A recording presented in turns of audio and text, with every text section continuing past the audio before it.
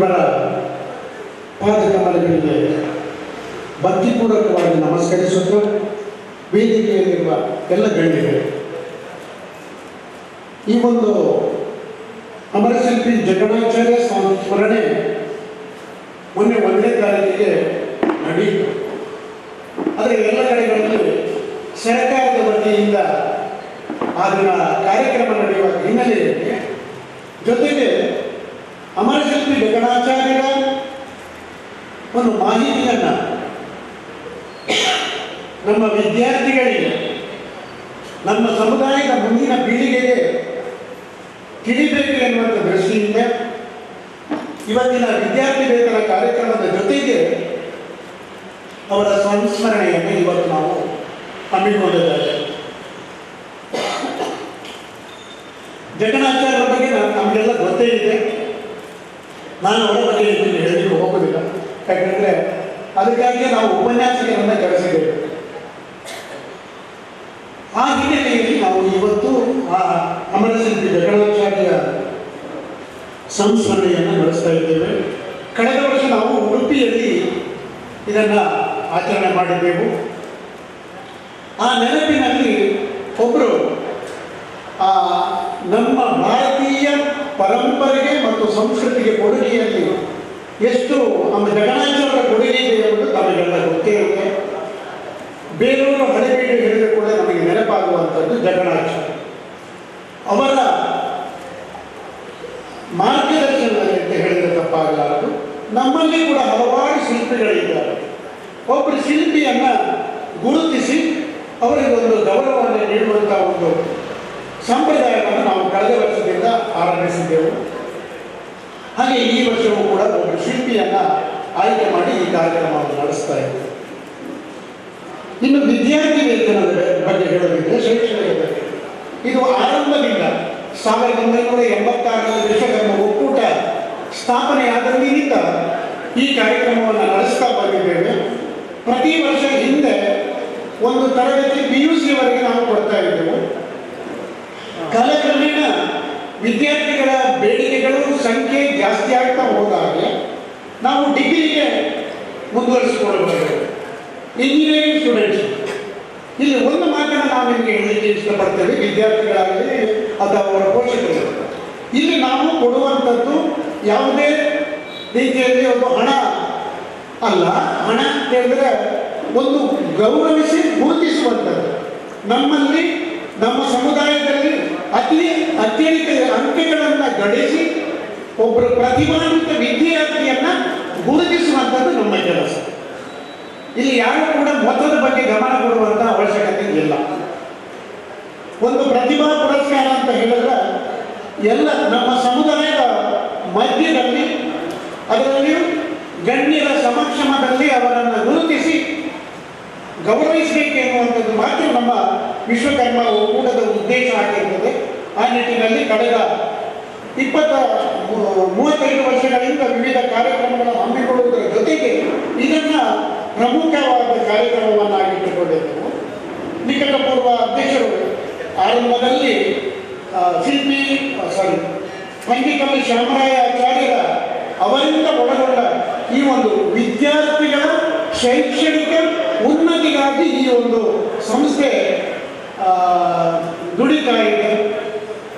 ಆ ಕಾರಣದಿಂದಾಗಿ ನಾವು ಪ್ರತಿ ವರ್ಷ ವಿದ್ಯಾರ್ಥಿ ವೇತನವನ್ನು ಕೊಡ್ತಾ ಬಂದದ್ದು. ಇದರಲ್ಲಿ ಪ್ರತಿ ವರ್ಷ ನಾವು ದೇಣಿಗೆಯನ್ನು ಸಂಗ್ರಹಿಸಿಕೊಂಡು ದಾನಿಗಳನ್ನು ಗುರುತಿಸಿಕೊಂಡು ಇದನ್ನು ಕೊಡ್ತಾ ಇದ್ದೇವೆ. ಇದು ವಿದ್ಯಾರ್ಥಿಗಳಿಗೆ ಮುಟ್ಟಬೇಕು, ಒಂದು ಹಂತದಲ್ಲಿ ಅವರನ್ನು ಗುರುತಿಸಬೇಕು ಎನ್ನುವಂಥ ದೃಷ್ಟಿಯಿಂದ ನಮ್ಮ ಹಿಂದಿನ ಪದಾಧಿಕಾರಿಗಳೆಲ್ಲರೂ ಕೂಡ ಇದರಲ್ಲಿ ಶ್ರಮ ವಹಿಸಿದ್ದಾರೆ.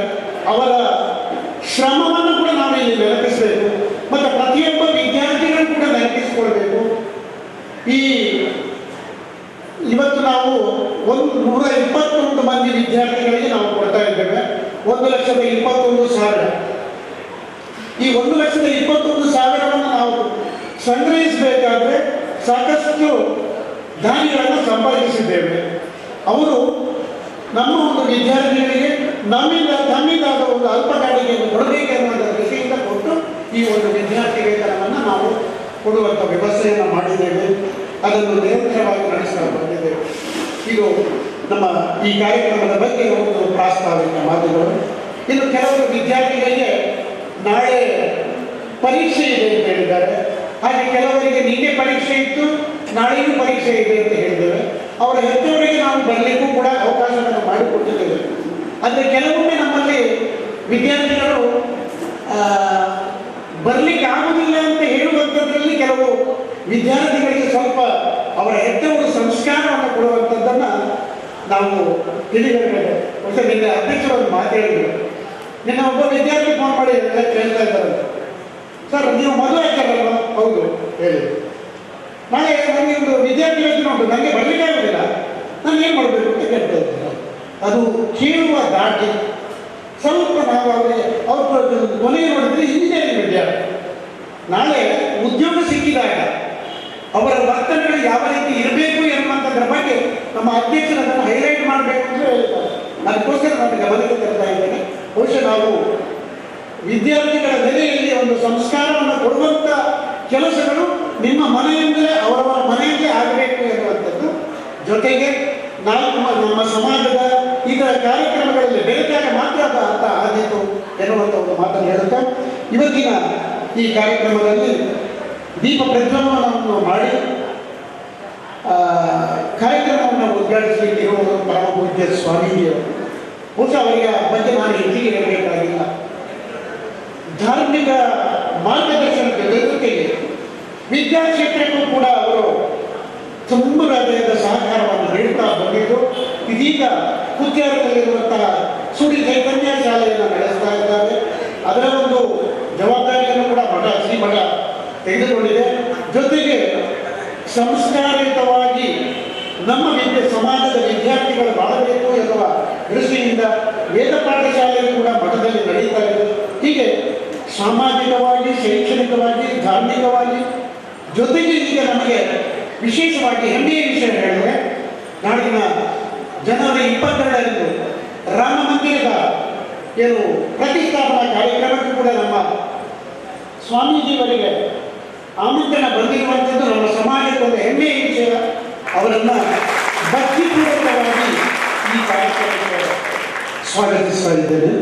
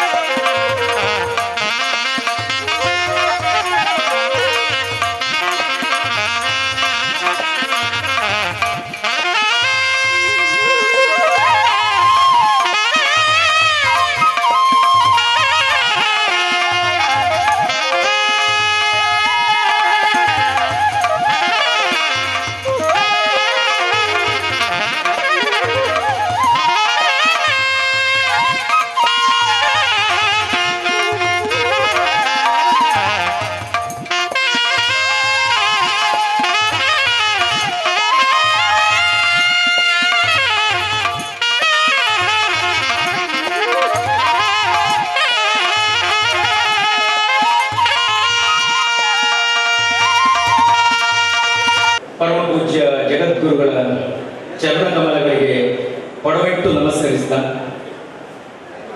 ವೇದಿಕೆಯಲ್ಲಿ ಉಪಸ್ಥಿತರಿರುವಂಥ ವಿಶ್ವಕರ್ಮ ಒಕ್ಕೂಟದ ಅಧ್ಯಕ್ಷರು ಹಾಗೆಯೇ ಗೌರವಾಧ್ಯಕ್ಷರು ಅವರುಗಳಿಗೂ ಕೂಡ ನಮಸ್ಕರಿಸಿದ ಸಮುದಾಯದ ಎರಡು ಕಣ್ಣುಗಳಿದ್ದಾಗ ನಮ್ಮ ಬ್ಯಾಂಕುಗಳ ಎರಡು ಅಧ್ಯಕ್ಷರು ಉಪಸ್ಥಿತರಿದ್ದಾರೆ. ಅವರು ಕೂಡ ಸಮುದಾಯದ ವತಿಯಿಂದ ಅನಂತ ಕೃತಜ್ಞತೆಗಳನ್ನು ಸಮರ್ಪಿಸಿದ ಹಾಗೆಯೇ ನಮ್ಮೊಂದಿಗೆ ಇಬ್ಬರು ಅತಿಥಿಗಳು ದೇವಿಯರ ಸ್ವರೂಪ ಎರಡು ಡಾಕ್ಟರ್ಗಳಿದ್ದಾರೆ, ವೈದ್ಯರು. ಬಹುಶಃ ಅವರಿಗೂ ಕೂಡ ಸಮಾಜದ ಉನ್ನತ ಹುದ್ದೆಯಲ್ಲಿರುವಂತಹ ಡಾಕ್ಟರ್ಗಳಿಗೆ ಕೂಡ ಅನಂತ ಕೃತಜ್ಞತೆಯನ್ನು ವಂದನೆಗಳನ್ನು ಸಮರ್ಪಿಸ್ತಾ ಇದ್ದೇನೆ. ಹಾಗೆಯೇ ದೇವಸ್ಥಾನದ ನಿಕಟಪೂರ್ವ ಆಡಳಿತ ಮುಖ್ಯಸ್ಥರು ಸನ್ಮಾನ್ಯ ಕೇಶವಾಚಾರ್ಯರು ಇದ್ದಾರೆ, ಅವರಿಗೆ ಕೂಡ ನಮಸ್ಕರಿಸ್ತಾ, ಯುವ ಸಾಧಕರು ನಮ್ಮೊಂದಿಗೆ ಶ್ರೀಯುತ ವಿಜಯ್ ಕುಮಾರ್ ಅವರಿದ್ದಾರೆ, ಜೊತೆಗೆ ವಿದ್ಯಾರ್ಥಿನಿ ಕೂಡ ಒಬ್ಬರಿದ್ದಾರೆ. ಎದುರುಗಡೆ ಎಲ್ಲ ಗುರು ಹಿರಿಯರು, ನನ್ನ ಓರಗೆಯ ವಯಸ್ಸಿನವರು, ಹಿರಿಯರು, ವಿಶೇಷವಾಗಿ ವಿದ್ಯಾರ್ಥಿ ಸನ್ಮಿತ್ರರು ತಾವೆಲ್ಲ ಉಪಸ್ಥಿತಿದ್ದರೆ ನನ್ನ ಈ ಒಂದು ಮಾತುಗಳಿಗೆ ತಮಗಿದು ಅನಂತ ಸ್ವಾಗತವನ್ನು ಬಯಸ್ತಾ ಇದ್ದೇನೆ. ಬಹುಶಃ ಎಲ್ಲರಿಗೂ ಕೂಡ ಭಾಷಣ ಕೇಳುವುದಂದ್ರೆ ಬಹಳ ಕಷ್ಟ. ಬಹುಶಃ ಕಷ್ಟದಲ್ಲಿ ಕೂಡ ಇಷ್ಟ ಮಾಡಬೇಕಾದ್ರೂ ನನ್ನ ಆದ್ಯ ಕರ್ತವ್ಯ ಕೂಡ, ಅದಕ್ಕಾಗಿ ನನ್ನನ್ನು ಇಲ್ಲಿ ನಿಲ್ಲಿಸಿದ್ದಾರೆ. ಬಹುಶಃ ನಮ್ಮ ಯುವ ಮನಸ್ಸುಗಳಿಗೆ ಮಾತನಾಡುವುದಂದ್ರೆ ನಮ್ಮ ವೃತ್ತಿಯಲ್ಲಿ ಆ ವೃತ್ತಿ ಧರ್ಮದ ಪ್ರಕಾರ ನಾವು ಮಾತಾಡಬೇಕಾಗ್ತದೆ.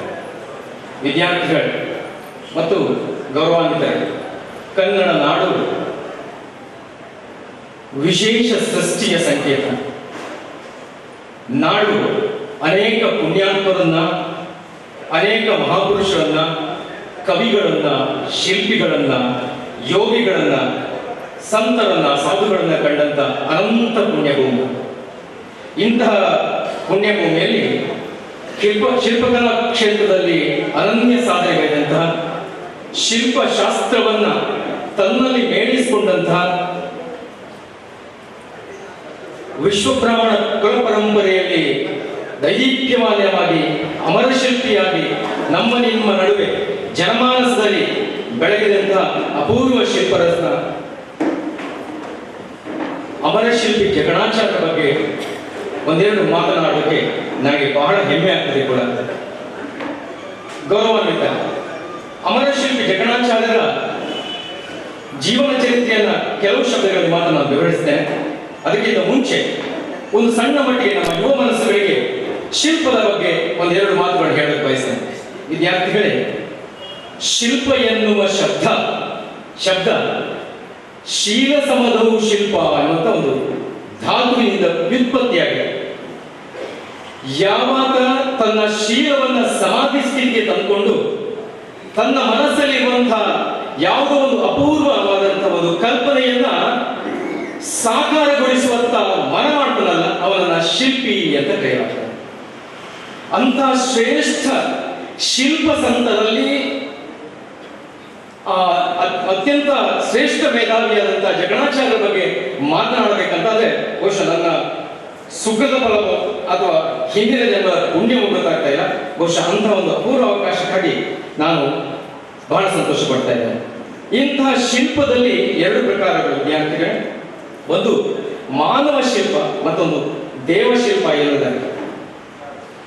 ದೇವಾಲಯಗಳಿಗೆ ಬೇಕಾದಂತಹ ದೇವಾಲಯಗಳು, ದೇವಾಲಯದ ಪ್ರಾಂಗಣ, ದೇವಾಲಯದ ಒಳರಚನೆ, ಎಲ್ಲ ದೇವರ ಮೂರ್ತಿಗಳು ಮತ್ತು ಅಲ್ಲಿರುವಂತಹ ಎಲ್ಲ ದೇವ ಸಂಬಂಧಿ ಒಂದು ಸಂಸ್ಕಾರಯುತವಾದಂತಹ ಸೃಷ್ಟಿಗೆ ದೇವಶಿಲ್ಪ ಅಂತ ಕರೆದ್ರೆ, ಮಾನವನು ಬಳಸುವಂತಹ ಗ್ರಹ, ಮಾನವನು ಬಳಸುವಂತಹ ಎಲ್ಲ ಕೃಷಿ ಉಪಕರಣಗಳು, ಮಹಾರಾಜಗಳು ಬಳಸುವಂತಹ ಅರಮನೆಗಳು, ಮಹಾರಾಜರು ಬಳಸುವಂತಹ ಯುದ್ಧ ಸಾಮಗ್ರಿಗಳು, ಇವುಗಳನ್ನೆಲ್ಲ ಇನ್ನೊಂದು ವಿಭಾಗೀಕರಿಸಿ ಅದನ್ನ ಮಾನವ ಶಿಲ್ಪ ಅಂತ ಕರೀತಾರೆ.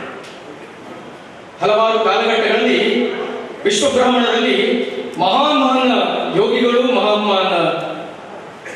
ಶಿಲ್ಪಜ್ಞರು ಅನೇಕ ಗ್ರಂಥಗಳನ್ನು ರಚಿಸಿದ್ದಾರೆ. ಅಲ್ಲಿ ವಿಶೇಷವಾಗಿ ಮಾನಸಾರ ಸಂಗ್ರಹ ಅಂತ, ಮಾನಸಾರ ಎನ್ನುವಂತ ಋಷಿ ಸಂಗ್ರಹಿಸಿದಂತ ಅವನ ಇಂದ ಆವಿರ್ಭಾವಗೊಂಡಂತ ಮಾನಸಾರ ಸಂಗ್ರಹವಾಗಿ, ಅಥವಾ ಭೂಲದೇವ ಅನ್ನುವಂತ ಋಷಿಯಿಂದ ಆಚ್ಛಾಯಿಸಿಕೊಂಡಂತ ಅಪರಾಜಿತ ಪ್ರಚ್ಛವಾಗಿ, ಅಥವಾ ಆನಂತರ ಬಂದಂತಹ ಕಾಶ್ಯಪ ಶಿಲ್ಪ ಶಾಸ್ತ್ರವಾಗಿ, ನಂತರ ಸಿಗುವಂತಹ ಭಾರದ್ವಾಜ ಋಷಿ ಪ್ರಯುಕ್ತವಾದಂತಹ ವಿಮಾನ ಕಲ್ಪ ಆಗಲಿ, ಹೀಗೆ ರೂಪಮಂಡಲ ಶಾಸ್ತ್ರ, ಪ್ರತಿಮಾ ಮಂಡಲ, ಹೀಗೆ ನೂರಾರು ಗ್ರಂಥಗಳು. ಬಹುಶಃ ಇತ್ತೀಚಿನ ವರ್ಷಗಳಲ್ಲಿ ನಾವು ವಿಶೇಷವಾಗಿ ಮನೆಗಾಗಿ ಮನುಷ್ಯ ಚರಿತ್ರೆ ಎನ್ನುವಂಥ ಗ್ರಂಥವನ್ನು ಕೂಡ ನಾವು ಅದನ್ನು ಅನುಸರಿಸ್ತೇವೆ. ಈ ರೀತಿ ಗ್ರಂಥಗಳ ಒಂದು ವಿಭಾಗ ಅಂದ್ರೆ ಆ ಗ್ರಂಥಗಳನ್ನು ಆವಿಷ್ಕರಿಸಿದಂತಹ ಋಷಿಗಳ ಒಂದು ವಿಭಾಗ. ಭಾರದ್ವಾಜನಂತಹ ಋಷಿಗಳು, ಅನಂತ ಕಾಶ್ಯಪನಂತಹ ಋಷಿಗಳು, ಎಲ್ಲರೂ ಒಂದು ಕಡೆ ಋಷಿಗಳು ಅವರು ಶಿಲ್ಪಶಾಸ್ತ್ರಜ್ಞರು. ಹಾಗೆಯೇ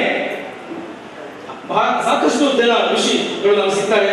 ನಾಭಾನೇರಿಷ್ಟಾದಿಗಳಾಗಲಿ, ಅನಂತರ ಸುಧನ್ಮ ಆಗಲಿ, ಪ್ರದ್ಯುಮ್ನ ಆಗಲಿ, ಇವರೆಲ್ಲ ಕೂಡ ಋಷಿಗಳ, ವಸುದೇವನಾಗಲಿ, ವಾಸುದೇವನಾಗಲಿ, ಇವರೆಲ್ಲ ನಮ್ಮ ಜ್ಞಾನಾನಂದರ ಗ್ರಂಥಗಳಲ್ಲಿ ಅವರ ವಂಶವರ್ಷಗಳು ನಮಗೆ ಸಿಗ್ತವೆ. ಇಂತಹ ಋಷಿಗಳು ಅವುಗಳ ಏನೆಲ್ಲ ಸಂಗ್ರಹ ಮಾಡಿದ್ದಾರೆ ಅದನ್ನೆಲ್ಲ ಒಂದು ಕಡೆ ಸಾರ ಸಂಗ್ರಹಿಸಿ, ಒಂದು ಕಡೆ ಅದನ್ನೆಲ್ಲ ಮಥಿಸಿ ಅದರ ಒಂದು ವಿಶೇಷ ರೂಪ ಹೊರಹೊಮ್ಮುವಂತೆ 12ನೇ ಶತಮಾನದಲ್ಲಿ ಒಬ್ಬ ವ್ಯಕ್ತಿಯ ಆವಿರ್ಭಾವ ಆಗ್ತದೆ. ಅವರೇ ನಮ್ಮ ಆಚಾರ್ಯ ಜಕ್ಕಣರು. ಬಹುಶಃ ಬಹಳ ಏಕವಚನದಲ್ಲಿ ನಮ್ಮ ಸರ್ಕಾರಗಳು ಜಕಣಾಚಾರ್ಯ ಎಂಬುದಾಗಿ ಕರೀತಾರೆ. ಬಹುಶಃ ನಾನೊಂದು ಪಾಸಿಟಿವ್ ಆಗಿ ತಗೊಳ್ತೇನೆ ಆಚಾರ್ಯ ಅನ್ನೋ ಶಬ್ದ. ಆಚಾರೋ ಆಕಾರೋ ಆಗಮಾರ್ಥಶ್ಚ ಚಾಕಾರ ಶಾಸ್ತ್ರ ಕೋವಿದ ರಿಕಾರೋ ದೇವತ್ಪದಿ ಆಚಾರ್ಯ ಅಕ್ಷರತ್ರಯ ಅಂತ ನಾನು ಅದನ್ನು ಪಾಸಿಟಿವ್ ಆಗಿ ತಗೊಂಡಿದ್ದೇನೆ, ಧನಾತ್ಮಕವಾಗಿ ತಗೊಂಡಿದ್ದೇನೆ. ಆಚಾರ್ಯ ಜಕ್ಕಣ.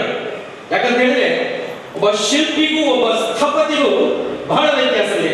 ವಿದ್ಯಾರ್ಥಿಗಳೇ, ನಿಮ್ಮ ಮಟ್ಟಕ್ಕೆ ಕೆಲವಷ್ಟು ಬೀದ ವಿಷಯಗಳು ನೀವು ಕ್ಷಮಿಸಬೇಕು. ನಿಮ್ಮನ್ನ ಆ ಕಡೆ ಹೊರೆ ಹಚ್ಚುವ ಮುಖ ಮಾಡುವಂತ ಕೆತ್ತನೆ ನನಗೆ, ಹಾಗಾಗಿ ನೀವು ನನ್ನೊಂದಿಗೆ ಸಹಕರಿಸಬೇಕಂತ ನಿಮ್ಮಲ್ಲಿ ವಿಶೇಷವಾಗಿ ವಿನವಿಸಿಕೊಳ್ತಾ ಇದ್ದೇನೆ.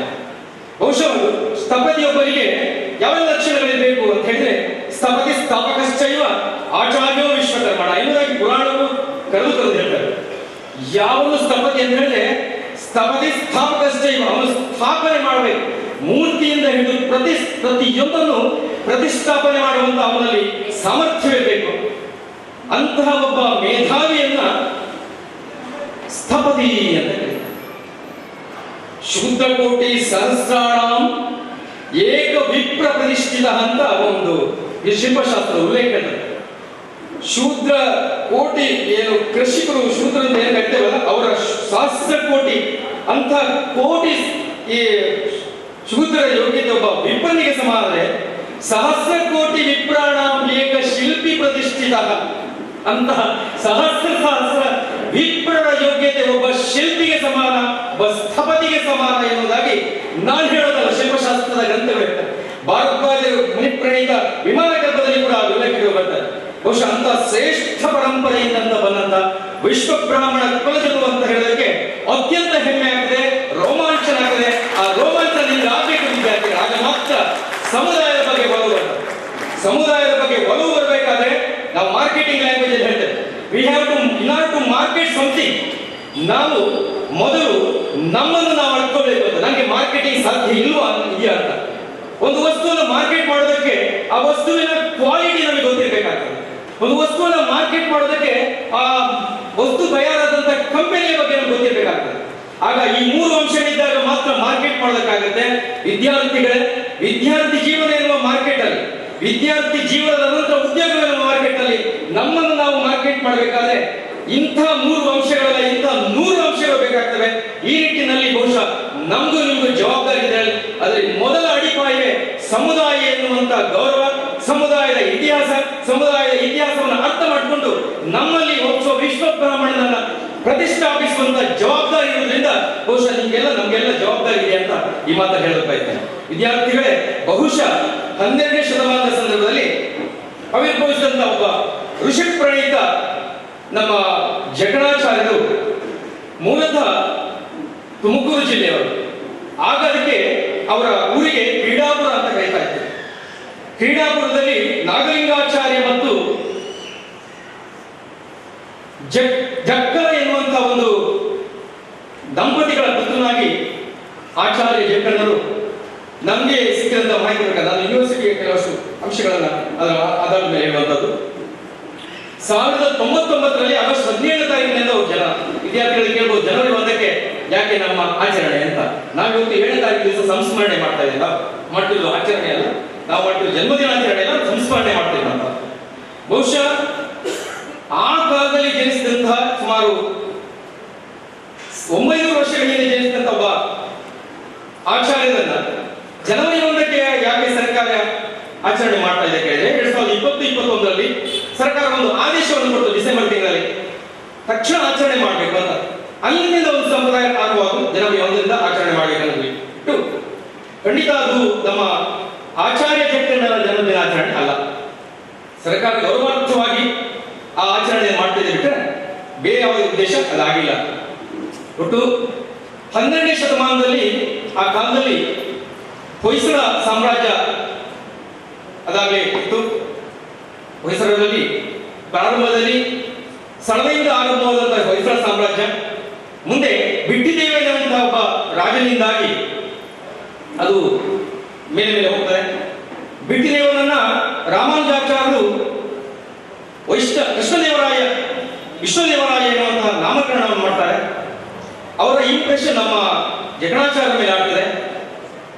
12ನೇ ಶತಮಾನದಲ್ಲಿ 99ನೇ ಹುಟ್ಟಿದಂತಹ ಜಕಣಾಚಾರ್ಯರು ನಾಗಲಿಂಗಾಚಾರ್ಯರ ಮುಂದಾಳತ್ವದಲ್ಲಿ ಕೇವಲ 15ನೇ ವಯಸ್ಸಿಗೆ ಶಿಲ್ಪಶಾಸ್ತ್ರದ ಎಲ್ಲ ಮಗ್ಗುಲುಗಳನ್ನು ಅವರು ಕರಗತ ಮಾಡಿಕೊಂಡಿದ್ರು. ಕರಗತ ಮಾಡಿಕೊಂಡಿದ್ದಂತಹ ಜಕಣಾಚಾರ್ಯ ಮುಂದೆ ಕೆಲಸವನ್ನ ಅರಸ್ತಾ ಬೇರೆ ಬೇರೆ ಕಡೆಗಳಲ್ಲಿ ದೇವವಿನ್ಯಾಸಗಳನ್ನು ಮಾಡ್ತಾರೆ. ಆಚಾರ್ಯ ಜಕ್ಕಣರು ಒಮ್ಮೆ 15ನೇ ವಯಸ್ಸಲ್ಲಿದ್ದಾಗ ಅವರ ಜೀವನದಲ್ಲಿ ಒಂದು ದುರಂತ ಸಂಭವಿಸುತ್ತದೆ. ಅವರ ರಾಜ್ಯದಲ್ಲಿ ಒಂದು ಮಂಜರಿ ಎನ್ನುವಂತ ಒಬ್ಬ ಅತ್ಯಂತ ಅಪೂರ್ವವಾದ ಸುಂದರಿ ನೃತ್ಯಗಾತಿ, ಅತ್ಯಂತ ಕೆಳಮನೆತನದವಳು. ಅವಳನ್ನ ಆತ ನೋಡಿದ ತಕ್ಷಣ ಪ್ರಥಮ ನೋಟದಲ್ಲೇ ಅವಳನ್ನ ಮನಸಾರಿ ಒಪ್ತಾರೆ. ಅವರು ಹುಚ್ಚರಾಗಿ ಅವಳ ಹಿಂದೆ ಹಲವಷ್ಟು ದಿನಗಳಿಗೆ ಸುತ್ತುತ್ತಾರೆ. ಸಣ್ಣ ವಯಸ್ಸು, ಪಾಪ ಗೊತ್ತಿರುವುದಿಲ್ಲ. ಶಿಲ್ಪಿ ಬೇರೆ, ಸೌಂದರ್ಯವನ್ನು ಆರಾಧಿಸುವವರು ನಿರ್ಮಲ ಮನಸ್ಸಿಂದ ಅವರ ಹಿಂದೆ ಹೋಗ್ತಾರೆ.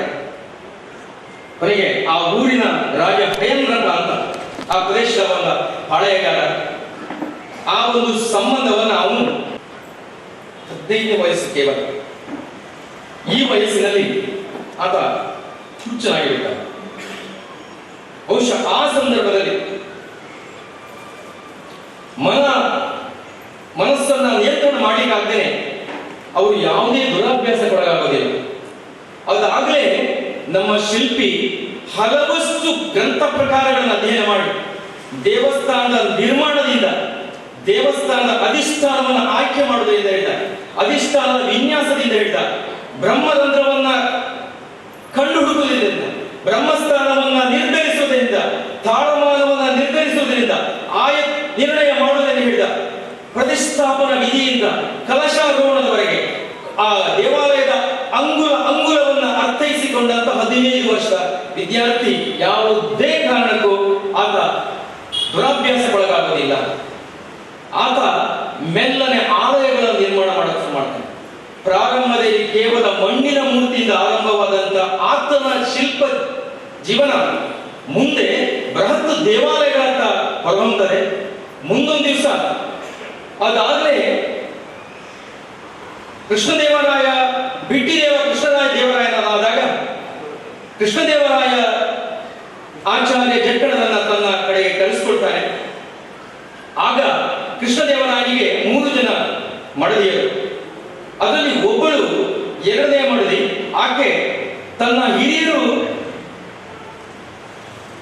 ಆರಾಧಿಸಿಕೊಂಡು ಬಂದಿರುವಂತಹ ಹಳೆಬೇಡಿನಲ್ಲಿ ಬಹಳ ಸಣ್ಣ ದೇವಸ್ಥಾನ ಇದ್ದಾಗ ಆ ದೇವಸ್ಥಾನಕ್ಕೆ ಪ್ರಧಾನ ಸ್ಥಪತಿಯಾಗಿ ಈ ಹುಡುಗನನ್ನು ಆಯ್ಕೆ ಮಾಡ್ತಾನೆ. ನೋಡುತ್ತಾನೆ ಒಂದು ಅಪೂರ್ವವಾದಂತಹ ಒಂದು ಆಲಯ ನಿರ್ಮಾಣ ಮಾಡ್ತಾರೆ. ಎಂತಹ ಆಲಯ ಅಂತಂದ್ರೆ ದ್ವಾರ ಸಮುದ್ರ ಎನ್ನುವುದಾಗಿ ಆ ಸಂದರ್ಭದಲ್ಲಿ ಸಣ್ಣ ಪೇಟೆಯಾಗಿದ್ದಂತ ಒಂದು ಸಣ್ಣ ಕೇಂದ್ರ ಮುಂದೆ ಹೊಯ್ಸಳ ರಾಜಧಾನಿಯಾಗಿ ಪರಿವರ್ತನೆ ಆಗ್ತದೆ. ಅಷ್ಟು ಅಪೂರ್ವವಾದಂತಹ ಒಂದು ದೇವಸ್ಥಾನದಿಂದ ಆಕರ್ಷಿತರಾದಂತಹ 10 ಜನ ಪ್ರವಾಸಿಗರು ಆ ಸ್ಥಳವನ್ನ ಬಂದು ಸಂದರ್ಶನ ಮಾಡಿ ಹೋಗ್ತಾರೆ. ದ್ವಾರ ಸಮುದ್ರಕ್ಕೆ ಪ್ರಪಂಚವನ್ನ ತನ್ನೆಡೆಗೆ ಸೆಳೆಯುವಂತೆ ಮಾಡಿದಂತ ಅಪೂರ್ವ ಶಿಲ್ಪಿ 15 ವರ್ಷದ ನಮ್ಮ ಜಕಣಾಚಾರ್ಯ. ಮುಂದೆ ಅವನ ಅಪೂರ್ವ ಶಿಲ್ಪಕಲಾಕೃತಿಯನ್ನ ಮನಗಂಡಂತಹ ಶಾಂತಲ ದೇವಿ ಮುಂದೆ ಬೇಲೂರಿನಲ್ಲಿ ಚನ್ನಕೇಶವನ ಆಲಯವನ್ನ ನಿರ್ಮಾಣ ಮಾಡಬೇಕು ಇದೇ ವ್ಯಕ್ತಿಯಿಂದ ಅಂತ ಮನಸ್ಸು ಮಾಡ್ತಾರೆ. ಅದೇ ಸಂದರ್ಭದಲ್ಲಿ ಮತ್ತೊಂದು ದುರ್ಘಟನೆ ಆಗ್ತದೆ. ಬಹುಶಃ ಕವಿಗಳು, ಶಿಲ್ಪಿಗಳು, ಮಹಾನ್ ನೇತಾರರು ಅವರ ಜೀವನದಲ್ಲಿ ದುರಂತಗಳೇ ಜಾಸ್ತಿ ಇರ್ತಾರೆ. ತನ್ನ 30 ವರ್ಷದ ಮಡದಿಯಾದಂತಹ ಸುವರ್ಣದೇವಿ ಎನ್ನುವಂತಹ ಜಕಣಾಚಾರ್ಯ ಹೆಂಡತಿ ಬಹಳ ಕಷ್ಟಪಟ್ಟು ದೇವರಿಗೆ ಹರಕೆಯನ್ನು ಹೊತ್ತು ಮಗುವಿಗೆ ಜನ್ಮವನ್ನು ಕೊಡ್ತಾಳೆ. ಅಕಸ್ಮಾತ್ ಆಗಿ ಆದಂತಹ ಒಂದು ಪ್ರಮಾದ. ಆ ಕಾಲದಲ್ಲಿ ದೇವರು, ಜಾತಕ ಗಣಕುಂಡಲಿ ಇದ್ರ ಬಗ್ಗೆ ಅಪಾರ ಗೌರವ ಇದ್ದಂತ ಕಾಲ, ಈ ಕಾಲದ ಹಾಗೆಲ್ಲ. ಅಕಸ್ಮಾತ್ ಆಗಿ ಆ ಸೂಲಗೀತಿ ಅಂತ ಹೇಳುವವಳು ಆಚಾರ್ಯ ಜಕ್ಕಣರ ಹೆಂಡತಿ ಹಡೆದ ಸಮಯವನ್ನ ತಪ್ಪಾಗಿ ಕೊಟ್ಟರು. ಆಗ ಕುಂಡಲಿಯನ್ನು ಹಾಕಿದಂತ ಆಚಾರ್ಯ ಜಕ್ಕಣನಿಗೆ ಒಂದು ಸಂಶಯ ಬರ್ತದೆ, ಇದು ನನ್ನ ಮಗು ಹೌದು ಅಲ್ವಾ ಅಂತ. ದಿಗ್ಭ್ರಮೆಯಾಗಿ ಬಿಡ್ತದೆ. ತಕ್ಷಣವೇ ಅವರಿಗೆ ಆಕಾಶವೇ ಕಳಿಸಿದಾಗ ಆಗ್ತದೆ. ಯಾಕಂದ್ರೆ ವೃದ್ಧ ಕುಂಡಲಿಯನ್ನು ನೋಡುವಾಗ ಇದು ನನ್ನ ಮಗನ ಹಾಗೆ ಕಾಣ್ತಾ ಇರಲಿಲ್ಲ ಅವರಿಗೆ. ಆಘಾತ ಆಗ್ತದೆ. ಆ ಸಂದರ್ಭದಲ್ಲಿ ಊರು ಬಿಟ್ಟು ಹೊರಟೋಗ್ತಾರೆ. ಚೋಳ ಸಾಮ್ರಾಜ್ಯಕ್ಕೆ ಹೋಗ್ಬೇಕಂತ ಹೊರಡ್ತಾರೆ. ಆವಾಗ ದಾರಿಯಲ್ಲಿ ರಾಮಾನುಜಾಚಾರ್ಯ ಸಿಗ್ತಾರೆ. ಅವರು ಅದಾಗಲೇ ಪ್ರವರ್ಧಮಾನಕ್ಕೆ ಬಂದಂತ ಧರ್ಮಗುರುಗಳು ಆಗಿರ್ತಾರೆ. ಅವರನ್ನ ತಿರುಪತಿ ಕರ್ಕೊಂಡು ಹೋಗ್ತಾರೆ. ತಿರುಪತಿಯ ಸುತ್ತಮುತ್ತ ಇರುವಂತಹ ವಸ್ತು ದೇವಾಲಯಗಳನ್ನ ಆಚಾರ್ಯ ಜಕ್ಕಣದಲ್ಲಿ ನಿರ್ಮಾಣ ಮಾಡ್ತಾರೆ. ಆಚಾರ್ಯ ಜಕ್ಕಣರು ಆ ಸಂದರ್ಭದಲ್ಲಿ ತಮ್ಮ ಹೆಸರನ್ನ ವಿಶ್ವರೂಪಾಚಾರ್ಯ ಅಂತ ಇಟ್ಕೊಂಡಿದ್ರು. ಮೂಲದ ಹೆಸರು ಅದು ವಿಶ್ವರೂಪ. ಆಚಾರ್ಯ ಜಕ್ಕಣರ ದಂತ. ಜಕ್ಕಣ ಎನ್ನುವ ಶಬ್ದ ಯಾಕೆ ಅನ್ನೋ ಮಧ್ಯ ಒಂದು ಪ್ರಸಂಗ ಬರ್ತದೆ. ಬಹುಶಃ ಆಚಾರ್ಯ ಜಕ್ಕಣರ ಕುಟುಂಬಸ್ಥರು ದಕ್ಷಿಣ ವಿಭಾಗದ ಶಿಲ್ಪಿಗಳಾದ್ರಿಂದ ಅವರನ್ನು ನಾವು ದಕ್ಷಿಣಾಚಾರ್ಯರು ಅಂತ ಇಟ್ಕೊಂಡಿದ್ರು. ಇವತ್ತು ಕೂಡ ಕೋಲಾರದ ಶಿವಾರ ಪಟ್ಟಣದ ಶಿಲ್ಪಿಗಳಲ್ಲಿ ಕೇಳಿ ಅವ್ರು ಹೇಳ್ತಾರೆ, ಶಿಲ್ಪದಲ್ಲಿ ಒಂದು ಪ್ರಕಾರ ದಕ್ಷಿಣ ಪಥ, ದಕ್ಷಿಣ ಪ್ರಾಕಾರದಲ್ಲಿ ಶಿಲ್ಪವನ್ನು ನಿರ್ಮಾಣ ಮಾಡೋದು.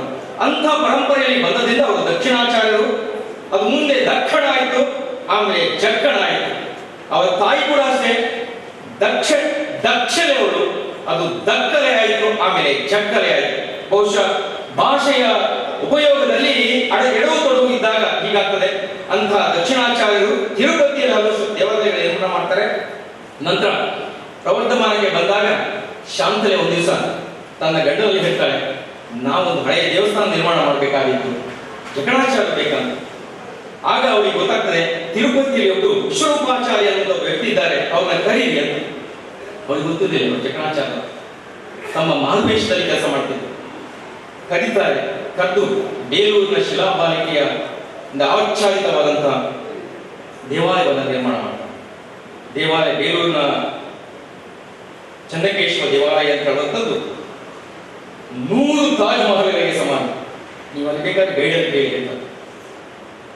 100 ಪ್ರಪಂಚದ 7 ಅದ್ಭುತಗಳು ಅಂತ ನಾವು ತೋರಿಸ್ತೇವಲ್ಲ, ದೊಡ್ಡ ಕಥೆ ಮಾಡಿ ತೋರಿಸ್ತೇವಲ್ಲ, ಅದು 100 ಸೇರಿ ಸಮ್ಮಿಳಿತಗೊಳಿಸಿದ ಒಂದು ಬೇಲೂರಿನ ಚನ್ನಕೇಶ್ವರ ದೇವಾಲಯಕ್ಕೆ ಸಮ ಅಲ್ಲ.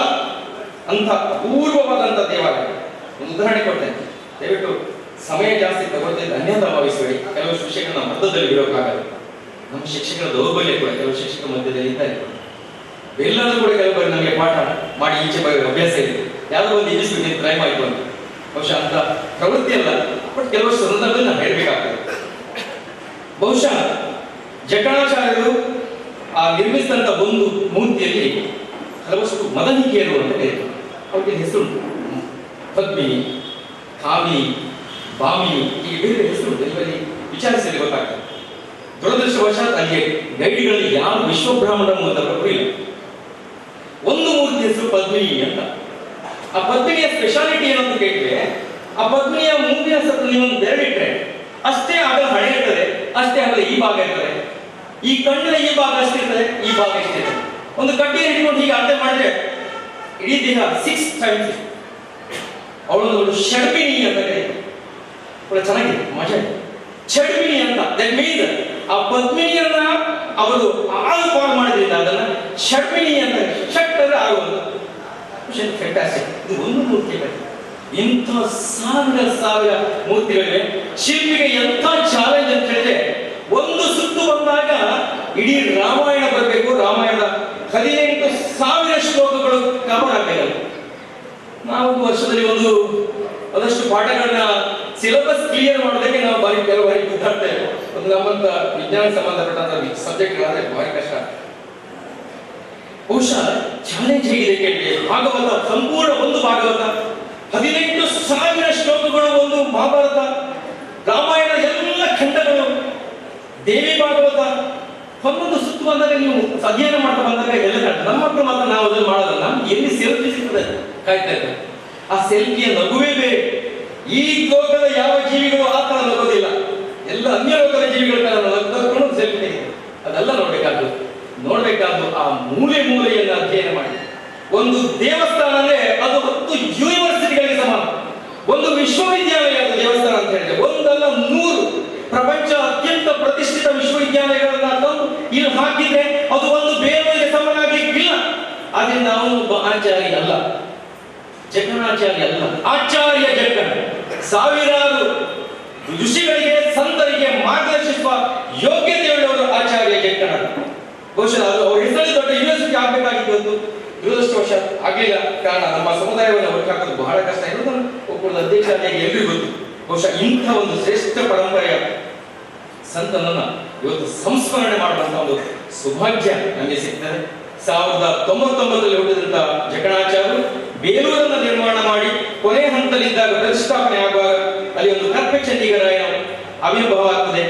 ಮಗನಾದ ಲಂಕಣ ಅಪ್ಪನನ್ನು ಹುಡುಕಿಕೊಂಡು ಬಂದು, ಅಪ್ಪ ಅಲ್ಲಿವರೆಗೆ ಮನೆಗೆ ಹೋಗಿರಲಿಲ್ಲ, ಸಿಟ್ಟುಕೊಂಡು ಬಂದಂತ ಬೇಸರಗೊಂಡಂತ ಅಪ್ಪ ಅಲ್ಲಿ ಶಿಲ್ಪಕಲಾ ಕೆತ್ತನೆಯಲ್ಲಿ ಕೊನೆಯ ಕ್ಷಣದಲ್ಲಿದ್ದಾಗ ಅಪ್ಪನಿಗೆ ಮಗನಿಗೆ ಒಂದು ಪಂಥಾವನ ಆಗ್ತದೆ.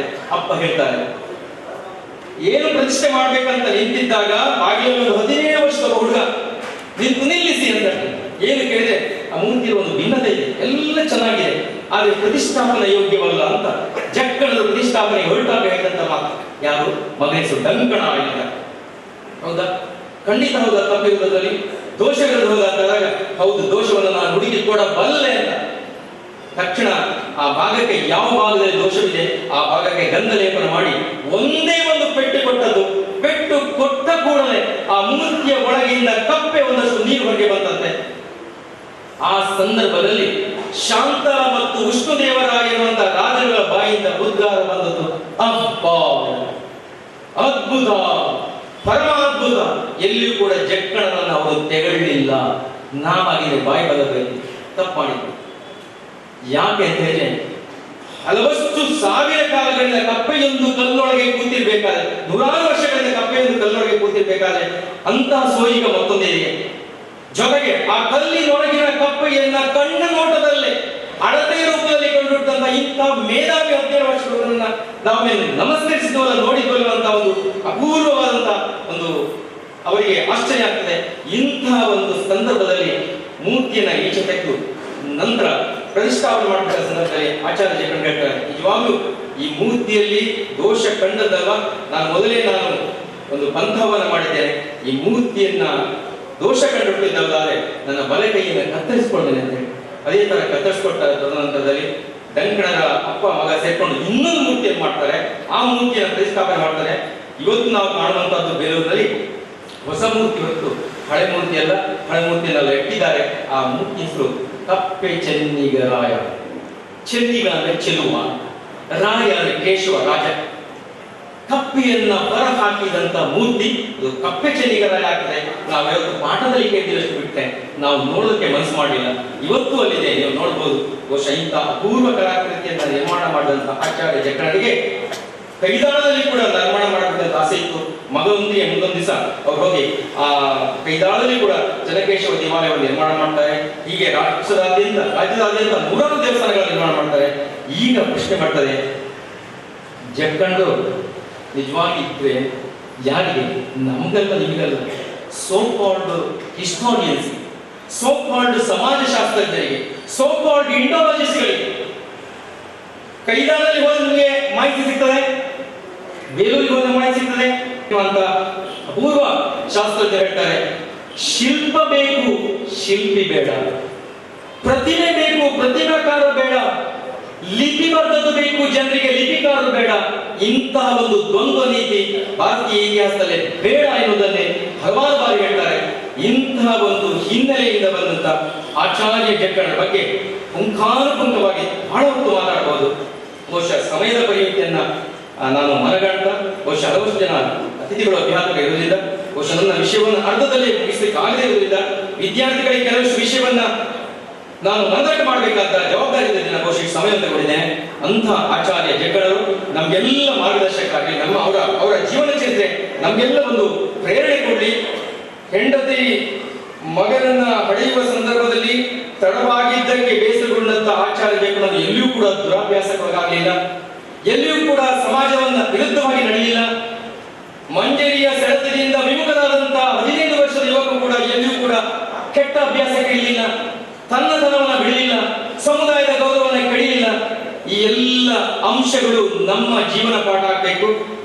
ಶಿಲ್ಪದೊಳಗೆ ಹೊಕ್ಕಾಗ ಶಿಲ್ಪವೇ ತಾನೇ ಶಿಲ್ಪವಾಗಿ ಆ ವ್ಯಕ್ತಿ ವೃತ್ತಿಯೊಳಗೆ ಹೊಕ್ಕ ರೀತಿ ನಮಗೆಲ್ಲ ಆದರ್ಶವಾಗಬೇಕು. ಆಗ ಮಾತ್ರ ನಾವು ದೊಡ್ಡ ಸಾಧನೆ ಮಾಡೋಕ್ಕಾಗ್ತದೆ. APJ ಅಬ್ದುಲ್ ಕಲಾಂ ಹೇಳಿದಂತೆ ಲರ್ನ್ ಮೋರ್ ಟು ಅರ್ನ್ ಅಂತ. ನಮ್ಮ ಮಕ್ಕಳು ಅವ್ರಿಗೆ ಇಂಪಾರ್ಟೆನ್ಸ್ ಕೊಡ್ತಾರೆ, not at all giving importance to learn. ಆ ಲರ್ನ್ 3 ಸಲ ಹೇಳ್ತಾರೆ, ಒಮ್ಮೆ ಮಾತ್ರ ಅರ್ನ್ ಹೇಳುವಂಥದ್ದು.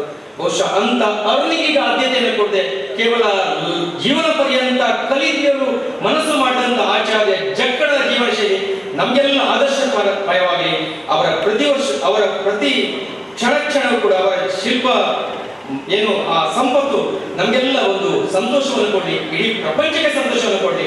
ಒಂದು ಫೈನ್ ಮೊಮೆಂಟ್ ನಮ್ಮ ಬೇಲೂರಿನ ಆಚಾರ್ಯ ಜಕ್ಕಣನ ಮಾಸ್ಟರ್ ಪೀಸ್, ಅದು ವಿಶ್ವದ 7 ಅದ್ಭುತಗಳಲ್ಲಿ ಒಂದಾಗಿ ಹೊರಹೊಮ್ಮಲಿ ಎನ್ನುವುದಾಗಿ ದೇವರಲ್ಲಿ ಪ್ರಾರ್ಥಿಸ್ತಾ, ಗುರುಗಳ ಚರಣ ಕಮಲಗಳಿಗೆ ವಂದಿಸ್ತಾ,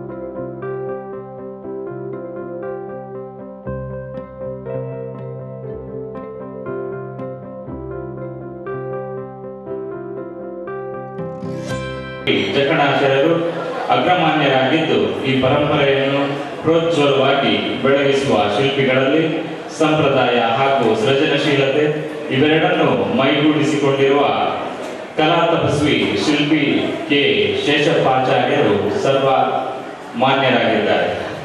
ಮನಸ್ಸಿನಲ್ಲಿ, ಮಾತಿನಲ್ಲಿ, ಕೃತಿಯಲ್ಲಿ ಮಹಾತ್ಮರು ಏಕಪ್ರಕಾರವಾಗಿ ಕಾಣುವಂತಾಗುತ್ತಲೂ ಆ ಕಲ್ಲು ಶಿಲೆಯಾಗಿ ಗುಡಿ ಪ್ರವೇಶಿಸಲು ಶಿಲ್ಪಿಗಳು ಅಷ್ಟೇ ಕಾರಣಕರ್ತರಾಗಿರುತ್ತಾರೆ. ಹಾಗಾಗಿ ಶಿಲ್ಪಿಗಳಿಗೆ ಗೌರವಿಸುವುದೆಂದರೆ ಶಿಲ್ಪವಿದ್ಯೆಗೆ ನಾವು ನೀವೆಲ್ಲ ಸಲ್ಲಿಸುವ ಗೌರವ. ಹಾಗಾಗಿ ನಮ್ಮಿಂದ ಇಂದು ಈ ವೇದಿಕೆಯ ಕಲ್ಲೊಟ್ಟೆ, ಪೆರ್ವಾಜೆ ಕಾರ್ಕಳ ಇವರನ್ನು ಅಭಿನಂದಿಸಲಿಕ್ಕೆ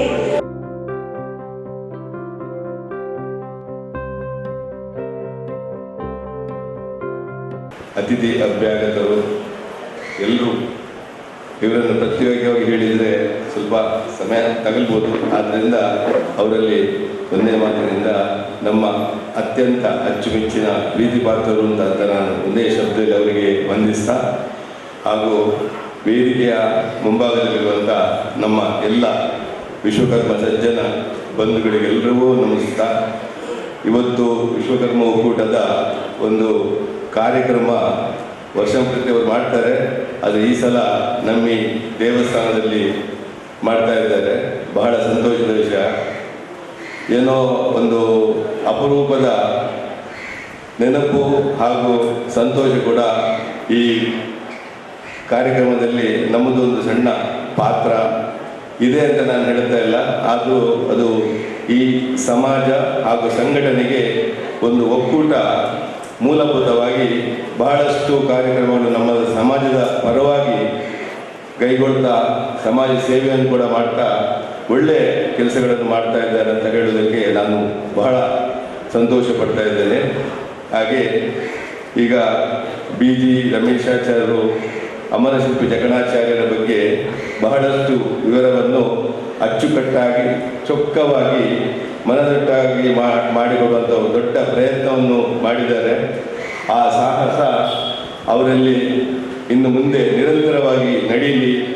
ನಾವೆಲ್ಲರೂ ಅಮರಶಿಲ್ಪಿ ಜಕ್ಕಣಾಚಾರ್ಯರ ವಂಶಸ್ಥರು ಅನ್ನುವಂಥ ಒಂದು ದಾಖಲೆಯನ್ನು ಕೂಡ ಅವರು ಒಂದು ಸಿದ್ಧಪಡಿಸಿಕೊಂಡು ಮುಂದಿನ ದಿನಗಳಲ್ಲಿ ನಮ್ಮ ಸಮಾಜಕ್ಕೆ ಒಂದು ಸರಿಯಾದ ಮಾರ್ಗದರ್ಶನ ಮಾಡಲಿಕ್ಕೆ ತಾವು ಯೋಗ್ಯರು ಅನ್ನೋದನ್ನು ಅವರನ್ನು ಈ ಮೂಲಕ ನಾನು ಕೇಳಿಕೊಡ್ತಾ ಇದ್ದೇನೆ. ಜೊತೆಗೆ ಇನ್ನೊಂದು ಬಹಳ ಒಂದು ಸಂತೋಷದ ವಿಷಯ ಏನೆಂದರೆ, ನಮ್ಮ ಆನೆಗುಂದಿ ಸಂಸ್ಥಾನದ ಗುರುಗಳು ನಮ್ಮ ಜೊತೆ ಇದ್ದಾರೆ. ಈ ಹಿಂದೆ ಇರಲಿಲ್ಲ, ಅದಕ್ಕೆ ಈ ಅವಕಾಶವೂ ಸಿಗಲಿಲ್ಲ ಅಂತ ಹೇಳ್ಬೋದು. ಮುಂದಕ್ಕೆ ನಮ್ಮ ಸಮಾಜದ ಒಂದು ಪೀಠ, ಜಗದ್ಗುರುಗಳ ಪೀಠ ಅನ್ನೋದನ್ನು ನಾವು ಸದ್ಯದ ಮಟ್ಟಿಗೆ ಸಾಧಾರಣ ಎಲ್ಲ ಮಟ್ಟಿಗೂ ಗುರುಗಳು, ಜಗದ್ಗುರುಗಳು ಅನ್ನೋ ಒಂದು ಮಾತು ನಮ್ಮ ಇತರ ಸಮಾಜದವರಿಗೂ ಎಲ್ಲ ಗೊತ್ತಾಗಿ ಬಹಳಷ್ಟು ಗೌರವದಿಂದ ನಮ್ಮನ್ನು ಕಾಡುವಂಥ ದಿನಗಳು ಇವಾಗ ನಮಗೆ ಲಭಿಸಿದೆ ಅನ್ನೋದು ಅದೊಂದು ದೊಡ್ಡ ಭಾಗ್ಯವೇ ಸರಿ. ನಮ್ಮನ್ನೆಲ್ಲ ಹಿಂದೆ ಅಸ್ಪೃಶ್ಯರಾಗಿ ನೋಡ್ತಾ ಇದ್ರು, ಶೂದ್ರರು ಅಂತ ಹೇಳ್ತಾ ಇದ್ರು.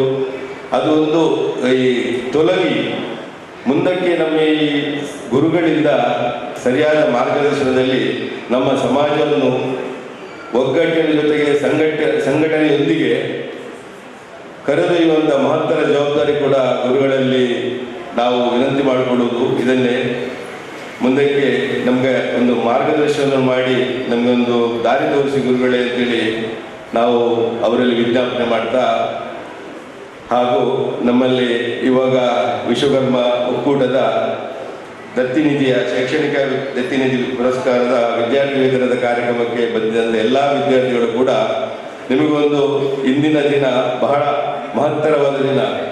ಬಿ ಜಿ ರಮೇಶಾಚಾರ್ಯರು ಹೇಳಿದಂಥ ಒಂದು ಮಾತು, ಅಮರಶಿಲ್ಪಿ ಜಕಣಾಚಾರ್ಯರು ಅನ್ನೋದನ್ನು ತಾವೆಲ್ಲರೂ ಮನಗಂಡಂತೆ ಅನ್ನಿಸ್ತದೆ, ನಾನಾಗಿ ಅಂದುಕೊಳ್ತಾ ಇದ್ದೇನೆ. ಆದ್ದರಿಂದ ಮುಂದಕ್ಕೆ ಈ ಜಕಣಾಚಾರ್ಯರು ಅನ್ನೋದನ್ನು ನಾವು ಬಹಳ ಹೆಮ್ಮೆಯಿಂದ ಹೇಳ್ಕೊಳ್ಬೇಕಾಗ್ತದೆ. ದಯವಿಟ್ಟು ಬಂಧುಗಳೇ, ಇದು ನಮ್ಮ ಈ ಆಚಾರ್ಯ ಸಮಾಜಕ್ಕೆ ಆಚಾರ್ಯರು ಅಂತ ತೋರಿಸಿಕೊಟ್ಟವರಲ್ಲಿ ಅನೇಕ ಗುರುಗಳು, ಮಹನೀಯರುಗಳು ಬಹಳಷ್ಟು ಇದ್ದಾರೆ. ಅದರ ಜೊತೆಗೆ ಅವರನ್ನು ಪರಿಚಯ ಮಾಡಿಸಿ ನೆನಪು ಮಾಡಿಕೊಡುವಂಥ ಒಂದು ಕಾರ್ಯಕ್ರಮವನ್ನು ಕೂಡ ಇವತ್ತು ಈ ವಿಶ್ವಕರ್ಮ ಒಕ್ಕೂಟ ಈ ಜೊತೆಯಾಗಿ ಈ ಕಾರ್ಯಕ್ರಮವನ್ನು ಹಮ್ಮಿಕೊಂಡು ಬಹಳಷ್ಟು ಒಳ್ಳೆಯ ಕೆಲಸಗಳನ್ನು ಮಾಡಿದ್ದಾರೆ ಅನ್ನೋದು ಸತ್ಯ. ಹಾಗೆ ಮುಂದಕ್ಕೆ ನಮ್ಮ ಸಮಾಜದ ಎಲ್ಲ ಆಗುಹೋಗುಗಳನ್ನು ನಮ್ಮ ಸಮಾಜದ ಒಂದು ಒಕ್ಕೂಟ ಹಾಗೂ ನಮ್ಮ ಮಂಗಳೂರಿನಲ್ಲಿರುವಂಥ ಸಂಘ ಸಂಸ್ಥೆಗಳು ಎಲ್ಲ ಒಟ್ಟು ಸೇರಿ ಸಂಘಟನೆ ಅನ್ನೋದನ್ನು ನಿಜವಾಗಲೂ ಬಹಳ ಅರ್ಥಪೂರ್ಣವಾಗಿ ನಡೆಸಿಕೊಡ್ಬೇಕು ಅಂತ ನಾವು ಮತ್ತೊಮ್ಮೆ ಅವರನ್ನು ಕೇಳ್ತಾ, ಮುಂದೆ ಮಾರ್ಗದರ್ಶನಕ್ಕಾಗಿ ಗುರುಗಳನ್ನು ನಾವು ಬೇಡ್ತಾ ನನ್ನ ಈ ಮಾತುಗಳನ್ನು ಮುಗಿಸ್ತಾ ಇದ್ದೇನೆ. ಜೈ ಹಿಂದ್. ಎಲ್ಲರಿಗೂ ಶುಭೋದಯ. ಮೊದಲಿಗೆ ವೇದಿಕೆಯಲ್ಲಿ ಉಪಸ್ಥಿತರಾಗಿ ಈ ಕಾರ್ಯಕ್ರಮದ ಶೋಭೆಯನ್ನು ಬೆಳಗುತ್ತಿರುವ ಪರಮಪೂಜ್ಯ ಶ್ರೀಗಳು ಕುಲದೇವರ ಗುರುಗಳಿಗೆ ನನ್ನ ಪೂರ್ವಕ ನಮನಗಳು. ವೇದಿಕೆಯಲ್ಲಿ ಆಸೀನರಾಗಿರುವ ವಿಶ್ವಕರ್ಮ ಅಧ್ಯಕ್ಷರಾದ ಮಧು ಆಚಾರ್ಯರವರೇ, ಶ್ರೀ ಕಾಳಿಕಾಂಬಾ ವಿನಾಯಕ ದೇವಸ್ಥಾನದ ಇದರ ಕೋಟ್ ರಿಸೀವರಾದ ಶ್ರೀ ಉಮೇಶ್ ಆಚಾರ್ಯರವರೇ, ಆಡಳಿತ ಧರ್ಮದರ್ಶಿಯಾದ ಶ್ರೀ ಕಾಳಿಕಾಂಬಾ ವಿನಾಯಕ ದೇವಸ್ಥಾನದ ಆಡಳಿತ ಧರ್ಮದರ್ಶಿಗಳಾದ ಶ್ರೀ ಕೇಶವಾಚಾರ್ಯರವರೇ, ನನ್ನ ಸಹೋದ್ಯೋಗಿಯಾದ ಕೂಳೂರು ನಗರ ಪ್ರಾಥಮಿಕ ಆರೋಗ್ಯ ಕೇಂದ್ರದ ಆಡಳಿತ ವೈದ್ಯಾಧಿಕಾರಿಯಾದ ಡಾಕ್ಟರ್ ಚೈತ್ರ ಜಯಂತ್ ಆಚಾರ್ಯರವರೇ, ಹಾಗೂ ರಾಜ್ಯ ಲೆಕ್ಕಪತ್ರ ಇಲಾಖೆಯ ಅಸಿಸ್ಟೆಂಟ್ ಕಂಟ್ರೋಲರ್ ಆಗಿರುವ ಶ್ರೀ ವಿಜಯ್ ಕುಮಾರ್ ಅವರವರೇ, ಹಾಗೂ ಈ ಉಪನ್ಯಾಸ ನೀಡಿದ ಶ್ರೀ ರಮೇಶ್ ಆಚಾರ್ಯರವರೇ, ಹಾಗೂ ಗೌರವ ಉಪಸ್ಥಿತರಿರುವ ಡಾಕ್ಟರ್ SR ಹರೀಶ್ ಆಚಾರ್ಯರವರೇ, ಹಾಗೂ ಅಧ್ಯಕ್ಷರು SKGI cooperative society Shri Upendra ಆಚಾರ್ಯರವರೇ, ಗೌರವಾಧ್ಯಕ್ಷರು ವಿಶ್ವಕರ್ಮ ಒಕ್ಕೂಟ ಇವರು ಶ್ರೀ UK ಸೀತಾರಾಮ್ ಆಚಾರ್ಯರವರೇ, ಹಾಗೂ ಸಂಚಾಲಕರು ಅಮರಶಿಲ್ಪಿ ಜಕಣಾಚಾರ್ಯ ಸಂಸ್ಮರಣೆಯ ಶ್ರೀ ಅಲೆಯೂರು ಯೋಗೀಶ್ ಆಚಾರ್ಯರವರೇ, ಇಲ್ಲಿ ಎಲ್ಲ ನೆರೆದಿರುವ ವಿದ್ಯಾರ್ಥಿಗಳೇ, ಪೋಷಕರೇ ಹಾಗೂ ನನ್ನ ಸಮಾಜ ಬಂಧುಗಳೇ, ಎಲ್ಲರಿಗೂ ನನ್ನ ಹೃತ್ಪೂರ್ವಕ ನಮನಗಳು. ಇಂದು ಅಮರಶಿಲ್ಪಿ ಜಕಣಾಚಾರ್ಯ ಸಂಸ್ಮರಣೆ ಹಾಗೂ ಶೈಕ್ಷಣಿಕ ದತ್ತಿನಿಧಿ ಪುರಸ್ಕಾರ ಹಾಗೂ ವಿದ್ಯಾರ್ಥಿ ವೇತನ ವಿತರಣೆ ಈ ಎರಡೂ ಕಾರ್ಯಕ್ರಮಗಳನ್ನ ಒಟ್ಟಿಗೆ ಇಟ್ಕೊಂಡಿದ್ದಾರೆ. ನಮ್ಮ ಉಪನ್ಯಾಸಕರು ಜಕಣಾಚಾರ್ಯರ ಬಗ್ಗೆ ತುಂಬ ರೋಚಕವಾಗಿ ಅಥವಾ ನಮಗೆ ತುಂಬ ಗೌರವ ಬರುವ ಹಾಗೆ ಮಾತುಗಳನ್ನು ಆಡಿದರು. ಇವತ್ತಿನಿಂದ ನಮ್ಮ ಸಮಾಜದ ಬಗ್ಗೆ ನನಗೆ ತುಂಬ ಹೆಚ್ಚು ಗೌರವ ಬಂದಿದೆ ಅಂತ ಹೇಳಿಕೆ ಹೆಚ್ಚಪಡ್ತೇನೆ. ಅದೇ ಕ್ಷಣದಲ್ಲಿ ಈ ಎರಡು ಒಟ್ಟಿಗೆ ಕಾರ್ಯಕ್ರಮ ಆಗಿರೋದ್ರಿಂದ ವಿದ್ಯಾರ್ಥಿಗಳಿಗೆ ಜಕಣಾಚಾರ್ಯರು ಶಿಲ್ಪಕಲೆಯಲ್ಲಿ ಅವರು ನಿಪುಣರು, ಹಾಗೆ ನೀವು ಆಯ್ದುಕೊಂಡ ಕ್ಷೇತ್ರಗಳಿಗೆ ನಿಪುಣರಾಗಿ ಇದೊಂದು ಈ ದಿನದಲ್ಲಿ ನೀವು ಅದನ್ನು ಒಂದು ಮಂತಟ್ಟು ಮಾಡಿಕೊಂಡು ಹೋಗಬೇಕಾಗ್ತದೆ. ಇಲ್ಲಿ ಆಗಮಿಸುವ ಎಲ್ಲ ವಿದ್ಯಾರ್ಥಿಗಳು ತಮ್ಮ ಅವರು ಆಯ್ದುಕೊಂಡ ಕ್ಷೇತ್ರಗಳಲ್ಲಿ ಉತ್ತಮ ಅಂಕಗಳನ್ನು ಪಡೆದಿರ್ತಾರೆ. ಅದು SLC ಆಗಲಿ PUC ಆಗಲಿ ತುಂಬ ಎಜುಕೇಷನ್ ಯಾವ್ಯಾವ ಡಿಗ್ರೀಸ್ ಇದೆಯೋ ಎಲ್ಲದಕ್ಕೂ ಅವರು ಪ್ರೋತ್ಸಾಹನ ನೀಡ್ತಾ ಇದ್ದಾರೆ. MSc MA BCA ಹಾಗೂ ಇದರ ವ್ಯತಿರಿಕ್ತವಾಗಿ ವೈದಿಕ ಕ್ಷೇತ್ರದಲ್ಲಿಯೂ ಕೂಡ ಉತ್ತಮ ಅಂಕ ಗಳಿಸಿರುವ ವಿದ್ಯಾರ್ಥಿಗಳನ್ನು, ಪ್ರತಿಭಾವಂತ ವಿದ್ಯಾರ್ಥಿಗಳನ್ನು ಗುರುತಿಸಿ ಅವರಿಗೆ ವಿದ್ಯಾರ್ಥಿ ವೇತನ ಪುರಸ್ಕಾರ ನೀಡಿ ಪ್ರೋತ್ಸಾಹ ನೀಡಿಸ್ತಾ ಇದ್ದಾರೆ. ಅವರ ಛಲ ಆತ್ಮವಿಶ್ವಾಸವನ್ನು ಹೆಚ್ಚಿಗೆ ಮಾಡುತ್ತಿರುವ ವಿಶ್ವಕರ್ಮ ಒಕ್ಕೂಟದ ಈ ಕಾರ್ಯಕ್ರಮ ತುಂಬ ಶ್ಲಾಘನೀಯ. ವಿದ್ಯೆ ಎನ್ನುವುದು ಯಾರು ಕದಿಯಲಾರದ ವಸ್ತು, ಯಾರು ಕದ್ಕೊಳಕ್ಕಾಗಲ್ಲ. ಆಸ್ತಿ ಕದಿಬೋದು, ಹಣಕಾಸು ಕದಿಬೋದು, ಬಟ್ ನೀವು ವಿದ್ಯೆ ಅನ್ನೋದನ್ನ ಯಾರು ಕದಿಯಲಕ್ಕಾಗಲ್ಲ. ನೀವು ಎಷ್ಟು ವಿದ್ಯೆ ಪಡೀತೀರೋ ಅದು ನಮ್ಮನ್ನು ಉನ್ನತ ನಮ್ಮ ವ್ಯಕ್ತಿತ್ವವನ್ನು ಉನ್ನತ ಮಟ್ಟಕ್ಕೆ ಏರಿಸ್ತದೆ. ವಿದ್ಯಾರ್ಥಿಗಳಿಗೆ ಪ್ರತಿಯೊಬ್ಬರಲ್ಲಿ ಏನು ಕನಸಿರುತ್ತೆ, ನಾವು ಚೆನ್ನಾಗಿ ಓದಿ ಮುಂದೆ ಜೀವನದಲ್ಲಿ ಒಳ್ಳೆ ಯಶಸ್ವಿ ವ್ಯಕ್ತಿಗಳಾಗಬೇಕು, ನಮ್ಮ ತಂದೆ ತಾಯಿಗಳನ್ನ ಚೆನ್ನಾಗಿ ಒಳ್ಳೆ ಸಂಪಾದನೆ ಮಾಡಬೇಕು, ನಮ್ಮ ತಂದೆ ತಾಯಿಗಳನ್ನ ಚೆನ್ನಾಗಿ ನೋಡ್ಕೊಳ್ಬೇಕು. ಆ ಕನಸು ನನಸು ಮಾಡೋದು ಹೇಗೆ ಅನ್ನೋದು ನಮ್ಮದು ಗುರಿ ಆಗಿರಬೇಕು. ಅದು ಹೇಗೆ ಸಾಧ್ಯ? ನಮ್ಮ ಜೀವನದಲ್ಲಿ ಶಿಸ್ತು, discipline is a main thing. ನಮ್ಮ ಜೀವನದಲ್ಲಿ ಶಿಸ್ತು ಅನ್ನೋದನ್ನ ಖಂಡಿತವಾಗಿ ಪಾಲಿಸಬೇಕು. ನಿರಂತರ ಪ್ರಯತ್ನ ಇರಬೇಕು. ಹಾರ್ಡ್ ವರ್ಕ್, ಪರಿಶ್ರಮ ಇಲ್ಲದೆ ಏನು ಸಿಗುವುದಿಲ್ಲ, ಕಷ್ಟಪಟ್ಟರೆ ಸಿಗೋದು. ಹಾಗೆ hard work is a must. ಮತ್ತೆ ಡಿಟರ್ಮಿನೇಷನ್, ದೃಢ ನಿರ್ಧಾರ, ಸೆಲ್ಫ್ ಕಾನ್ಫಿಡೆನ್ಸ್, ಆತ್ಮವಿಶ್ವಾಸ, ಇದೆಲ್ಲವನ್ನು ಇದ್ರೆ ಮಾತ್ರ ನಮ್ಮ ಕನಸನ್ನ ನನಸು ಮಾಡಲಿಕ್ಕೆ ಸಾಧ್ಯವಾಗ್ತದೆ. ಅಬ್ದುಲ್ ಕಲಾಂ ಅವರು ಹೇಳ್ತಾರೆ, ಸಾಧಿಸಿಯೇ ಸಾಧಿಸ್ತೇನೆ ಎಂಬ ಕಿಚ್ಚಿನ ಮನಸ್ಸಿನ ಮುಂದೆ ಯಾವುದೇ ಅಡೆತಡೆ ನಿಲ್ಲಲಾರದು. ಆ ಯಾವುದೇ ಅಡೆತಡೆಯನ್ನು ದಾಟಿ ಮುಂದೆ ಹೋಗುವ ಛಲ ನಮ್ಮಲ್ಲಿ ಇರಬೇಕು. ಸೋಲಾಯ್ತು, ನಾನು ಬೇಜಾರಾಯ್ತು, ಇವತ್ತು ಇದಾಗಲಿಲ್ಲ, ನಾನು ಅನ್ಕೊಂಡಿದ್ದು ಅದಾಗಲಿಲ್ಲ ಅಂತ ಯಾವತ್ತೂ ದುಃಖ ಪಡಬಾರ್ದು. ಇದರಿಂದ ನೆಕ್ಸ್ಟ್ ಏನು ಮಾಡಬೇಕು, ಇದು ಸೊಲ್ಯೂಷನ್ ಏನು ಅನ್ನೋದು ಹುಡ್ಕೊಂಡು ನಾವು ಮುಂದೆ ಹೋಗ್ತಾ ಇರಬೇಕಾಗ್ತದೆ.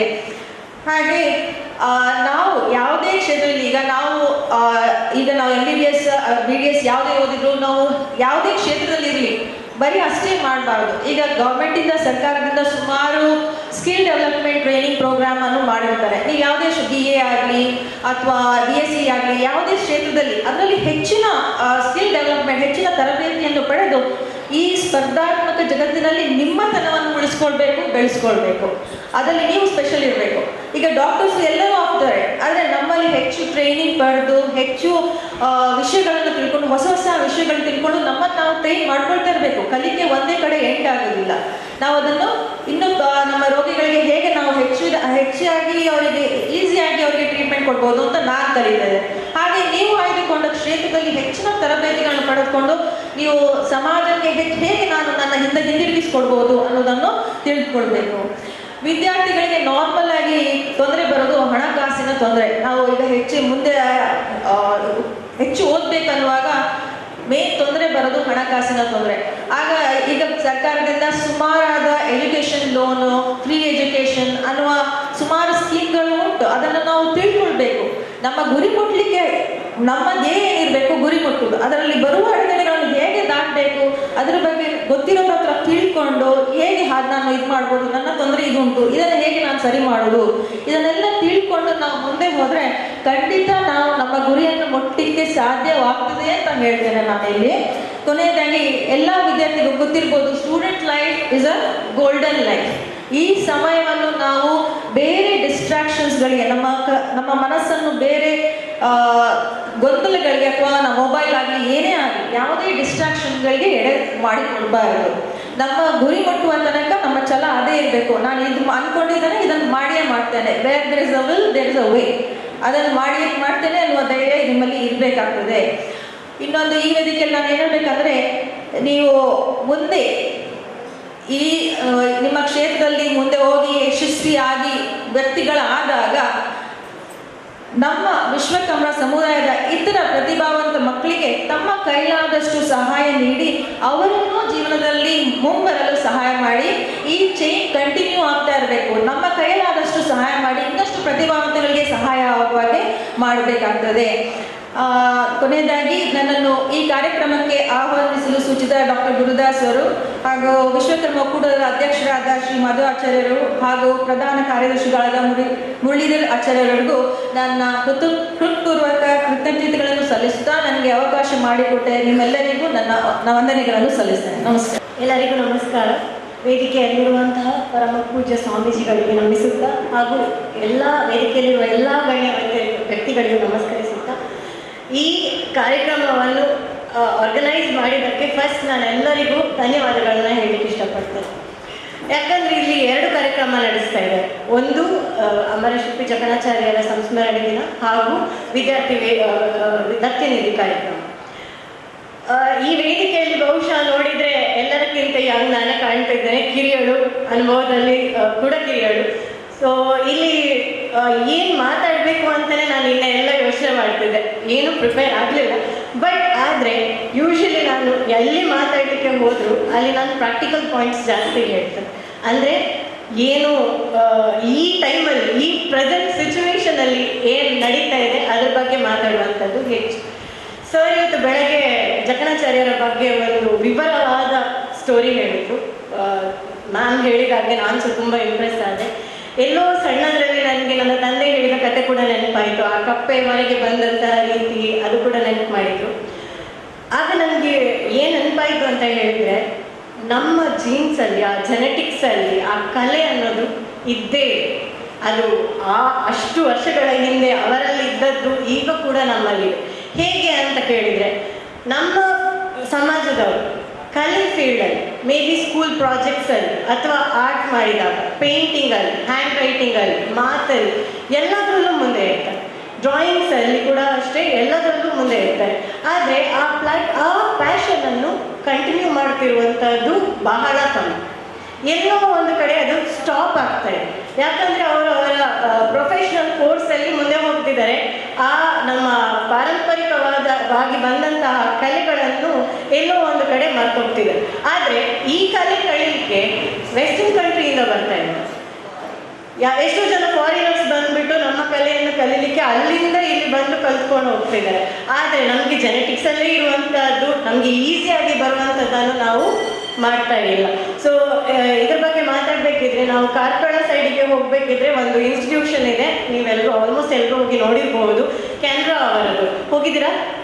ಹೋಗಿದ್ದಾರೆ, ತುಂಬ ಜನ ಹೋಗಿದ್ದಾರೆ. ನನಗೂ ಹೋಗಿದಾಗೆಲ್ಲ ಏನಿದೆ ಇಂಟ್ರೆಸ್ಟಿಂಗ್ ಏನೋ ಇರ್ಬೋದು, ಇದರೊಳಗೆ ಒಂದ್ಸಲಿ ಹೋಗಿ ನೋಡಬೇಕು ಅಂತ ಹೇಳಿ ಒಂದಿನ ಕಾರ್ ನಿಲ್ಲಿಸಿ ಒಳಗೆ ಹೋದ್ವಿ ನಾವೆಲ್ಲ. Beautiful institution. ಎಷ್ಟು ಚೆನ್ನಾಗಿದೆ ಅಂದರೆ ಅಲ್ಲಿ ಎಲ್ಲ ಥರದ ಈ ನಮ್ಮ ಮನೋಮಯ, ಕೃಷ್ಣ, ಶಿಲ್ಪಿ, ವಿಶ್ವವಿದ್ಯ ಎಲ್ಲ 5 ರೀತಿಯ ವೃತ್ತಿ ಜೀವನದಲ್ಲಿ ಏನೇನು ಟೈಪ್ಸದ ಕಲೆ ಇದೆ, ಕಾರ್ಪೆಂಟ್ರಿ ಅಥವಾ ಶಿಲ್ಪಕಲೆಗಳು, ಕೆತ್ತನೆಗಳು, ಸ್ಕಲ್ಪ್ಟಿಂಗ್ ಎಲ್ಲ ಸಹ ಹೇಳಿಕೊಡ್ತಾ ಇದ್ದಾರೆ. ಎಲ್ಲ ಟ್ರೈನಿಂಗು ಮಾಡಿಸ್ತಿದ್ದಾರೆ. ಆದರೆ ಅಲ್ಲಿ ನಾನು ನೋಡಿದ್ದು ಹೈಯೆಸ್ಟ್ ಮಕ್ಕಳು ಎಲ್ಲಿಂದ ಬಂದಿದ್ರು ಗೊತ್ತಾ? ನಾರ್ತ್ ಕರ್ನಾಟಕದಿಂದ. ಈಚೆಯವರು ಇಲ್ಲವೇ ಇಲ್ಲ, ತುಂಬ ಕಮ್ಮಿ, ಬೆರಳೆಣಿಕೆ ಅಷ್ಟೇ. ಆ ಇನ್ಸ್ಟಿಟ್ಯೂಷನಲ್ಲಿ ಎಷ್ಟು ಚಂದ ಮಾಡಿ ಹೇಳಿಕೊಡ್ತಾರೆ ಅಂತ ಹೇಳಿದರೆ, ಈಗ ಇರುವಂಥ ಎಲ್ಲ ನಮ್ಮ ಯೂಟ್ಯೂಬ್ ಚಾನಲ್ಗಳಲ್ಲಿ ಇರುವಂಥ ಎಲ್ಲ ಆರ್ಟ್ಗಿಂತ ಸಹ ಅದು ಬಹಳ ಚೆನ್ನಾಗಿದೆ. ಸೊ ಬಿಡುವಿದ್ರೆ ಆ ಇನ್ಸ್ಟಿಟ್ಯೂಷನ್ನ ಒಂದ್ಸರಿ ವಿಸಿಟ್ ಮಾಡಿ. ಅಂತಹ ಹಲವಾರು ಇನ್ಸ್ಟಿಟ್ಯೂಷನ್ಗಳು ಇಲ್ಲಿ ಇದ್ದಾಗ ನಮ್ಮ ಕಲೆಯನ್ನು ಮುಂದಕ್ಕೆ ತಗೊಂಡು ಹೋಗ್ಬೋದು. ತುಂಬ ಅಂದರೆ ಒಳ್ಳೆಯ ವಿಷಯ ಒಂದು. ಇನ್ನೊಂದು, ಆ ಸ್ಟೋರಿಯಲ್ಲಿ ಅವರು ಹೇಳಿದರು, ಜಕಣಾಚಾರ್ಯರಿಗೆ 2 ಸಲ ಸೈಕಿಕ್ ಬ್ರೇಕ್ ಡೌನ್ ಆಗುತ್ತೆ. ಫಸ್ಟ್ ಟೈಮ್ 15 ವರ್ಷದಲ್ಲಿ ನಾವೇನೀಗ ಬ್ರೇಕಪ್ ಅಂತ ಹೇಳ್ತೀವೋ ಆ ಥರ ಒಂದು ಆಗಿತ್ತು ಸಿಚುವೇಶನ್. ಆಗ ಅವರು ಅದನ್ನು ಒತ್ತಿ ಹೇಳಿದರು, ಅವ್ರು ಯಾವ ದುಶ್ಚಟಕ್ಕೂ ಅವರು ಒಳಗಾಗಲಿಲ್ಲ, ಯಾವ ಬ್ಯಾಡ್ ಹ್ಯಾಬಿಟ್ಸ್ಗೂ ಅವರು ಒಳಗಾಗಲಿಲ್ಲ. ಅವರ ಕಂಪ್ಲೀಟ್ ಇದನ್ನು ಫೋಕಸ್ ಅನ್ನು ಅವರಿಟ್ಟದ್ದು ಕಲೆಯ ಮೇಲೆ. ಆ ಕಲೆಯಲ್ಲಿ ಆ ವೃತ್ತಿ ಜೀವನ ಸ್ಟಾರ್ಟ್ ಮಾಡಿದರು. ಬಟ್ ಈಗಿನ ಸಿಚುವೇಶನ್ ಏನಾಗ್ತದೆ, ಆ ಎಲ್ಲರೂ ನಿಮ್ಮ ವಾಟ್ಸಪ್ ಸ್ಟೇಟಸಲ್ಲಿ ಕಾಣ್ತಾ ಇರ್ತದೆ. ಏನೋ ಒಂದು ಬೇಜಾರಾಯ್ತಾ ಅವತ್ತು ರಾತ್ರಿ ಅದು ವಾಟ್ಸಪ್ ಸ್ಟೇಟಸಲ್ಲಿ ಇರ್ತದೆ. ಏನೋ ಒಂದು ಟೆನ್ಷನ್ ಆಯಿತಾ ಅದು ಫೇಸ್ಬುಕ್ಕಲ್ಲಿ ಕಾಣ್ತಾ ಇರ್ತದೆ. ಇನ್ನೂ ಹೇಳಲಿಕ್ಕೆ ಹೋದರೆ ನಮ್ಮವರು ಆ್ಯಸ್ ಎ ಡಾಕ್ಟರ್ ನಾನು ನಮ್ಮವರನ್ನು ಸುಮಾರು ಜನ ನೋಡ್ತಾ ಇದ್ದಾರೆ. ಲಂಗ್ಸ್ ತೊಂದರೆ ಆಗಿ ಬರ್ತಾರೆ, ಯಾನ್ ಮರತ ಬೇರೆ ಮಲ್ಮನೆ ಆಗ್ತದೆ, నాకు ಒಂಜಿ ಕಟ್ಟಾಂಡಲ ಬೋರ್ಡ್ ಆಗ್ತದೆ, ಒಂಜಿ ಕಟ್ಟಡಿ ತಿಕ್ಕೊಂಡು ಸೊ ಅವರು ಆ ಸ್ಟೋರಿ ಹೇಳಿದಾಗ ನನಗೆ 2 ಬಾರಿ ಅವರಿಗೆ ಆ ಡಿಪ್ರೆಷನ್ ಮೋಡ್ ಹೋದಾಗಲೂ ಅವರ ಫೋಕಸನ್ನು ಇಟ್ಟದ್ದು ವೃತ್ತಿಯ ಮೇಲೆ. ಆದರೆ ಈಗಿನ ಜನರೇಷನ್ ಅಥವಾ ನಮ್ಮ ಜನರೇಷನ್, ನಮಗಿಂತ ಒಂದು ಹಿಂದೆ ಜನರೇಷನ್, ಮೇ ಬಿ 100 ವರ್ಷಗಳ ಹಿಂದೆಯಿಂದ ತಗೊಳ್ಳುವ, ಫಸ್ಟಿಗೆ ಹೋಗೋದು ಫ್ರೆಂಡ್ಸ್ ಒಟ್ಟಿಗೆ ಅಂಕಿನಿ ಮಸ್ತ್ ಮಂಡೆ ವೆಚ್ಚ ಹಾಕೊಂಡು ಮಾರೆ, ಆಗ ಸಿಗೋದು ಒಂದೇ ಸೊಲ್ಯೂಷನ್ ಅವರಿಗೆ, ಎಲ್ಲಿಗೆ ಹೋಗಿ ಕುಲ್ಲುಗ ಅಂತ. ಮೇ ಬಿ ಟೆಂಪಲಲ್ಲಿ ಈ ವೇದಿಕೆಯಲ್ಲಿ ಹೇಳಬೇಕಂತ ಗೊತ್ತಿಲ್ಲ, ಬಟ್ ಸಿಕ್ಕಿದ ಆಪರ್ಚುನಿಟಿಯಲ್ಲಿ ನಾನು ಹೇಳ್ತಾ ಇದ್ದೇನೆ, ವ್ಯಸನಗಳಿಗೆ ತುತ್ತಾಗಬೇಡಿ ಅಂತ ಇಲ್ಲಿ ಕೇಳ್ಕೊಳ್ತೇನೆ. ಯಾಕಂದರೆ ನಮ್ಮವರಲ್ಲಿ ನಾನು ತುಂಬ ಜನರನ್ನು ನೋಡಿದ್ದೇನೆ. ಬಹುಶಃ ಈ ಮೊದಲು ನನಗೆ ಸಿಕ್ಕಿದ ಕೆಲವು ವೇದಿಕೆಯಲ್ಲಿ ಕೂಡ ಈ ಆಪರ್ಚುನಿಟಿ ತಗೊಂಡು ನಾನು ಈ ವಿಷಯ ಹೇಳಿದ್ದೇನೆ. ದುಶ್ಚಟಗಳು is not a permanent solution, ಅದು ಟೆಂಪರರಿ ಅಷ್ಟೇ, ಆಗದಕ್ಕೆ ಅಷ್ಟೇ. ಸೊ ದಯವಿಟ್ಟು ನಿಮಗೆ ಧೂಳಿದೆ, ಮರದ ಕೆಲಸ ಮಾಡಬೇಕಿದ್ರೆ ಧೂಳು ಜಾಸ್ತಿ ಇದೆ ಅನ್ನೋದಕ್ಕೆ ಸ್ಮೋಕಿಂಗ್ ಸೊಲ್ಯೂಷನ್ ಅಲ್ಲ, ಬೇಜಾರಿದೆ ಅನ್ನೋದಕ್ಕೆ ಡ್ರಿಂಕ್ ಸೊಲ್ಯೂಷನ್ ಅಲ್ಲ. ಸೊ ಆ ಸ್ಟೋರಿಯಿಂದ ನನಗೆ ಸಿಕ್ಕಂಥ ಒಂದು ಜಿಸ್ಟ್ ಅದು. ಅಷ್ಟೇ ಅಲ್ಲದೆ ಈ ಕಲೆಗಳಿಗೆ ಇನ್ನೊಂದು ಇಂಪಾರ್ಟೆನ್ಸ್ ಇದೆ. ತುಂಬ ಬೇಜಾರಾದಾಗ ಪೇಂಟಿಂಗ್ ಮಾಡಿದಾಗ ಎಷ್ಟೋ ಕೆಲವರಿಗೆ ಸೂದಿಂಗ್ ಇಫೆಕ್ಟ್ ಇರ್ತದೆ, ಮ್ಯೂಸಿಕ್ ಕೇಳಿದಾಗ ಖುಷಿ ಆಗ್ತದೆ. ಸೊ ಈ ಕಲೆ ಇರ್ತದಲ್ಲ, ಆ ಮಾಡುವಂಥದ್ದು, ಆ ಕ್ರೋಶೆಟ್ ಮಾಡುವಂಥದ್ದು ಇರಲಿ, ಆ ನೀಡಲ್ ಮಾಡಿ ವಯಸ್ಸಾದಾಗ ನಿಮಗೆ ಆ ಕೈಯಲ್ಲಿ ಇನ್ನೂ ಸಹ ಪವರ್ ಆ ತಿರುಗಿಸುವಂಥದ್ದು ತುಂಬ ಈಸಿಯಾಗಿ ಆಗ್ತದೆ. ಕೆಲವರಿಗೆ ಏಜ್ ಆಗ್ತಾ ಆಗ್ತಾ ಆ ಗ್ರಿಪ್ಸ್, ಆ ಮೂವ್ಮೆಂಟ್ಸ್ ಎಲ್ಲ ಕಳ್ಕೊಳ್ತಾರೆ. ಬಟ್ ಇದು ಮಾಡ್ತಾ ಇದ್ದಾಗ, ಕೆಲವೊಂದು ವಿಷಯಗಳು ಮಾಡ್ತಾ ಇದ್ದಾಗ ನೀವು ಕೇಳಿರ್ಬೋದು, ಸುಡೋಕು ಮಾಡ್ತಾ ಇದ್ರೆ ಅಥವಾ ಪಜಲ್ ಮಾಡ್ತಾ ಇದ್ರೆ ನೆನಪು ಶಕ್ತಿ ಜಾಸ್ತಿ ಇರ್ತದೆ, ಬೇಗ ಮೆಮರಿ ಲಾಸ್ ಆಗೋದಿಲ್ಲ. ಅದೇ ಥರ ಇದು ಕೂಡ. ನಾನು ಚಿಕ್ಕದಾಗಿದ್ದಾಗ ನಾನು ಚಿಕ್ಕದಾಗಿದ್ದಾಗ ನನ್ನ ಮನೆಯಲ್ಲಿ ನಿಟ್ಟು ಮಾಡ್ತಿದ್ದೆ. ನಾನು ಮಡಿಕೇರಿಯಲ್ಲಿ ಬೆಳೆದವಳು. ಸೊ ಅಲ್ಲಿ ಸ್ವೆಟರ್ ಹಾಕ್ತಿದ್ದದ್ದು ಜಾಸ್ತಿ. ಸುಮ್ಮನೆ ಆಗ ಒಂದ್ಸಲ ಎಲ್ಲರಿಗೂ ಇಂಟ್ರೆಸ್ಟ್ ಬಂತು, ಎಲ್ಲರೂ ಸ್ವೆಟರ್ ಹಾಕೋಕ್ಕೆ ಸ್ಟಾರ್ಟ್ ಮಾಡ್ತೀವಿ. ಸೊ ಆಗ ನಾನು ಒಂದು ಖುಷಿಗೆ ಆ ಕ್ರೋಶೆಟನ್ನು ಇಟ್ಕೊಂಡು ಮಾಡ್ತಾ ಇದ್ದೆ. ಬಂದು ಎಂತಕ್ಕೆ ಪ್ರಯೋಜನ ಆಗ್ತದೆ, ಸುಮ್ಮನೆ ಆಗ್ತಿದೆಲ್ಲ ಮಾಡ್ಕೊಂಡು ಕುತ್ಕೊಳ್ಳಿಕ್ಕೆ ಅಂತ. ಬಟ್ ನಂಗೆ ಅದು ಎಲ್ಲಿ ಹೆಲ್ಪ್ ಆಯಿತು ಗೊತ್ತಾ? MBBS ಅಲ್ಲಿ ಮೊದಲನೇ ಸಲ ಸರ್ಜನ್ ನನಗೆ ಸೂಚರಿಂಗ್ ಹೇಳಿಕೊಟ್ಟಾಗ, ಹೊಲಿಗೆ ಹಾಕಲಿಕ್ಕೆ ಹೇಳಿಕೊಟ್ಟಾಗ ಫಸ್ಟ್ ಮಿನಿಟಲ್ಲಿ ನಾನು ಅದು ಮಾಡಿದ್ದೇನೆ. ಅವರಿಗೆ ಶಾಕ್ ಹೇಗೆ ಇಷ್ಟು ಬೇಗ ಅದು ಮಾಡಿದೆ. ಆಗ ಕಲಿತ ವಿದ್ಯೆ, ನಾನು 7th ಇದ್ದಾಗ ಕಲಿತ ವಿದ್ಯೆ ನನಗೆ MBBS ಸೆಕೆಂಡ್ ಇಯರಲ್ಲಿ ಸೂಚರಿಂಗ್ ಹೇಳಿಕೊಟ್ಟಾಗ ಯೂಸ್ ಆಗ್ತದೆ. ಸೊ ಲರ್ನಿಂಗ್ ಅಥವಾ ಯಾವುದೇ ರೀತಿಯ ವಿದ್ಯೆ ಅಥವಾ ಎಜುಕೇಷನ್ ವೇಸ್ಟ್ ಆಗೋದಿಲ್ಲ, ಅದು ಕಲೆ ಇರಲಿ ಅಥವಾ ಬೇರೆ ಯಾವುದೋ ಒಂದು ವಿಷಯ ಇರಲಿ.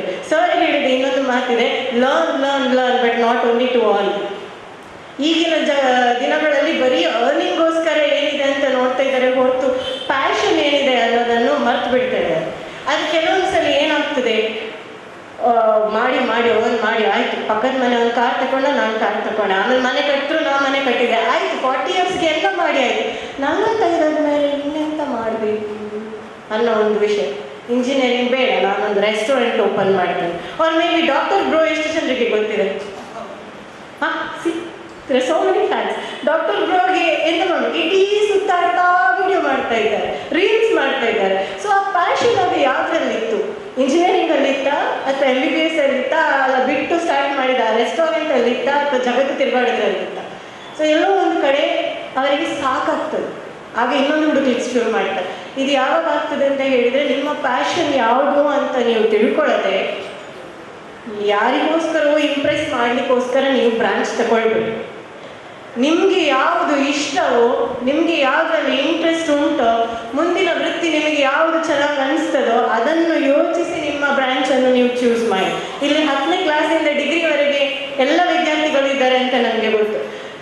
ಯಾರೋ ಬಂದು ಎಲ್ಲ ಕಡೆ ಸಹ ಒಂದು ಅನ್ಹ್ಯಾಪಿ ಸೋಲ್ ಇರ್ತಾರೆ. ಎಕ್ಸಾಂಪಲ್, ಒಬ್ಬರು ಬಂದರು, ಇವತ್ತು ಕೇಳಿದ್ರು, ಮಗಕ್ಕೆ 8% ಬಂತುಂಡು, 95 ಆತೇನಾ? 95 ಹೌದಾನೆ, ಆಯ್ತು. ನೆಕ್ಸ್ಟ್ ಟೈಮ್ ಅವರನ್ನು ಇಂಪ್ರೆಸ್ ಮಾಡಲಿಕ್ಕೆ ನೀವು 98 ತೆಗೆದ್ರಿ ಅಂದ್ಕೊಳ್ಳಿ. ಆಗ ಬಂದು ಕೇಳ್ತಾರೆ, 8% ಬರ್ತದೆ, 98 ಹ್ಯಾಪಿ ಆಗ್ತಾರಾ?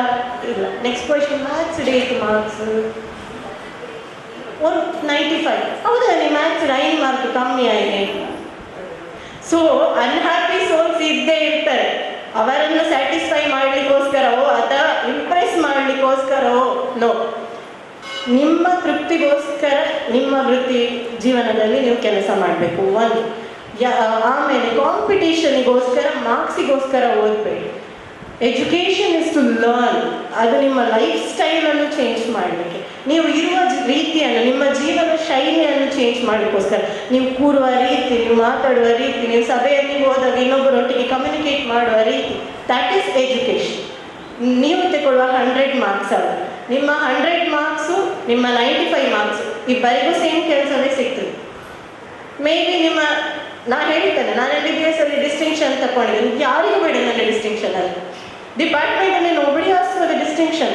ನಾನು ಹೇಗೆ ಮಾತಾಡ್ತೇನೆ, ನಾನು ಹೇಗೆ ಪೇಷಂಟ್ ಒಟ್ಟಿಗೆ ಕಮ್ಯುನಿಕೇಟ್ ಮಾಡ್ತೇನೆ, ಅದು ಇಂಪಾರ್ಟೆಂಟ್ ಆಗ್ತದೆ. That is for all public service, ಬರೀ ಡಾಕ್ಟರ್ಸಿಗೆಲ್ಲ.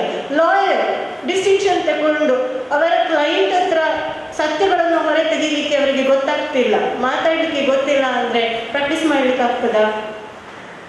ಆಗ ಅವರ 100 ಮಾರ್ಕ್ಸ್ ಎಲ್ಲಿಗೂ ಬರುವುದಿಲ್ಲ. ಮಾರ್ಕ್ಸ್ ಮುಖ್ಯ, ಮಾರ್ಕ್ಸೇ ಮುಖ್ಯ ಆಗಿಲ್ಲ.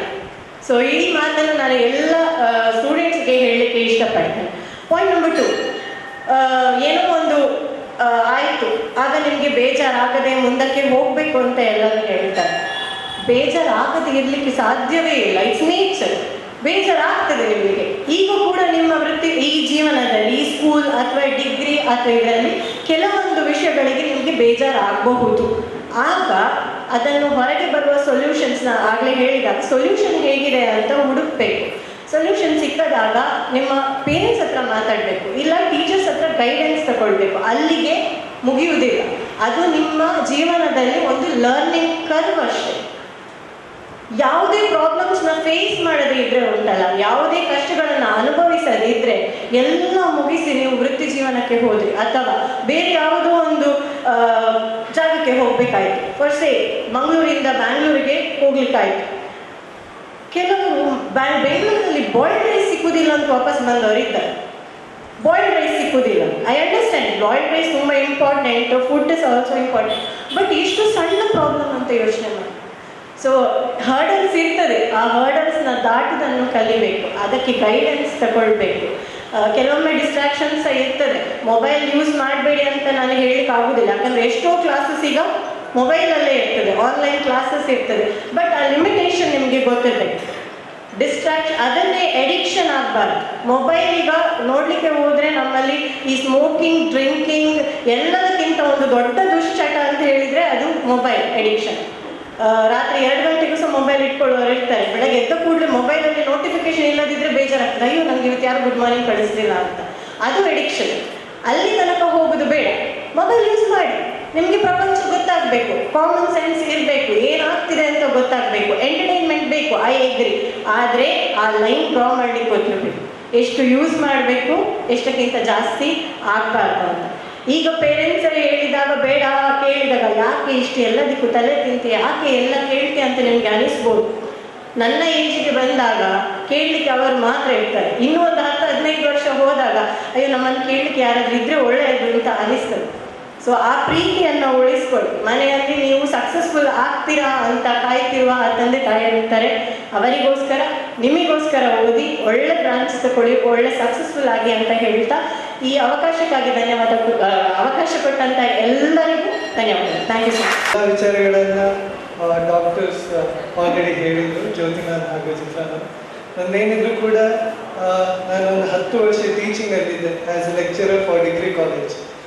ಅದ ನಂತರ ನಾನು ಈ KS ಅಪಾಯಿಂಟ್ಮೆಂಟ್ ಆಗಿರೋದು ಜಸ್ಟ್ 1 ಇಯರ್ ಆಯ್ತು ಅಷ್ಟೇ. ಇನ್ನೊಂದು ವರ್ಷ ಪ್ರೊಫೆಷನಲ್ ಪೀರಿಯಡ್ ಇದೆ. ನಾನು ಇಷ್ಟೇ ಹೇಳ್ತೇನೆ, ನನ್ನ ಎಕ್ಸ್ಪೀರಿಯನ್ಸ್ ನಿಮಗೆ ಮಾದರಿ ಆಗ್ಬೋದು ಅಥವಾ ಎಲ್ಲಾದರೂ ಒಂದು ಪಾಯಿಂಟ್ ನಿಮ್ಮ ಲೈಫಲ್ಲಿ ಏನಾದರೂ ಯೂಸ್ಫುಲ್ ಆದರೆ ಅಷ್ಟು ಸಾಕು. ಸೊ ನಾನು ಫಸ್ಟ್ ಅದೇ ಹೇಳುವಂಥದ್ದು, ಮಾರ್ಕ್ ಇಂಪಾರ್ಟೆಂಟ್ ಅಲ್ಲ. ಫಸ್ಟ್ ಅದನ್ನೇ ನಾನು ಕೋಟ್ ಮಾಡ್ತೇನೆ. ಮಾರ್ಕ್ ಅನ್ನೋದು ಪೇಪರ್ ಮಾತ್ರ, ಪೇಪರಲ್ಲಿರುತ್ತೆ, ಸರ್ಟಿಫಿಕೇಟ್ ನನಗೆ ಸಿಕ್ತು, ನಾನು ಇಡ್ತೇನೆ ಅಷ್ಟೇ. ಆದ ನಂತರ ಏನಿದೆ ನನ್ನ ಪರ್ಸನಾಲಿಟಿ, ನನ್ನ ಮಾರ್ಕನ್ನು ಡಿಸೈಡ್ ಮಾಡೋದು. ಮಾರ್ಕ್ ಯಾವುದು? ನಿಮ್ಮ ಎಕ್ಸಾಮಲ್ಲಿ ತೆಗೆದ ಮಾರ್ಕ್ ಅಲ್ಲ. ಸೊ ಲೈಫಲ್ಲಿ ಮಾರ್ಕ್ ಏನಿದೆ ಅಲ್ಲಿ ಕೌಂಟ್ ಆಗೋದು ನಮ್ಗೆ ಇಂಪಾರ್ಟೆಂಟ್, ನನ್ನ ಸರ್ಟಿಫಿಕೇಟ್ನ ಮಾರ್ಕ್ ಇಂಪಾರ್ಟೆಂಟ್ ಆಗಲ್ಲ. ಸೊ ಅದೇ ರೀತಿ ಮೇಡಮ್ಸ್ ಆಲ್ರೆಡಿ ಹೇಳಿದರು ಎಲ್ಲನೂ ಕೂಡ. ಇಲ್ಲಿ ನಾನು ಕೋಟ್ ಮಾಡುವಂಥದ್ದು ನಾನು ಅಥವಾ ನಿಮ್ಮ ಲೈಫಿನ ಬಗ್ಗೆ. ಈಗ ಸ್ಟೂಡೆಂಟ್ಸ್ ಆಗಿದ್ದೀರಿ, ನಿಮ್ಮ ಲೈಫಲ್ಲಿ ಏನು ಮಾಡ್ತೀರಿ, ಏನು ಮಾಡಬೇಕು, ಏನು ಮಾಡಬಾರ್ದು. ಸೊ ಸೊ ನಾನು ಫಸ್ಟ್ ನಿಮ್ಮ ಫ್ರೆಂಡ್ಶಿಪ್ನ ಪಾಯಿಂಟಿಂದ ಸ್ಟಾರ್ಟ್ ಮಾಡ್ತೇನೆ. ಯಾವತ್ತು ನಿಮ್ಮ ಫ್ರೆಂಡ್ಸ್ ಮಾಡುವಾಗ ನಮ್ಮ ಫ್ರೆಂಡ್ಸ್ ಯಾವ ರೀತಿ ಇರಬೇಕು ಹೇಳಿದರೆ, ನಮ್ಮ ಈ ಸ್ಟೇಜಿಗಿಂತ ಒಂದು ಸ್ಟೆಪ್ ನಮ್ಮನ್ನು ಮುಂದೆ ಕೊಂಡು ಹೋಗೋರಾಗಿರ್ಬೇಕು. ನಮ್ಮನ್ನ ಬ್ಯಾಡ್ ಹ್ಯಾಬಿಟ್ಸ್ ಕಡೆ ಅಥವಾ ನೆಗೆಟಿವ್ ಥಾಟ್ಸ್ನ ಕಡೆ ಕೊಂಡೋಗುವಂಥ ಫ್ರೆಂಡ್ಶಿಪ್ ನಮಗೆ ಬೇಡ. ಅಮ್ಮ ನನಗೆ ಯಾವತ್ತೂ ಒಂದು ಹೇಳುವ ಮಾತು, ಸೊ ಸಣ್ಣ ಇರುವಾಗಿನಿಂದ ಅದನ್ನು ಹೇಳ್ತಾ ಇದ್ರು ಈಗಲೂ ಹೇಳ್ತಾರೆ, ನಾನು ಫ್ರೆಂಡ್ಶಿಪ್ ಮಾಡುವಾಗ ನನಗಿಂತ ಒಂದು ಸ್ಟೆಪ್ ಮೇಲಿರುವವರನ್ನು ಮಾಡು, ಅವರಿಂದ ಕೆಲವು ಪಾಸಿಟಿವ್ಸನ್ನು ನಾನು ಕಲಿತೇನೆ, ನೆಗೆಟಿವ್ಸನ್ನು ಸೊ ಸಪೋಸ್ ಈ ಬ್ಯಾಡ್ ಹ್ಯಾಬಿಟ್ಸ್, ಸೊ ಬಾ ಹೋಗುವ ತಿರ್ಗಾಡ್ಲಿಕ್ಕೆ ಹೋಗೋಣ, ಪಾರ್ಟಿ ಮಾಡೋಣ, ಸೊ ಆ ಆ್ಯಟಿಟ್ಯೂಡನ್ನು ಸ್ವಲ್ಪ ಕಮ್ಮಿ ಮಾಡಿದ್ರಿಂದ ನಾನು ಇವತ್ತು ಇಲ್ಲಿದ್ದೇನೆ. ಅದನ್ನು ನಾನು ಹೆಮ್ಮೆಯಿಂದ ಹೇಳ್ಕೊಳ್ತೇನೆ. ಸೊ ಇದು ಒಂದು ನಿಮ್ಮ ಫ್ರೆಂಡ್ಶಿಪ್ನ ಬಗ್ಗೆ. ಅದೇ ರೀತಿ ಸೆಕೆಂಡ್, ನಿಮ್ಮ mobile phone. I won't say that not to use mobile phone. ನಾನು ಸ್ಟೂಡೆಂಟ್ ಇಂಟರಾಕ್ಷನ್ 10 ವರ್ಷಗಳಿಂದ ಇರೋದ್ರಿಂದಾಗಿ ಮಾಡಬೇಕು, ಈಗ ನಾನು ಕೂಡ ಮಾಡ್ತೇನೆ. ಸೊ ದಿನದ ಈಗ 24 ಗಂಟೆಯಲ್ಲೂ ಮೊಬೈಲ್ ಫೋನ್ ನಾನು ಯೂಸ್ ಮಾಡಲ್ಲ. 1-2 ಗಂಟೆ ಐ ಯೂಸ್, ಏನಾದರೂ ಸ್ಕ್ರೋಲ್ ಡೌನ್ ಮಾಡಬೇಕು, ಏನಾದರೂ ನಿಮ್ಮ ಜನರಲ್ ನಾಲೆಜ್ ಅಥವಾ ನ್ಯೂಸ್ ಅಪ್ಡೇಟ್ ಮಾಡ್ಕೊಳ್ಳಿ. ಅದನ್ನೇ ಅಡಿಕ್ಷನ್ ಮಾಡ್ಕೋಬೇಡಿ. ಸೊ ಏನಾಯಿತು, ನೆಕ್ಸ್ಟ್ 5 ನಿಮಿಷಕ್ಕೆ ಮೊಬೈಲನ್ನು ತೆಗೆದು ನೋಡುವಂಥ ಹ್ಯಾಬಿಟನ್ನು ನಿಲ್ಲಿಸಬೇಕು.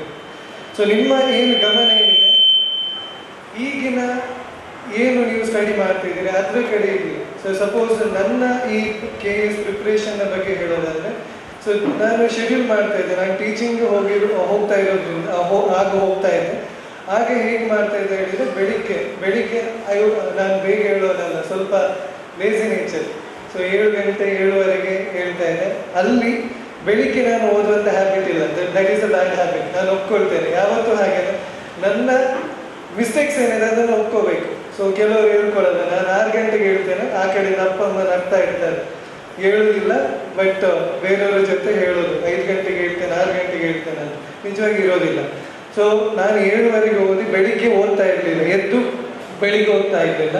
ಬಟ್ ಸಂಜೆ ನಾನು ಕಾಲೇಜಿಂದ ಅರೌಂಡ್ 5 ಬರ್ತಾ ಇದ್ದೆ. ಸೊ ಆಫ್ಟರ್ 6 to 8 ಅದೇ ರೀತಿ 2 hours, 6 to 8 2 hours. Next 10 to 12:30 1 ಅವರಿಗೆ ದಿನಕ್ಕೆ 5 ಗಂಟೆ ನನ್ನ ಫುಲ್ ಟೈಮ್ ಅದಕ್ಕೆ ಕೊಡ್ತಾ ಇದೆ. ಆ ಟೈಮಲ್ಲಿ ಮೊಬೈಲ್ ಫೋನ್ ಆಗಿರಲಿ ಅಥವಾ ಬೇರೆ ಅಡಿಕ್ಷನ್ ಅಥವಾ ಏನೂ ಇಲ್ಲ, ಜಸ್ಟ್ ಫೋಕಸ್. ನಾನು ಏನು ಮಾಡ್ತೇನೆ, ನನಗೆ ಏನು ಆಗಬೇಕು ಅನ್ನೋದು ತಲೆಯಲ್ಲಿ ಇಟ್ಕೊಂಡು ಮಾಡಬೇಕು. ಹಠ ಇದ್ರೆ ಮಾತ್ರ ನಾನು 5 ಗಂಟೆ ಕೊಡ್ತೇನೆ, ಇಲ್ಲದೆ ನಡೆಯುತ್ತೆ, ಏನಾಗಲಿಕ್ಕಿದೆ. ಸೊ ನಿಮ್ಮ ಏನು ಈಗಿನ ಸ್ಟೇಟಸ್ ಏನಿದೆ ಅದನ್ನು ದಾಟಿ ಮುಂದೆ ಹೋಗಬೇಕು. ನಿಮ್ಮ ಡೆಸ್ಟಿನೇಷನ್ ಎಲ್ಲಿದೆ ಅನ್ನೋದು ನಿಮ್ಗೆ ಗೊತ್ತಿಲ್ಲ. ಸೊ ಇದನ್ನು ಹೇಳ್ತೇನೆ, ನೀವು ಓದಬೇಕಾದ್ರೂ ಕೂಡ ಗಮನ ಇಟ್ಟು ಸ್ವಲ್ಪ ಜಾಸ್ತಿ ಫೋಕಸ್ ಇಟ್ಟು ಸ್ಟಡಿ ಮಾಡಿ. ಹೇಳಿರೋ ನಿಮ್ಮ ಟಾರ್ಗೆಟ್ ಏನಿದೆ ಅದನ್ನು ರೀಚ್ ಆಗುವವರೆಗೆ ಯಾವುದೇ ಕಮಿಟ್ಮೆಂಟ್ಸ್ಗಳು ಬೇಡ, ಅಡಿಕ್ಷನ್ಸ್ ಬೇಡ, ಬೇರೆ ಡಿವಿಯೇಷನ್ಸ್ ಬೇಡ. ಸೊ ಒಂದು ಕ್ವಶನ್ ನಿಮ್ಮ ಹತ್ರ ಕೇಳ್ತೀನಿ, ನೀವು ಯಾವುದಾದ್ರು ಗಾಡಿಗಳನ್ನು ಅಫ್ಕೋರ್ಸ್ ಸೈಕಲಿಂದ ಹಿಡಿದು ಬೈಕ್ ಕಾರ್ ಎಲ್ಲನೂ ಡ್ರೈವ್ ಮಾಡಿರ್ತೀರಿ. ಅದರಲ್ಲಿ ಯಾಕೆ ಬ್ರೇಕ್ ಯಾಕಿದೆ ಗಾಡಿಗಳಿಗೆ? ಬ್ರೇಕ್ ಯಾಕಿದೆ ಗಾಡಿಗಳಿಗೆ ಹೇಳ್ಬೋದಾ? ಕಂಟ್ರೋಲ್ ಮಾಡಲಿಕ್ಕೆ? ನಾನು ಅದನ್ನು ಒಪ್ಪೋದಿಲ್ಲ. ಗಾಡಿಗಳಿಗೆ ಬ್ರೇಕ್ ಇರುವಂಥದ್ದು ಸ್ಪೀಡ್ ಹೋಗ್ಲಿಕ್ಕೆ, ಹೌದಾ? ಯಾಕೆ ಸ್ಪೀಡ್ ಹೋಗೋದು? ಒಂದು ವೇಳೆ ಬ್ರೇಕ್ ಇಲ್ಲ ಅಂತ ನನಗೆ ಮೊದಲೇ ಗೊತ್ತಿದ್ರೆ ನಾನು ಸ್ಪೀಡ್ ಹೋಗೋದಿಲ್ಲ ಅಲ್ವಾ? ಸೊ ಯಾವತ್ತು ನಮ್ಮ ಲೈಫಲ್ಲಿ ಕಷ್ಟಗಳು ಏನು ಬರ್ತವೆ ಆ ಟೈಮಲ್ಲಿ ನಾವು ಸ್ಲೋ ಡೌನ್ ಮಾಡಬೇಕು. ನನಗೆ ಗೊತ್ತಿದೆ ಯಾವ ಟೈಮಲ್ಲಿ ನಾನು ಸ್ಲೋ ಡೌನ್ ಆಗಬೇಕು, ಯಾವಾಗ ನಾನು ಸ್ವಲ್ಪ ಏನು ನನ್ನ ಈ ಅಡಿಕ್ಷನ್ಸ್ಗಳನ್ನು ಅವಾಯ್ಡ್ ಮಾಡಲಿಕ್ಕೆ ಆ ಟೈಮ್ ಸ್ಲೋ ಡೌನ್. ಸೊ ಏನಾದರೂ ಹೇಳ್ಕೊಳ್ಳಿಕ್ಕೆ ನಿಮಗೆ ಕೆಲವೊಂದು ಬೇಜಾರುಗಳಿರುತ್ತೆ, ಅದನ್ನು ಹೇಳ್ಕೊಳ್ಳುವಂಥ ನಿಮ್ಮ ಪೇರೆಂಟ್ಸ್ ಆ ಅಟ್ಮಾಸ್ಫಿಯರನ್ನು ಕ್ರಿಯೇಟ್ ಮಾಡಿರಬೇಕು, ಫ್ರೆಂಡ್ಸ್ ಇರಬೇಕು. ಆ ಏನು ನಿಮ್ಮ ಬೇಜಾರುಗಳೇನಿದೆ ಅವ್ರ ಹತ್ರ ಹೇಳ್ಕೊಳ್ಳಿ, ಅಲ್ಲೇ ಬಿಟ್ಟುಬಿಡಿ, ಅದನ್ನು ಕ್ಯಾರಿ ಓವರ್ ಮಾಡಬೇಡಿ. ಓಕೆ, ಸೊ ಇದು ಒಂದು ಕಿವಿ ಮಾತು, ಯಾವತ್ತೂ ನೆನಪಿಡಿ. ಸೊ ನೆಕ್ಸ್ಟ್ ನಿಮ್ಮ ಪರ್ಸನಾಲಿಟಿ ನಾನು ಹೇಳಿದೆ. ನನ್ನ ಈ ಇಂಟರ್ವ್ಯೂ ಸ್ಟೇಜಿಗೆ ಬಂದಾಗ, ಪ್ರಿಲಿಮ್ಸ್ ಮೇನ್ಸ್ ಅದೇ ರೀತಿ ಇಂಟರ್ವ್ಯೂ ಸ್ಟೇಜಿಗೆ ಬಂದಾಗ ನಿಮ್ಮ ಪರ್ಸನಾಲಿಟಿ ಟೆಸ್ಟ್ ಆಗೋದು ಆ ಇಂಟರ್ವ್ಯೂವಲ್ಲಿ. ನನಗೆ ಪ್ರಿಲಿಮ್ಸ್ ಆರಾಮ್ಸೆ ನಾನು ಮಾಡ್ಕೊಂಡು ಹೋದೆ, ಯಾವುದೇ ಹೆಸಿಟೇಷನ್ ಇಲ್ಲ, ಪಾಸ್ ಆಗ್ತೀನಿ ಅಂತ ನನಗೆ ಗೊತ್ತಿತ್ತು. I was very confident. ಮೇನ್ಸಲ್ಲೂ ಕೂಡ ಕ್ಲಿಯರ್ ಆಯಿತು. ಮೇನ್ಸಿನ ರಿಸಲ್ಟ್ ಬಂತು around April 2022. April 2022. 1 month gap ಇತ್ತು ಇಂಟರ್ವ್ಯೂಗೆ. ಆ ಒಂದು ತಿಂಗಳಲ್ಲಿ ಎಷ್ಟು ನಾನು ಹ್ಯೂಮಿಲಿಯೇಷನ್ ಅನುಭವಿಸಿದ್ದೇನೆ ಹೇಳಿದರೆ ನನಗೆ ಆಗ ಗೊತ್ತಾಯ್ತು ಲೈಫಲ್ಲಿ ಯಾರು ನಮ್ಮವರು ಯಾರು ನಮ್ಮವರಲ್ಲ. ಕೇಳೋದು ಒಂದೇ ಕ್ವಶನ್, ನಿಮಗೆಲ್ಲ ಆಗ್ತದ? ಅಲ್ಲಿ ಗೊತ್ತಿದೆ ಗೌರ್ಮೆಂಟ್ ಸಿಸ್ಟಮ್ ಹೇಳಿದಾಗ ಹೊರಗೆ ಇರುವಂಥದ್ದು ಅದೇ. ನಾವು ಉಡುಪಿ ದಕ್ಷಿಣ ಕನ್ನಡ ಪೀಪಲ್ ಯಾಕೆ ಹೊರಗೆ ಹೋಗೋದಿಲ್ಲ ಹೇಳಿದರೆ because of this reason. So ಅಲ್ಲಿ ಹಣ ಕೇಳ್ತಾರೆ, ಸಿಸ್ಟಮ್ ಕರಪ್ಟೆಡ್ ಇದೆ. ಇಲ್ಲ, ಸೊ ನಾನು ನನ್ನ ಎಕ್ಸಾಂಪಲನ್ನು ಇಲ್ಲಿ ಕೋಟ್ ಮಾಡಲಿಕ್ಕೆ ಇಷ್ಟಪಡ್ತೇನೆ. ನಾವು ಫಿನಾನ್ಷಿಯಲಿ ಸ್ಟ್ರಾಂಗ್ ಇದ್ದವರಲ್ಲ. ನೀವು ಕಷ್ಟಪಟ್ಟು ಓದ್ತೀರಾ, ನಿಮ್ಮ ಹತ್ರ ಡೆಡಿಕೇಶನ್ ಇದೆಯಾ, ಖಂಡಿತವಾಗಿಯೂ ನಿಮ್ಮನ್ನು ಆ ಸಿಸ್ಟಮ್ ಅಟ್ರಾಕ್ಟ್ ತನ್ನಷ್ಟಕ್ಕೆ ತಾನು ಮಾಡ್ಕೊಳ್ಳೋದು. ನೀವು ಮಾಡಬೇಕಾದ ಅಗತ್ಯ ಇಲ್ಲ. ನೀವು ಹೋಗಿ ಸೊ ನನಗೆ ಅವರು ಏನು ಇನ್ಫ್ಲುಯೆನ್ಷಿಯಲ್ ಪೀಪಲ್ ಇದ್ದಾರೆ, ನನಗೆ ಏನಿಲ್ಲ. ನಾನು ಅದೇ ಮೈಂಡ್ಸೆಟ್ಟಲ್ಲಿ ಇದ್ದವನು, ಒಂದು ತಿಂಗಳು ಅದೇ ಹೆದರಿಕೆಯಲ್ಲಿ ಇದ್ದವನು. ನಾನು ನಿಜ ಹೇಳ್ತೇನೆ, ಐ ಕ್ರೈಡ್. ತುಂಬ ಸಲ ಕೂಗಿದ್ದೇನೆ ಕೂಡ, ಅದರಲ್ಲಿ ಹೇಳಲಿಕ್ಕೆ ಮುಜುಗರ ಇದೆ. ಯಾಕಂತ ಹೇಳಿದರೆ ಅದು ನನ್ನ ಎಲ್ಲ ಇಮೋಷನ್ಸನ್ನು ಹೊರಗಾಗುತ್ತೆ. I will be stronger. So ಕೂಗ್ತೇನೆ ಅಥವಾ ನಾನು ಕಣ್ಣೀರು ಬಂತು ಹೇಳಿದರೆ ಅದು ನನ್ನನ್ನು ವೀಕ್ ಮಾಡಲ್ಲ. I will be strong. ಅಲ್ಲಿಂದ ಒಂದು ನನ್ನ ಫ್ಯಾಮಿಲಿ, ಅದನ್ನು ಬಿಟ್ಟು ನನಗೆ ಒಬ್ಬ ಸರ್, ನನ್ನ ಯೂನಿವರ್ಸಿಟಿ ಮ್ಯಾಂಗ್ಳೂರ್ ಯೂನಿವರ್ಸಿಟಿ ಸರ್ ಒಬ್ಬರು ಇದ್ರು.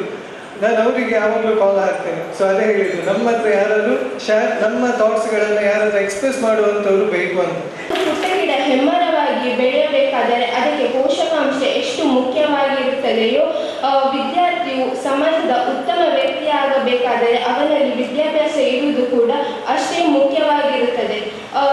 ನಾವು ವಿವಿಧ ಸಂಸ್ಥೆಗಳಿಂದ ಪಡೆದ ವಿದ್ಯಾರ್ಥಿ ವೇತನವನ್ನು ಸದುಪಯೋಗ ಪಡಿಸಿಕೊಂಡು ವಿದ್ಯಾಭ್ಯಾಸಕ್ಕಾಗಿ ಅದನ್ನು ಮೀಸಲಿಟ್ಟು ಸಮಾಜಕ್ಕೆ ಪ್ರೋತ್ಸಾಹ ನೀಡುವ, ಸಮಾಜದ ಉತ್ತಮ ವ್ಯಕ್ತಿಗಳಾಗಿ ನಾವು ಬೆಳೆಯಬೇಕು ಎಂದು ಹೇಳುತ್ತಾ ನನಗೆ ಇಲ್ಲಿ ಮಾತನಾಡಲು ಅವಕಾಶ ನೀಡಿದ ವಿಶ್ವಕರ್ಮ ಒಕ್ಕೂಟ ಇವರಿಗೆ ಧನ್ಯವಾದವನ್ನು ತಿಳಿಸುತ್ತಾ ನನ್ನ 2 ಮಾತುಗಳನ್ನು ಕುಲಪತಿಗಳ ವಿಷಯ ಹೀಗೆ ಆಚಾರ್ಯ ಉಲ್ಲೇಖ ಮಾಡಿದೆ.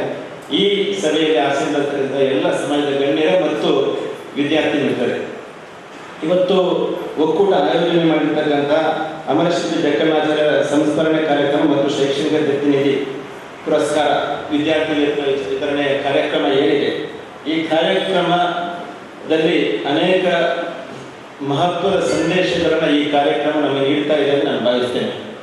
ಹಾಗೆಯೇ ಈ ಕಾರ್ಯಕ್ರಮದಲ್ಲಿ ವೇದಿಕೆಯಲ್ಲಿರ್ತಕ್ಕಂಥ ಗಣ್ಯರು ಅಥವಾ ಸಮಾಜದ ಮಾದರಿಗಳನ್ನು ನಾವು ವಿದ್ಯಾರ್ಥಿಗಳಿಗೆ ಯಾರನ್ನು ಪರಿಚಯಿಸ್ತೇವೆ, ಅವರಿಂದ ಕೂಡ ನಾವು ಸಂದೇಶವನ್ನು ಪಡ್ಕೊಳ್ಳಿಕ್ಕಿದೆ ಅಂತ ನಾನು ಭಾವಿಸ್ತೇನೆ. ನಮ್ಮ ಸಮಾಜದ ಇತಿಹಾಸ ಪುರುಷರನ್ನ, ಸಮಾಜದ ಪೂರ್ವಜರನ್ನು ನೆನಪಿಸುವಂಥ ಒಂದು ಘನ ಕಾರ್ಯವನ್ನು ಇವತ್ತು ಅಮರಶಿಲ್ಪಿ ಜಕ್ಕಣ್ಣಾಚಾರ್ಯರ ಸಂಸ್ಮರಣೆಯ ಮುಖಾಂತರ ಒಕ್ಕೂಟ ಮಾಡಿಕೊಂಡು ಬರ್ತಿದೆ. ಇವತ್ತು ನಮ್ಮ ಸಮಾಜದ ಹಿರಿಯರು ಬಾಕಿ ಬಾಬುರಾಯಾಚಾರ್ಯ ಇರ್ಬೋದು, ಅಥವಾ ನಮ್ಮ ಬೋಳು ಹರಿಶ್ಚಂದ್ರ ಮಾಸ್ಟರ್ ಇರ್ಬೋದು, ಅಥವಾ ಅಲೆಗಳು ಪ್ರಭಾಕರಾಚಾರ್ಯ ಇರ್ಬೋದು, ಇಂಥ ಪೂರ್ವಜರು ಅಥವಾ ಸಮಾಜದ ಆಗಿ ಹೋಗಿರ್ತಕ್ಕಂಥ ಇತಿಹಾಸ ಪುರುಷರನ್ನ ನಾವು ಸಮಾಜದ ಮುಂದೆ ತಂದು ಆಗಾಗ ನೆನಪಿಸುವ ಮುಖಾಂತರ ಸಮಾಜದ ಮುಂದಿನ ಪೀಳಿಗೆಯನ್ನು, ಈ ಸಮಾಜದ ಹಿನ್ನೆಲೆಯನ್ನು ಅವರಿಗೆ ಹಿನ್ನೆಲೆಯ ಅರಿವನ್ನು ಮೂಡಿಸಿಕೊಂಡು ಈ ಸಮಾಜವನ್ನು ಮುನ್ನಡೆಗೆ ಹೇಗೆ ಕೊಂಡು ಹೋಗಬೇಕು ಅನ್ನುವಂಥ ದಿಕ್ಸೂಚಿಯಲ್ಲಿ ಈ ಕಾರ್ಯಕ್ರಮ ಕೊಡ್ತಾ ಇದೆ ಅಂತ ನಾನು ಭಾವಿಸ್ತೇನೆ. ಹಾಗೆ ಇವತ್ತು ವಿದ್ಯಾರ್ಥಿಗಳನ್ನ, ಇವತ್ತು ಈ ಒಂದು ಕಾರ್ಯಕ್ರಮದ ಜೊತೆಗೆ ವಿದ್ಯಾರ್ಥಿಗಳನ್ನ ಪ್ರತಿಭಾ ಪುರಸ್ಕಾರ ಮಾಡೋದು, ಅವರಿಗೆ ವಿದ್ಯಾರ್ಥಿ ವೇತನವನ್ನ ವಿತರಿಸುವಂತ ಕಾರ್ಯಕ್ರಮ ಮಾಡ್ತಾ ಇದ್ದಾರೆ. ಈ ಸಮಾಜ ಇವತ್ತು ಹಲವಾರು ವರ್ಷಗಳಿಂದ ಬಂದಿರತಕ್ಕಂಥದ್ದು ನಮ್ಮ ಪರಂಪರಾಗತ ಕುಲ ಕಸುಬುಗಳ ಆಧಾರದ ಮೇಲೆ ಇವತ್ತು ಅತ್ಯಂತ ವೇಗವಾಗಿ ಸಾಮಾಜಿಕ ಸಂಗತಿಗಳು ಬದಲಾವಣೆಗೊಳ್ತಾ ಇದೆ. ಇಂಥ ಸಂದರ್ಭದಲ್ಲಿ ನಮ್ಮ ಪರಂಪರಾಗತ ಕುಲ ವೃತ್ತಿಗಳು, ಅದು ಮರದ ಕೆಲಸ ಇರ್ಬೋದು, ಚಿನ್ನದ ಕೆಲಸ ಇರ್ಬೋದು, ಇನ್ನಿತರ ಕೆಲಸ ಇರ್ಬೋದು, ಇವೆಲ್ಲವುಗಳು ಕೂಡ ನಮ್ಮಿಂದ ಮರೆಯಾಗುವಂಥದ್ದು ಅಥವಾ ಅನ್ಯರ ಪಾಲಾಗುವಂಥದ್ದು, ಅಥವಾ ನಾವು ಒಟ್ಟು ಜಾಗತೀಕರಣದ ವ್ಯವಸ್ಥೆ ಏನು ಹೇಳ್ತಿದ್ದೇವೆ, ಇದೆಲ್ಲವೂ ಕೂಡ ಉದ್ಯಮಗಳಾಗಿ ಬೆಳೆಯುವಂತಹ ಒಂದು ಸಂದರ್ಭದಲ್ಲಿ ವ್ಯಕ್ತಿ ಆಧಾರಿತ ಕೌಶಲ್ಯಗಳ ಆಧಾರಿತ ಉದ್ಯೋಗಗಳು ಅದು ಮರೆಯಾಗುವಂತಹ ಸಂದರ್ಭದಲ್ಲಿ ನಮ್ಮ ಮುಂದಿನ ಪೀಳಿಗೆಯನ್ನು ನಾವು ಹೇಗೆ ಕೊಂಡು ಹೋಗಬೇಕು, ನಮ್ಮ ಮುಂದಿನ ಪೀಳಿಗೆಯನ್ನು ಸಮಾಜದ ಒಬ್ಬ ಜವಾಬ್ದಾರಿಯುತ ನಾಗರಿಕರನ್ನಾಗಿ ಹೇಗೆ ನಿರ್ಮಾಣ ಮಾಡಬೇಕು, ಆ ನಿಟ್ಟಿನಲ್ಲಿ ಚಿಂತನೆ ಮಾಡಲಿಕ್ಕೆ, ಯೋಚನೆ ಮಾಡಲಿಕ್ಕೆ ಈ ವಿದ್ಯಾರ್ಥಿ ವೇತನ ಅಥವಾ ಈ ಶೈಕ್ಷಣಿಕ ದತ್ತುನಿಧಿಯ ಪುರಸ್ಕಾರದ ಕಾರ್ಯಕ್ರಮ ಅಂತ ನಾನು ಭಾವಿಸ್ತೇನೆ. ಖಂಡಿತವಾಗಿ ಕೂಡ ನೀವು ಮುಂದೆ ಕೈಗೊಳ್ಳಲಿಕ್ಕಿರುವಂತಹ ನಿಮ್ಮ PUC ಶಿಕ್ಷಣ ಇರ್ಬೋದು ಅಥವಾ ತಾಂತ್ರಿಕ ಅಥವಾ ವೈದ್ಯಕೀಯ ಶಿಕ್ಷಣ ಇರ್ಬೋದು, ಇವತ್ತು ನೀವು ಮಾಡ್ತಾ ಇರುವಂತಹ ವೈದ್ಯಕೀಯ, ತಾಂತ್ರಿಕ ಅಥವಾ ಪದವಿ ಶಿಕ್ಷಣ ಇರ್ಬೋದು, ಇವೆಲ್ಲದಕ್ಕೂ ಕೂಡ ಇವತ್ತು ಸಂಪೂರ್ಣ ಪೋಷಕರಾಗಿ ಒಕ್ಕೂಟ ನಿಂತಿರೋದರ ಅರ್ಥ ಅಲ್ಲ.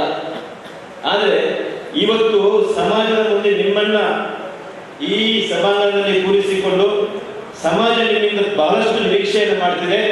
ನೀವು ಸಮಾಜದ ಮುಂದಿನ ಜವಾಬ್ದಾರಿತ ನಾಗರಿಕರಾಗಿ ಸಮಾಜದ ವಿವಿಧ ಕೋನಗಳಲ್ಲಿ ಸಮಾಜದ ಬೇರುಗಳಾಗಿ ಅಮರಶಕ್ತಿ ಜಟನಾಚಾರ್ಯ ಅಂತ ನಮ್ಮ ಇತಿಹಾಸ ಪುರುಷರ ಕೊಡುಗೆಗಳೇನಿದೆ, ಅವರು ಸಮಾಜಕ್ಕೆ ನೀಡಿರ್ತಕ್ಕಂಥ ಮಹತ್ವದ ಸಂಗತಿಗಳೇನಿದೆ, ನಮ್ಮ ಪೂರ್ವಜರು ನೀಡಿರ್ತಕ್ಕಂಥ ಸಂಗತಿಗಳೇನಿದೆ, ಅವುಗಳನ್ನು ಅರಿತುಕೊಂಡು ಈ ಸಮಾಜವನ್ನು ನಾನು ಮುಂದೆ ಹೇಗಿಕೊಂಡು ಹೋಗಬೇಕು ಅನ್ನುವಂತ ಒಂದು ಸಂದೇಶವನ್ನ ಜೊತೆಯಾಗಿ ಸಾರಲಿಕ್ಕೆ ಈ ಕಾರ್ಯಕ್ರಮವನ್ನ ಈ ರೀತಿಯಾಗಿ ಒಕ್ಕೂಟ ಆಯೋಜನೆ ಮಾಡಿದೆ ಅಂತ ಹೇಳಲಿಕ್ಕೆ ನಾನು ಬಯಸ್ತೇನೆ. ನಾನು ಪ್ರೊಫೆಸರ್ KK ಆಚಾರ್ಯ ಹೆಸರನ್ನ ಉಲ್ಲೇಖ ಮಾಡಬೇಕಾದ್ರೆ KK ಆಚಾರ್ಯ ಯಾಕೆ ಅಂತ ಹೇಳಿದರು. ಒಬ್ಬ ಸಾಮಾನ್ಯ ವ್ಯಕ್ತಿ ಅಧ್ಯಾಪಕರಾಗಿ, ಪ್ರಾಧ್ಯಾಪಕರಾಗಿ ಒಂದು ವಿಶ್ವವಿದ್ಯಾನಿಲಯದ ಕುಲಪತಿಗಳ ಹಂತಕ್ಕೆ ಹೇಳುವಂಥದ್ದು ಸಾಮಾನ್ಯ ಸಂಗತಿ ಅಲ್ಲ. ಅಂಥವರು ನಮ್ಮ ಸಭಾ ವೇದಿಕೆಯಲ್ಲಿ ಮಧ್ಯೆ ಇದ್ದಾರೆ ಅಂತಂದ್ರೆ ಅದನ್ನ ಗುರುತಿಸುವಂಥದ್ದು ಖಂಡಿತವಾಗಿ ವಿದ್ಯಾರ್ಥಿಗಳಿಗೆ ಪ್ರೇರಣೆ. ಆ ದೃಷ್ಟಿಯಿಂದ ನಾನು ಹೇಳಿದೆ. ಶ್ರೀಯುತ ವಿಜಯ್ ಕುಮಾರ್ ಅವರು, ಶ್ರೀಮತಿ ಡಾಕ್ಟರ್ ಚೈತ್ರ ಅವರು ಮಾತಾಡಬೇಕಾದ್ರೆ ಎರಡು ಸಂಗತಿಗಳನ್ನು ಹೇಳಿದರು. ನಮ್ಮ ಯೋಚನೆಯ ಪರಿಧಿಯನ್ನು ದಾಟಿ ಯೋಚನೆ ಮಾಡುವುದು ಹೇಗೆ ಅನ್ನೋದಕ್ಕೆ ವಿಜಯ್ ಕುಮಾರ್ ಉದಾಹರಣೆ. ಒಬ್ಬ ಅಧ್ಯಾಪಕರಾಗಿದ್ದವರು ಹೇಳಿದ್ರು, ಬ್ರೇಕ್ ಯಾಕಿದೆ ಅಂತ ಹೇಳಿದ್ರೆ, ಬ್ರೇಕ್ ಯಾಕಿದೆ ಅಂತ ಹೇಳಿದ್ರೆ ಸ್ಪೀಡ್ ಎಷ್ಟು ಹೋಗಬೇಕು ಅನ್ನೋದಕ್ಕೆ ಬ್ರೇಕ್ ಬೇಕು ಅಂತ ಹೇಳಿದ್ರು. ಅದನ್ನ ಅಂದ್ರೆ ನಮ್ಮ ಪರಿಧಿಯನ್ನು ಮೀರಿ ಯೋಚನೆ ಮಾಡುವಂತ ಯೋಚನಾ ಲಹರಿ ಅವರ ಹತ್ರ ಇದೆ. ಡಾಕ್ಟರ್ ಚೈತ್ರ ಅವರು ಮಾತಾಡಬೇಕಾದ್ರೆ ಪ್ರಾಕ್ಟಿಕಲ್ ಸಂಗತಿಗಳನ್ನು ನಮ್ಮ ಮುಂದೆ ಇಡ್ತಾ ಹೋಗ್ತಿದ್ದಾರೆ. ಡಾಕ್ಟರ್ ಜ್ಯೋತಿ ಅವರು ನಾವು ಹೇಗೆ ಸಮಾಜವನ್ನು ಕಟ್ಟಬೇಕು ಅನ್ನೋದಕ್ಕೆ ಚಿಂತನೆ ಮಾಡಿದ್ದಾರೆ. ಇದು ಯಾಕೆ ಅಂತ ಹೇಳಿದ್ರೆ ಈ ವೇದಿಕೆ ಅರ್ಥಪೂರ್ಣ. ಈ ವೇದಿಕೆಯಲ್ಲಿ ನಮ್ಮ ವಿದ್ಯಾರ್ಥಿಗಳಿಗೆ, ನಮ್ಮ ಮುಂದಿನ ಜನಾಂಗಕ್ಕೆ ಯಾರು ಮಾದರಿಗಳಾಗಬೇಕು ಅಂತ ಹೇಳಿದ್ರೆ ಇಂಥವರು ಮಾದರಿಗಳಾಗಬೇಕು. ಇಂಥವರ ಮಾದರಿಯನ್ನು ನಾವು ಇಟ್ಟುಕೊಂಡು ನಾವು ಮುಂದೆ ಸಾಗಬೇಕಾದ್ರೆ ಈ ಕಾರ್ಯಕ್ರಮ ಸಾರ್ಥಕ ಆಗುವುದು ಹೇಗೆಂದರೆ, ಇಲ್ಲಿ ಸೇರಿರ್ತಕ್ಕಂಥದ್ದು 100 ಜನ ವಿದ್ಯಾರ್ಥಿಗಳಲ್ಲಿ ಹೆಚ್ಚಿನ ವಿದ್ಯಾರ್ಥಿಗಳು ಇವರ ಸಂಪರ್ಕವನ್ನು ಮುಂದೆ ಕೂಡ ನೀವು ನಿಮ್ಮ ಕಾಂಟ್ಯಾಕ್ಟ್ ಲಿಸ್ಟ್ ಇಟ್ಕೊಂಡು ನಿರಂತರ ಇಟ್ಕೊಂಡು ಹೋದ್ರೆ ಮಾತ್ರ ಸಾಧ್ಯ ಆಗ್ತದೆ. ಇದೇ ಕಾರ್ಯಕ್ರಮದ ಸಂದೇಶ ಅಂತ ಹೇಳ್ತಾ ತಮಗೆ ಒಂದಿಷ್ಟು ಮಾತುಗಳು ಧನ್ಯವಾದ. ನನ್ನ ಹೃದಯಾಂತರದ ಅಭಿನಂದನೆಗಳನ್ನು ಸಲ್ಲಿಸ್ತಾ ಇದ್ದೇನೆ. ಮಾನ್ಯ ಉಪನ್ಯಾಸಕರು ಒಂದು ಅರ್ಧ ಗಂಟೆ ಜಕಣಾಚಾರ್ಯ ಬಗ್ಗೆ ಅದ್ಭುತವಾಗಿ ಮಾತಾಡಿದರು. ಅವರ ಮಾತುಗಳನ್ನ ಆಲಿಸಿದಾಗ ಬಹುಶಃ ಇಲ್ಲಿ ಎಲ್ಲ ಇದ್ದವರಿಗೆ ನಾವು ವಿಶ್ವಕರ್ಮರು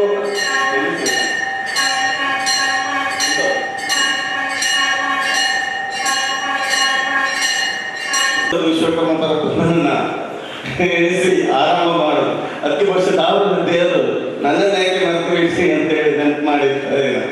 ಏನೇ ಇರಲಿ, ಹಾಗೆ ನಮ್ಮ ಸಂಸ್ಥೆಯ ಸಂಪರ್ಕಗಳಂತಹ ಪಾತ್ರಕ್ಕೆ ಬಾಬಾಚಾರ್ಯರನ್ನ ಕೂಡ ನೆನಪಿಸ್ತಾ, ಈಗಾಗಲೇ ಉಪನ್ಯಾಸವನ್ನ ಕೇಳಿದ ನಮಗೆಲ್ಲ ನಾವು ವಿಶ್ವಕರ್ಮರು ಅಂತ ಹೇಳಲಿಕ್ಕೆ ಹೆಮ್ಮೆ ಆಗ್ತಾ ಇದೆ.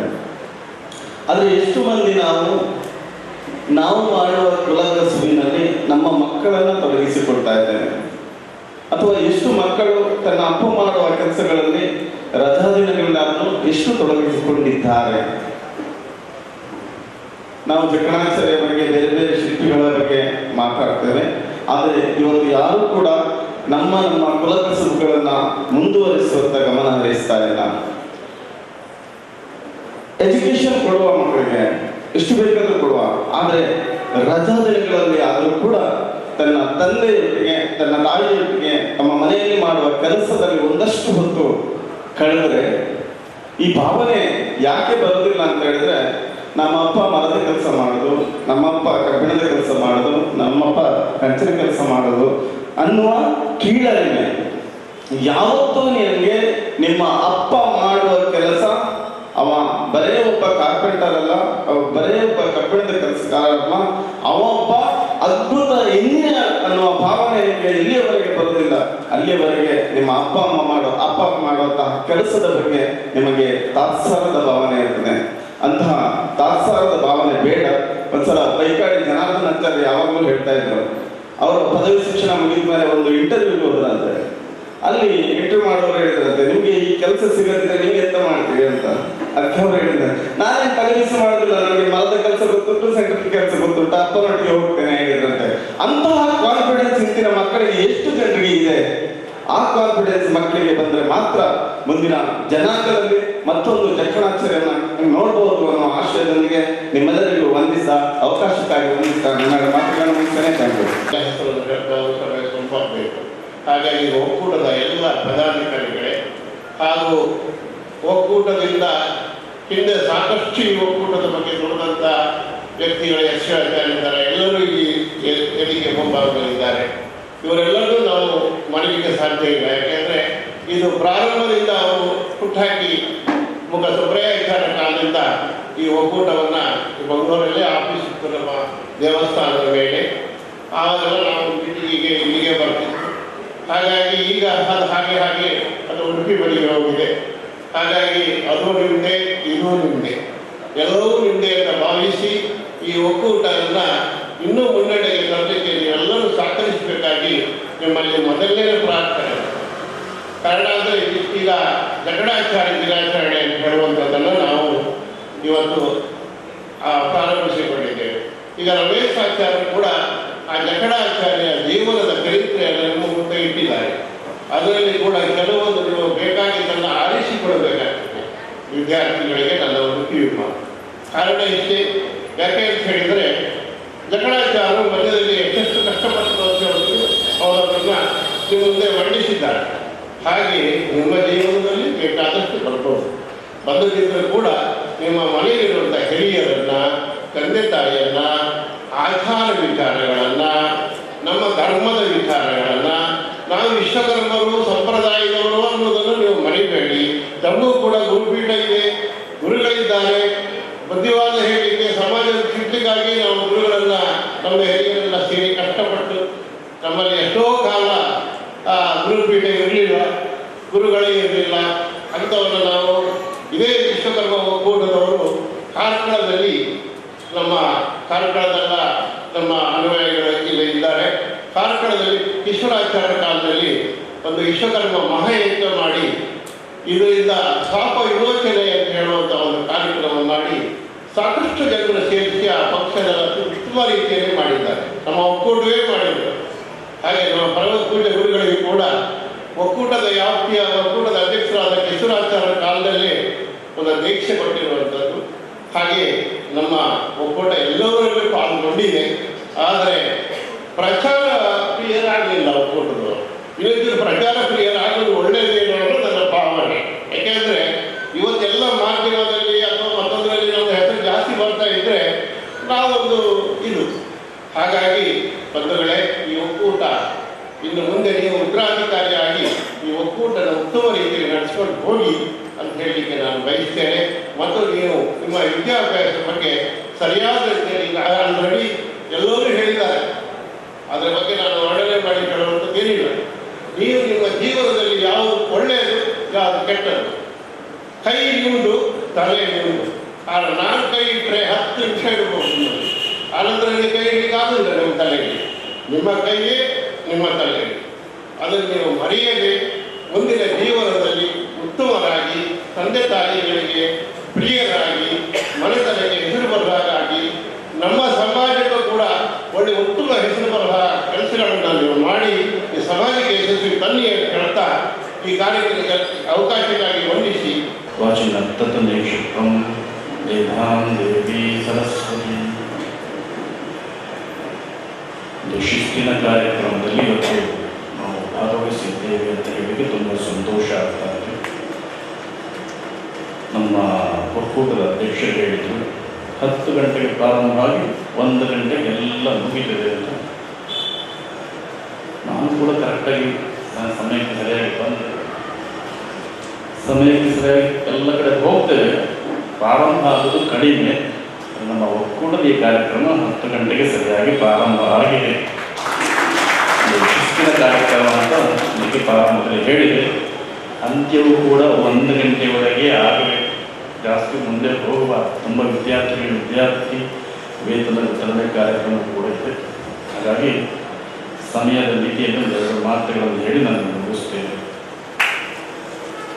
ಖುಷಿಯಾಗಲ್ಲ ಯಾರು ಚಪ್ಪಳೆ. ಅವರ ನಿರೀಕ್ಷೆ ಎಷ್ಟು ಬೇಗ ಕೊಡ್ತಾರೆ, ಎಷ್ಟು ಬೇಗ ನಾವು ಮನೆ ಹೋಗ್ತೇವೆ ಅಂತ. ಸಾಮಾನ್ಯ ಯಾವುದಕ್ಕೆ ಆದರೂ ಒಂದು ಲಿಮಿಟ್ ಇರ್ತದೆ, ಒಂದು ಮಿತಿ. ಅತಿ ಎಲ್ಲ ವರ್ಜ್ಯ ಅಂತ ಹೇಳಿದ್ದಾರೆ. ಅತಿಯಾದರೆ ಅಮೃತವೂ ಕೂಡ ವಿಷಯ. ಒಳ್ಳೆ ಒಳ್ಳೆ ವಿಷಯವೂ ಕೂಡ ಅತಿಯಾಗಿ ಕೇಳಿದೆ. ಯಾವ ಕಿವಿಯಲ್ಲಿ ಕಿವಿಯಲ್ಲಿ ಬಿಡದಷ್ಟೇ ತಲೆ ನಿಲ್ಲೋದಿಲ್ಲ. ಅದಕ್ಕೆ ಹಿರಿಯರು ಹೇಳ್ತಾರೆ, ಕಸ ತಿನ್ನದಿದ್ದ ತುಸು ತಿನ್ನು, ಸ್ವಲ್ಪ ಕೇಳಿ ಸರಿಯಾಗಿ ನೆನಪಿಡಬೇಕು ಅಂತ ಹೇಳಿದ್ದಾರೆ. ಹಾಗಾಗಿ ತುಂಬ ಉದ್ದುದ್ದ ಕಾರ್ಯಕ್ರಮ ಆದರೆ ಯಾವುದೂ ಕೂಡ ನೆನಪಿರೋದಿಲ್ಲ. ಏನೋ ಹೇಳಿದ್ರು ಒಳ್ಳೇದು ಹೇಳಿದಷ್ಟು ಮಾತ್ರ, ಏನು ಹೇಳಿದ್ರು ಅಂತ ಯಾವುದು ನೆನಪಿರೋದಿಲ್ಲ. ಜಾಸ್ತಿ ಉದ್ದ ಏನು ಹೇಳಿರೋದಿಲ್ಲ. ತುಂಬ ಚೆನ್ನಾಗಿದೆ ಕಾರ್ಯಕ್ರಮ. ನಮ್ಮ ಅಧ್ಯಕ್ಷರಿಗೆ ಮಾತಾಡ್ತಾ ಹೇಳಿದ್ರು, ನಾವು ಗೆಸ್ಟ್ಗಳನ್ನು ಆಯ್ಕೆ ಮಾಡಿದ್ದು ಯಾವುದು ರೋಜ್ ಆಗಲಿ ಎಲ್ಲ ಸಮರ್ಥವಾಗಿ ಎಲ್ಲರೂ ಕೂಡ ತಮ್ಮ ತಮ್ಮ ಅಭಿಪ್ರಾಯವನ್ನು ಒಳ್ಳೆಯದಾಗಿ ಹೇಳಿದ್ದಾರೆ ಅಂತ ಹೇಳಿದ್ರು. ಖಂಡಿತ ತುಂಬ ಸಂತೋಷ ಆಯಿತು. ನಾನು ತುಂಬ ಜನ ತುಂಬ ಕಾರ್ಯಕ್ರಮಕ್ಕೆ ಹೋಗ್ತೇವೆ, ಅತಿಥಿಗಳು ಬರ್ತಾರೆ. ಅವ್ರು ಹೇಳುವಾಗ ಪೂರ್ಣ ಪ್ರಮಾಣದಲ್ಲಿ ವಿಷಯವನ್ನು ಹೇಳಲಿಕ್ಕೆ ಅವರಿಗೆ ಸಾಧ್ಯ ಆಗಲಿಲ್ಲ. ಇಲ್ಲಿ ಭಾಗವಹಿಸಿರ್ತಕ್ಕಂಥ ಎಲ್ಲ ಅತಿಥಿಗಳು ಚೆನ್ನಾಗಿ ತಮ್ಮ ವಿಷಯವನ್ನು ಮನದಟ್ಟಾಗುವ ರೀತಿಯಲ್ಲಿ ಹೇಳಿದ್ದಾರೆ. ತುಂಬ ಒಳ್ಳೆಯ ಮಾತುಗಳನ್ನು, ಸಂದೇಶಗಳನ್ನು ಸಮಾಜಕ್ಕೆ ಕೊಟ್ಟಿದ್ದಾರೆ. ತುಂಬ ಚೆನ್ನಾಗಿ ಮಾತಾಡ್ತಾರೆ. ನಮ್ಮ ಉಪನ್ಯಾಸಕರು ಕೂಡ ಅದ್ಭುತವಾಗಿ ಜಕಣಾಚಾರ್ಯರ ಬಗ್ಗೆ ವಿಸ್ತೃತ ಮಾಹಿತಿಯನ್ನು, ಸಮಾಜದ ಬಗ್ಗೆ ಅಭಿಮಾನ ಮೂಡುವ ಮಾತುಗಳನ್ನು ಆಡಿದ್ದಾರೆ. ಅವರ ಮಾತುಗಳು ನಮ್ಮ ಯುವ ಮನಸ್ಸುಗಳಿಗೆ ಪ್ರೇರಣೆಯನ್ನು ಆಗಲಿ, ನಮ್ಮ ಸಮಾಜಕ್ಕೆ ಒಂದು ಮಾರ್ಗದರ್ಶನವಾಗಲಿ. ಒಳ್ಳೆಯ ಮಾತುಗಳನ್ನು ಪದೇ ಪದೇ ಒತ್ತಿ ಹೇಳಿದ್ದಾರೆ. ಯಾವ ದುರಭ್ಯಾಸಕ್ಕೆ ಅವರು ಹೋಗಲಿಲ್ಲ ಜಕಣಾಚಾರ್ಯರು. ಖಂಡಿತ ನಾನು ಕೆಲವೊಂದಿಷ್ಟು ಲೈವ್ ಇಲ್ಲ ಅಂತ ಹೇಳ್ತೀನಿ, ಮಾತು ಲೈವ್ ಇಲ್ಲ. ಕೆಲವೊಂದು ಮಾತು ಕೇಳುವಾಗ ಮುಖ ಮೇಲೆ ಮಾಡಿ ಬಿಡೋದಾಗ್ತದೆ, ಮುಖಕ್ಕೆ ನಮ್ಮ ಮುಖಕ್ಕೆ ಬಿಡೋದು. ಹಾಗೆ ಒಂದೆರಡು ಮಧ್ಯವರ್ತಿ ಶಿಬಿರಕ್ಕೆ ಹೋಗಿದ್ದೆ, ಮತ್ತೆ ಹೋಗೋದು ಬಿಟ್ಬಿಟ್ಟೆ ನಾನು. ಅಲ್ಲಿ ಹೆಚ್ಚಿನ ನಮ್ಮವರೇ. ಅದು ಒಂದು ರೀತಿ ಮುಜುಗರಾಗಿ ಶುರುವಾಯಿತು. ನಾನು ನೋಡಿ ಇನ್ನು ಮಧ್ಯವರ್ತಿ ಶಿಬಿರ ನನಗೆ ಗೊತ್ತಿಲ್ಲ, ಬೇರೆ ಕಾರ್ಯಕ್ರಮ ಇದೆ ಅಂತ ನಾನು ಹೇಳಿ ಮಾಡಿದೆ. ನೀರಿನ ಮಧ್ಯ ಮುಳುಗಿ ಸಾಯುವವರಿಗಿಂತ ಮಧ್ಯದಲ್ಲಿ ಮುಳುಗಿ ಸಾಯುವವರೇ ಜಾಸ್ತಿ ನಮ್ಮ ಸಮಾಜದಲ್ಲಿ ಇರೋದ್ರಿಂದ ಒಳ್ಳೆಯ ಮಾತು ನಮ್ಮ ಬಿ ಜಿ ರಮೇಶ್ ಅವರು ಹೇಳಿದ್ದಾರೆ. ಸಾಧ್ಯವಾದಷ್ಟು ನಮ್ಮ ಸಮಾಜರು ಈ ಬಗ್ಗೆ ಒಂದು ಚಿಂತನೆ ಮಾಡಬೇಕು. ದುರಭ್ಯಾಸದಿಂದ ದೂರ ಇದ್ದಾಗ ಮಾತ್ರ ಯಶಸ್ಸನ್ನು ಸಾಧಿಸಲಿಕ್ಕೆ ಸಾಧ್ಯ. ಹಿರಿಯರ ನಡೆ ನಮಗೆ ಒಂದು ಮಾರ್ಗದರ್ಶನ ಆಗಬೇಕು. ಆ ರೀತಿಯಾಗಿರ್ತಕ್ಕಂಥ ಒಳ್ಳೆಯ ಉಪನ್ಯಾಸವನ್ನು ನಮ್ಮ ಬಿ ಜಿ ರಮೇಶ್ ಅವರು ಹೇಳಿದ್ದಾರೆ. ಆಚಾರ್ಯ ಶಬ್ದದ ವ್ಯತ್ಯಾಸವನ್ನು ಕೂಡ ಹೇಳಿದರು. ಆಚಾರ್ಯ ಶಬ್ದ ತಪ್ಪೇನಲ್ಲ, ಅದು ಯಾವ ಶಾಸ್ತ್ರವನ್ನು ಕಲಿತು ಆಚರಣೆಗೆ ಇಟ್ಟುಕೊಳ್ತಾರೋ ಅವರು ಆಚಾರ್ಯ ಅಂತ ಅರ್ಥ ಅದು. ಹಾಗಾಗಿ ತುಂಬ ನಿಕೃಷ್ಟ ಏನಲ್ಲ. ನಮ್ಮ ರಾಜಗೋಪಾಲಾಚಾರ್ಯ ಅಂತ ಕೇಂದ್ರದ ಮಂತ್ರಿಗಳೇ ಇದ್ದರು. ಒಂದು ರಾಜಗೋಪಾಲಾಚಾರ್ಯ ನಾನು ಓದುವ ಪಾಠಶಾಲೆಯ ಪ್ರಿನ್ಸಿಪಾಲ್ ವರ್ಧಾಚಾರ್ಯ ಅಂತೇಳಿ ಅವರು ವೈಂಗ. ಆ ಶಬ್ದ ನಿಕೃಷ್ಟ ಏನಲ್ಲ. ಶಬ್ದ ಆ ಹೆಸರಿಂದ ವ್ಯಕ್ತಿಗೆ ಬೆಲೆ ಬರೋದಲ್ಲ, ವ್ಯಕ್ತಿಯಿಂದ ಹೆಸರಿಗೆ ಬೆಲೆ ಬರ್ತದೆ. ಹಾಗಾಗಿ ವ್ಯಕ್ತಿತ್ವವನ್ನು ಚೆನ್ನಾಗಿ ಬೆಳೆಸಿಕೊಂಡಾಗ ಮಾತ್ರ ಬೆಲೆ ಬರ್ತದೆ. ಮೊನ್ನೆ ಬೆಂಗಳೂರು ಕಾರ್ಯಕ್ರಮದಲ್ಲಿ ಡಾಕ್ಟರ್ ಚಂದ್ರಶೇಖರ್ ಕಂಬಾರ್ ಅವರು ಮಾತಾಡ್ತಾ ಅವರ ಅಭಿಪ್ರಾಯ ಹೇಳಿದ್ರು. ಜ್ಞಾನಪೀಠ ಪ್ರಶಸ್ತಿ ಪುರಸ್ಕೃತರು. ಅವರೊಂದು ವೇದಿಕೆಯಲ್ಲಿ ಪಕ್ಕದಲ್ಲಿ ಇನ್ನೊಬ್ಬರು ದಾರಾಬೇಂದ್ರರ ಅವರು ಸಹವರ್ತಿಗಳಾಗಿದ್ದರಂತೆ, ನನಗೆ ಹೆಸರು ನೆನಪು ಬರ್ತಾ ಇಲ್ಲ. ಅವರು ಇವರೆಲ್ಲ ಪರಿಚಯ ಮಾಡಿಸುವ ಭಾಷಣ ಇರ್ತದೆ. ಪರಿಚಯ ಮಾಡಿಸುವಾಗ ಚಂದ್ರಶೇಖರ್ ಕಂಬಾರು ಅಂತ ಹೇಳಿದರೆ ಅವ್ರು ಎಲ್ಲಿ ಮುಗಿಗಲಾಗ್ತಿದ್ವು ಅಂತ ಹೇಳಿ ಇವರು ಚಂದ್ರಶೇಖರ್ ಪಾಟೀಲ್ರು ಅಂತ ಪರಿಚಯ ಮಾಡಿಸ್ತಾ ಇದ್ದಂತೆ. ಆಗ ಕಂಬಾರು ತಮ್ಮ ಭಾಷೆಯಲ್ಲಿ ಹೇಳಿದಂತೆ, ನಾನು ಚಂದ್ರಶೇಖರ್ ಪಾಟೀಲ್ ಅಲ್ಲ, ಚಂದ್ರಶೇಖರ್ ಕಂಬಾರ.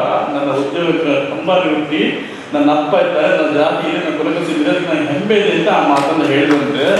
ಹಾಗಾಗಿ ವ್ಯಕ್ತಿಯಿಂದ ಹೆಸರಿಗೆ ಬೆಲೆ ಬರೋದು, ಅದನ್ನು ಸರಿಯಾಗಿ ನಾವು ನೆನಪಿಟ್ಟುಕೊಂಡು ಸರಿಯಾದ ರೀತಿಯಲ್ಲಿ ನಮ್ಮ ವ್ಯಕ್ತಿತ್ವವನ್ನು ಬೆಳೆಸಿಕೊಳ್ಳುವ ಪ್ರಯತ್ನ ನಾವು ಮಾಡಬೇಕು. ಹಾಗಾದರೆ ಮಾತ್ರ ಜೀವನದಲ್ಲಿ ನಾವು ಎತ್ತರಕ್ಕೆ ಬೆಳೆಯಲಿಕ್ಕೆ ಸಾಧ್ಯ. ಎಲ್ಲ ಬಾಕಿ ಎಲ್ಲ ಗೆಸ್ಟ್ಗಳು ತುಂಬ ಚೆನ್ನಾಗಿ ಮಾತಾಡಿದ್ರು. ನಮ್ಮ ವೈದ್ಯಾಧಿಕಾರಿಗಳು ಎಷ್ಟು ಚೆನ್ನಾಗಿ ಮಾತಾಡಿದ್ರು ನಾನು ಯೋಚನೆ ಮಾಡಲಿಲ್ಲ. ತುಂಬ ಚೆನ್ನಾಗಿ ಮಾತಾಡಿದ್ರು.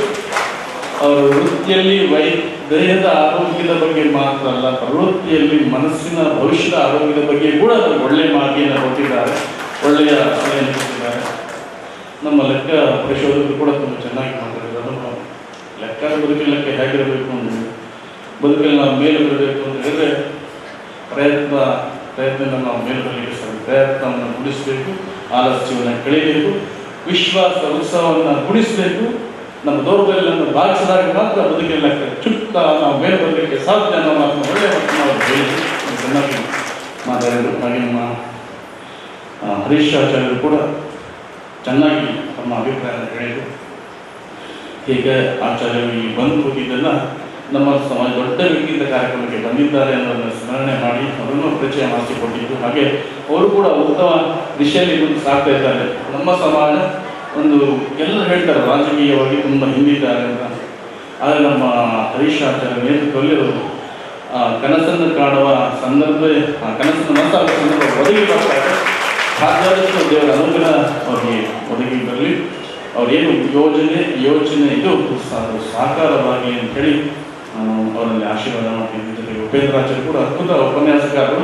ಬಹುಶಃ ಅವರ ಉಪನ್ಯಾಸಕ್ಕೆ ಸಮಯ ಕಡಿಮೆ ಸಿಗ್ತಿದೆ, ಹಾಗಾಗಿ ಹೇಳಿದ ಮಾತನ್ನು ತುಂಬ ಚೆನ್ನಾಗಿ ಹೇಳಿದ್ದಾರೆ. ಅವರು ಕೂಡ ದೇವರ ಅನುಗ್ರಹ ಇರಲಿ. ಹಾಗೆ ನಮ್ಮ ಗೌರವಾಧ್ಯಕ್ಷರಾಗಿರ್ತಕ್ಕಂಥ ಸೀತಾರಾಮಾಚಾರ್ಯ ಕೂಡ ಸಮಾಜದಲ್ಲಿ ತುಂಬ ಕಳಕಳಿ ಹೊಂದಿರ್ತಕ್ಕಂಥವರು.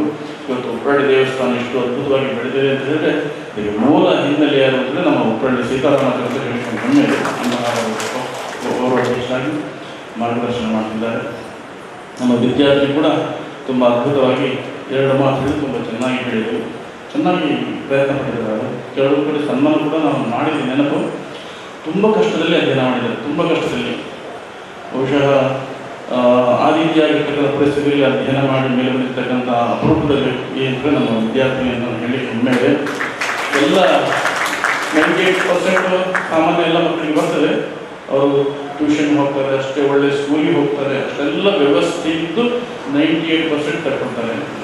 ಏನೂ ಇಲ್ಲದೆ 98% ತೆಗೆದಿದ್ದಾರೆ, ದೊಡ್ಡ ಸಾಧನೆ ಅದು. ಅದಕ್ಕೆ ನಮ್ಮ ಶಾಸ್ತ್ರ ಹೇಳ್ತಾರೆ, ಕ್ರಿಯಾಸಿದ್ಧಿ ಸತ್ವೇ ಭವತಿ ಮಹತಾಂ ಲೋಪಕರಣೆ. ನನಗೆ ಒಳ್ಳೆ ಟ್ಯೂಷನ್ ಕೊಡಿಸಿದ್ರೆ, ಒಳ್ಳೆ ಶಾಲೆ ಸೇರಿಸಿದ್ರೆ, ನನಗೆ ಒಳ್ಳೆ ಟೈಮ್ ಕೊಟ್ಟು AC ರೂಮಲ್ಲಿ ಕೂತು ಓದಿಗೆ ವ್ಯವಸ್ಥೆ ಮಾಡಿದ್ರೆ, ನೋಟ್ಬುಕ್ ಕೊಟ್ಟಿದ್ದೆ, ಕಂಪ್ಯೂಟರ್ ಕೊಟ್ಟಿದ್ರೆ ಮಾತ್ರ ನಾನು 98% ತೆಗೆದಿದ್ದೆ ಅಂತ ಹೇಳಿ ಕಾರಣ ಹೇಳಿ ತಪ್ಪಿಸಿಕೊಳ್ಳುವ ವಿದ್ಯಾರ್ಥಿಗಳಿಗೆ ಒಂದು ಆದರ್ಶ ವಿದ್ಯಾರ್ಥಿಯಾಗಿ ನಮ್ಮ ವಿದ್ಯಾರ್ಥಿಗಳು ಸಾಧನೆಯನ್ನು ಮಾಡಿದ್ದಾರೆ. ಇನ್ನಷ್ಟು ದ್ವಿತೀಯ ತರಗತಿ ಬೆಳೆಯುವ ಹಾಗೆ ದೇವರು ಅವರಿಗೆ ಅನುಗ್ರಹವನ್ನು ಮಾಡಲಿ.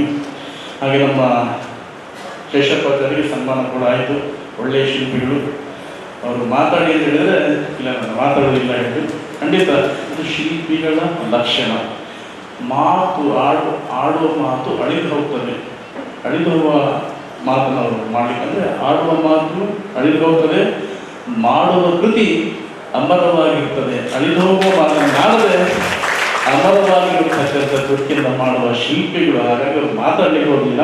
ನಮ್ಮ ಸಾಧನೆಯನ್ನು ನಮ್ಮ ದೇವಸ್ಥಾನದ ಕರಪಟ್ಟಿಯನ್ನು ನಮ್ಮ ಕೇಶವಾಚಾರ್ಯ ನೇತೃತ್ವದಲ್ಲಿ ಆಗ ನಾವು ನಿರ್ಮಾಣ ಮಾಡಿದ್ದು ಅಂತ ಹೇಳಿದರು.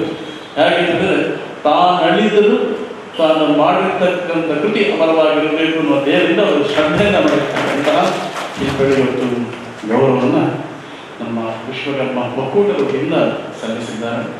ಇನ್ನಷ್ಟು ಶಿಲ್ಪಿಗಳು ಸಮಾಜಕ್ಕೆ ಪರಿಚಯ ಮಾಡಿಸುವಂತಹ, ಶಿಲ್ಪಿಗಳನ್ನು ಪರಿಚಯ ಮಾಡಿಸುವಂತಹ ಕಾರ್ಯಕ್ರಮ ಬೇರೆ ಬೇರೆ ಭಾಗದಲ್ಲಿ ಬರಲಿ.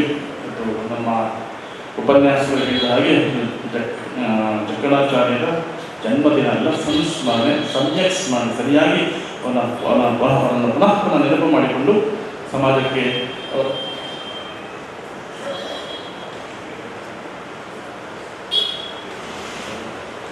ನಮ್ಮ ಕೇಶವಾಚಾರ್ಯ ಹಬ್ಬದಲ್ಲಿ ಇನ್ನೂ ಹೆಚ್ಚು ಶಿಲ್ಪಿಗಳನ್ನು ಗುರುತಿಸುವ ನೇತೃತ್ವ ತೆಗೊಳ್ಳಬೇಕು ಅಂತ ಹೇಳ್ತಿದ್ದಾರೆ. ಇನ್ನು ಮುಂದಿನ ಕಾರ್ಯಕ್ರಮಗಳು ಖಂಡಿತ ಮಾಡಿದ್ದಾರೆ.